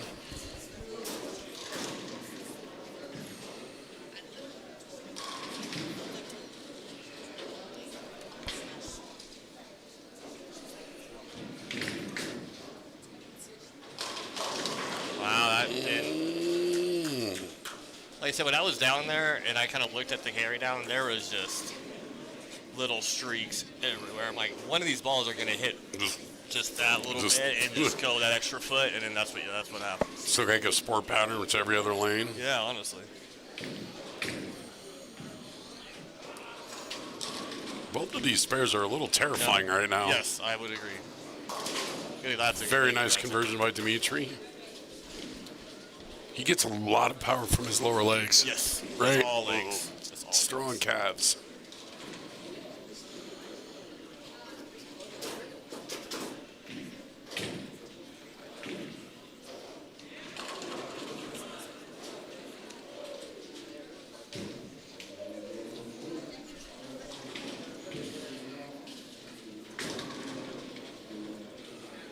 Good cover. Both covered them nicely.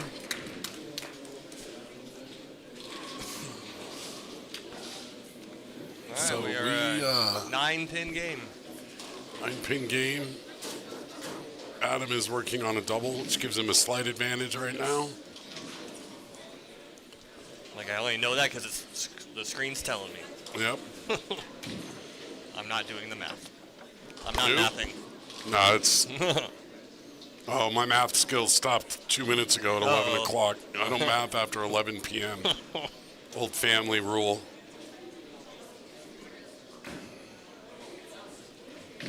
Ooh. Mm. Yeah. It's always interesting to me when you get to the point in the night where they like their shot, and then it ends up not in the pocket. Yeah, they're like, And then they turn around like, oh, okay, so that just happened. yeah, you know? right. Exactly. Wow. These lanes are they're a little over under. Little-ish.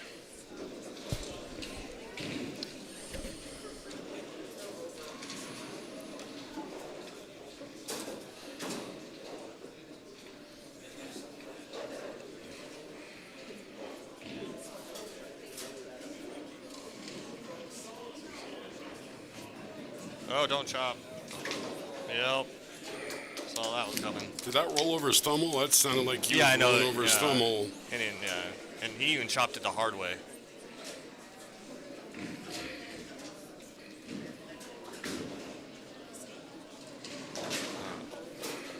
That might be a big open.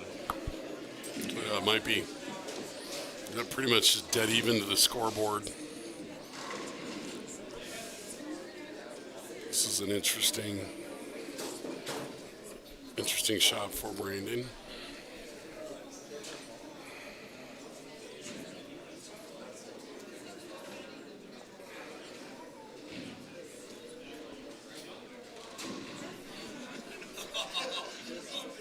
Looks like he's moving right. So maybe he might be getting on top of it. Because he was way left last time. He might get on top of that hang spot. Maybe. That's exactly what he did. Ooh. I don't know what other adjustment he could make now. Like, oh, you got another bowling pin down there. Don't you have minions for that? No, you got her. She's coming. It's good to be the king, Billy. It's good to be the king.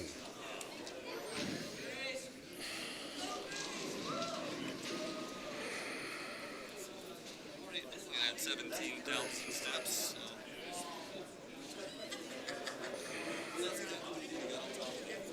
It is exactly what he did. Top of the hang spot.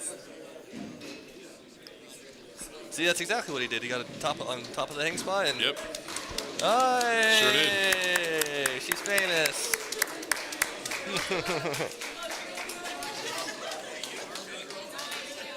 And it still pushed it a little far because that's why he left that 10 because it still went a little bit too long.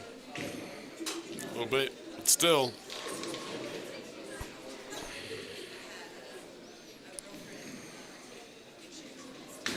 All right. Stay there. All right, good. Yep.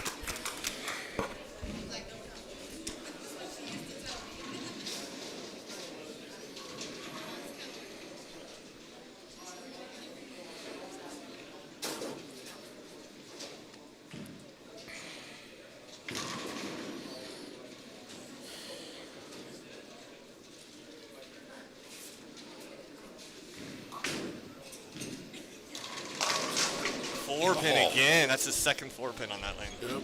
Just a pinch high. Just a pinch between your cheek and gums. Yeah. So, just thoughts and observations. Brian and Dimitri have not thrown a double. No, but they're clean. Well, besides the first frame. So, Adam and Brandon have thrown 2 doubles, and Adam had a turkey. Yeah, so but they also have 3 opens. they do have 3 opens, so it's... Oh, no. Oh! Did you paint them pins this morning, Billy? Oh, my gosh. Off his hand. I'm like, that's gone. That was just for our entertainment. He knew it the whole way. Wow.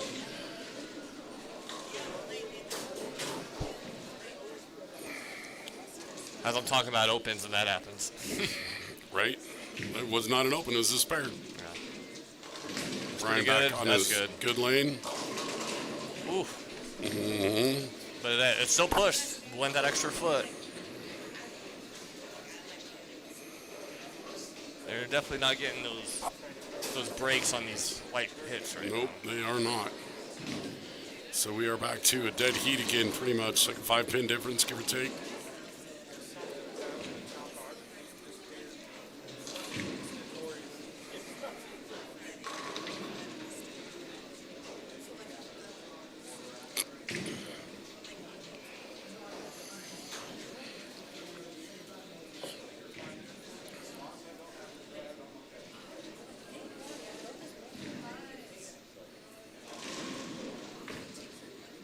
He likes it.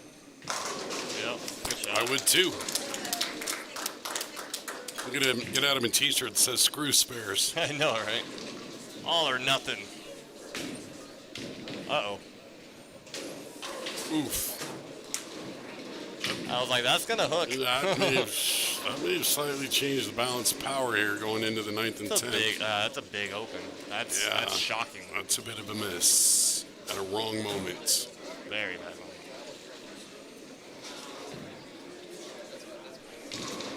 Wow.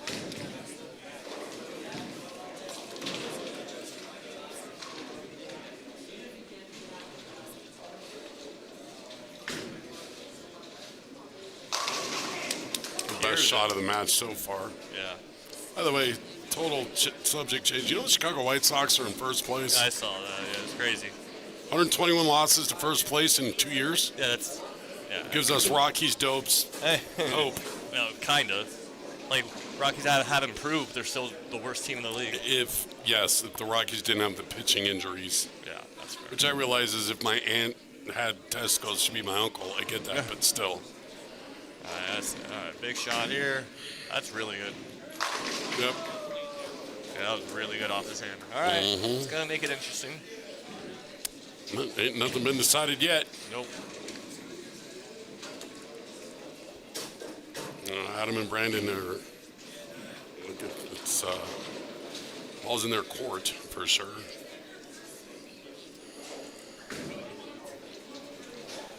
Oh, wow. Those are two big misses there. Those are massive.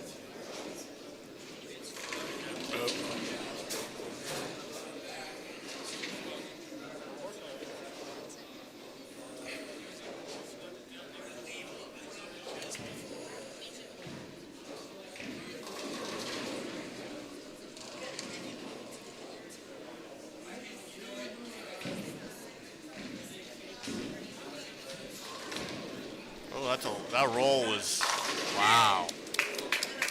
That roll looked a little off, but it finished. It carried. Because of that awkward release he has, or unique anyway. Unique, yeah. Get it. Oh, but you can't pick up an 8-pin? Right. Just how to say it. Yeah, because of the uniqueness of his release, like he gets a little forgiveness out there from time to time. Yeah, because that roll was like, I'm not sure it's going to see it. It did, though. I'm not sure it did see it real well, but somehow it was in the right spot. Yeah. Sometimes you just got to be in the right spot at the right moment. Doesn't matter how you got there or what happens after. All right. Big shot for Brandon. Last shot on lane 35. Yeah.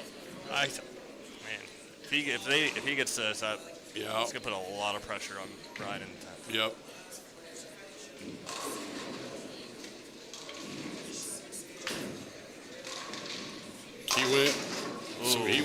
He went back left. Yeah, he went for, because that's interesting that he did that.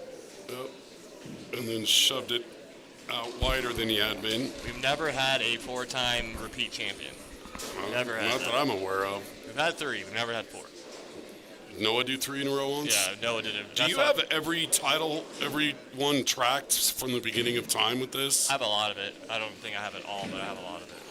I don't throw anything away from Right.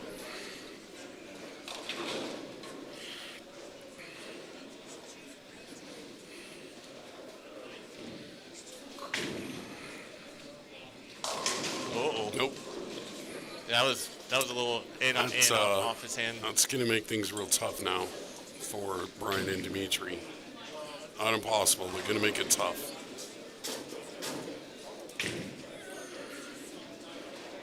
Ooh.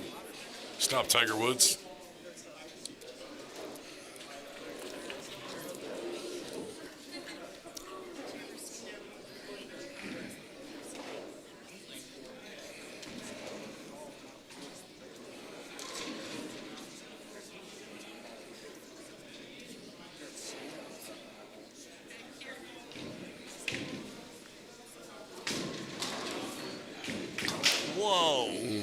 I feel like they just gave up. I feel like that is going to be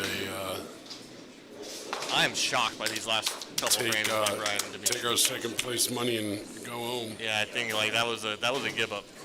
That looked like anyways. A little bit. Because that was shocking. A little bit. Anticlimactic. Holy crap. A little bit.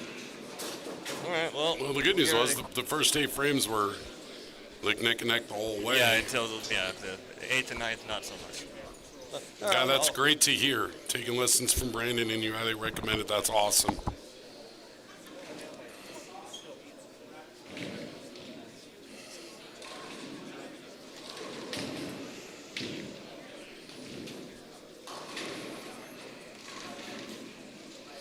So, for those of you that will stick around, I will get the champions, which currently appears to be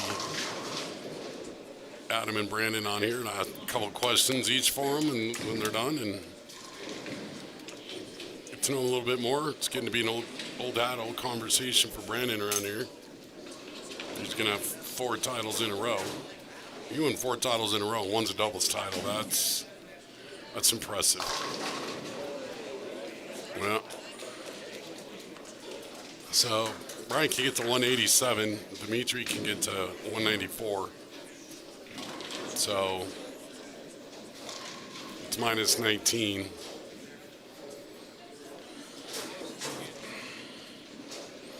That's if they all both throw the next 5 total strikes.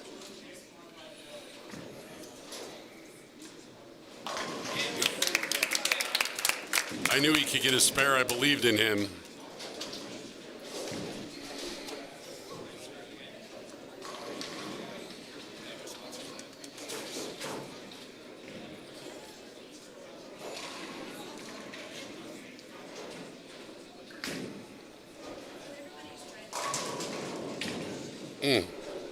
Almost pocket 710,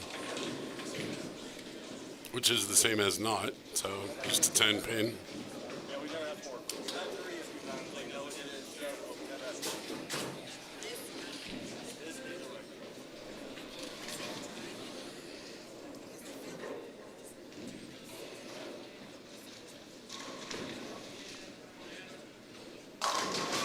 Nice finish for the young man.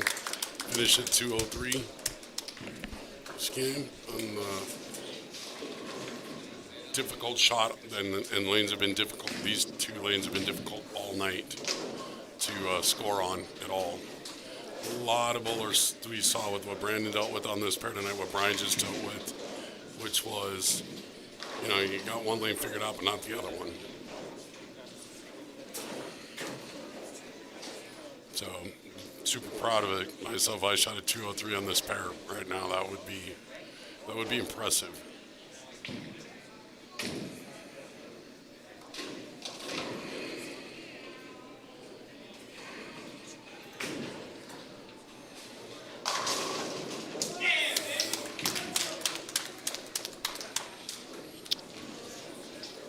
That is an official winner. Winner, chicken dinner. Brandon will win 4th in a row, which will be a new record, according to Billy. Dimitri, that 10 pin did kick out.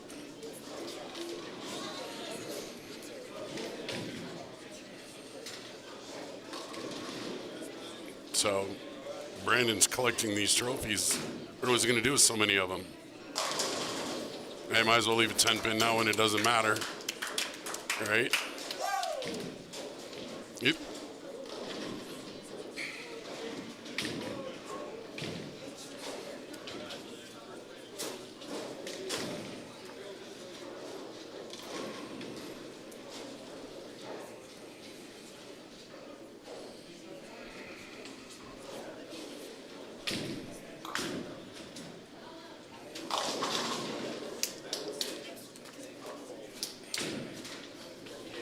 Good measure and good form and professionalism. Brandon picks up the 10 pin to shoot 193.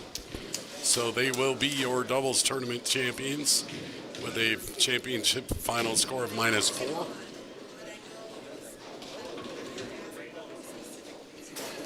Barb, you should be.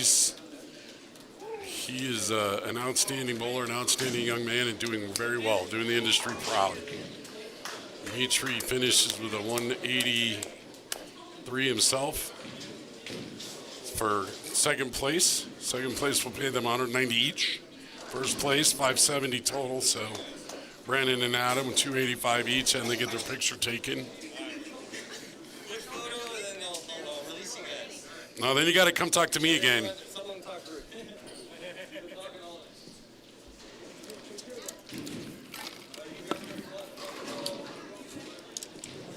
Get their picture taken with the trophies and the money and the books. And Brandon's like, no, I got like 50 of those. Yeah, yep.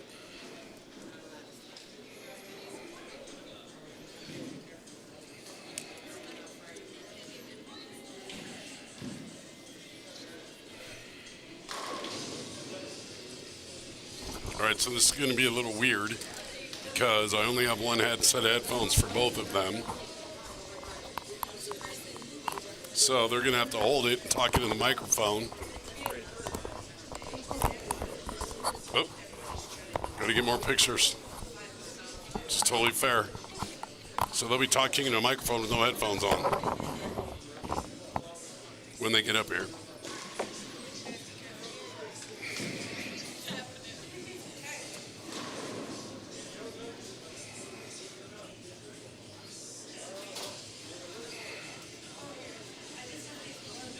Yep, I agree, guy. Congratulations to Brandon and Adam.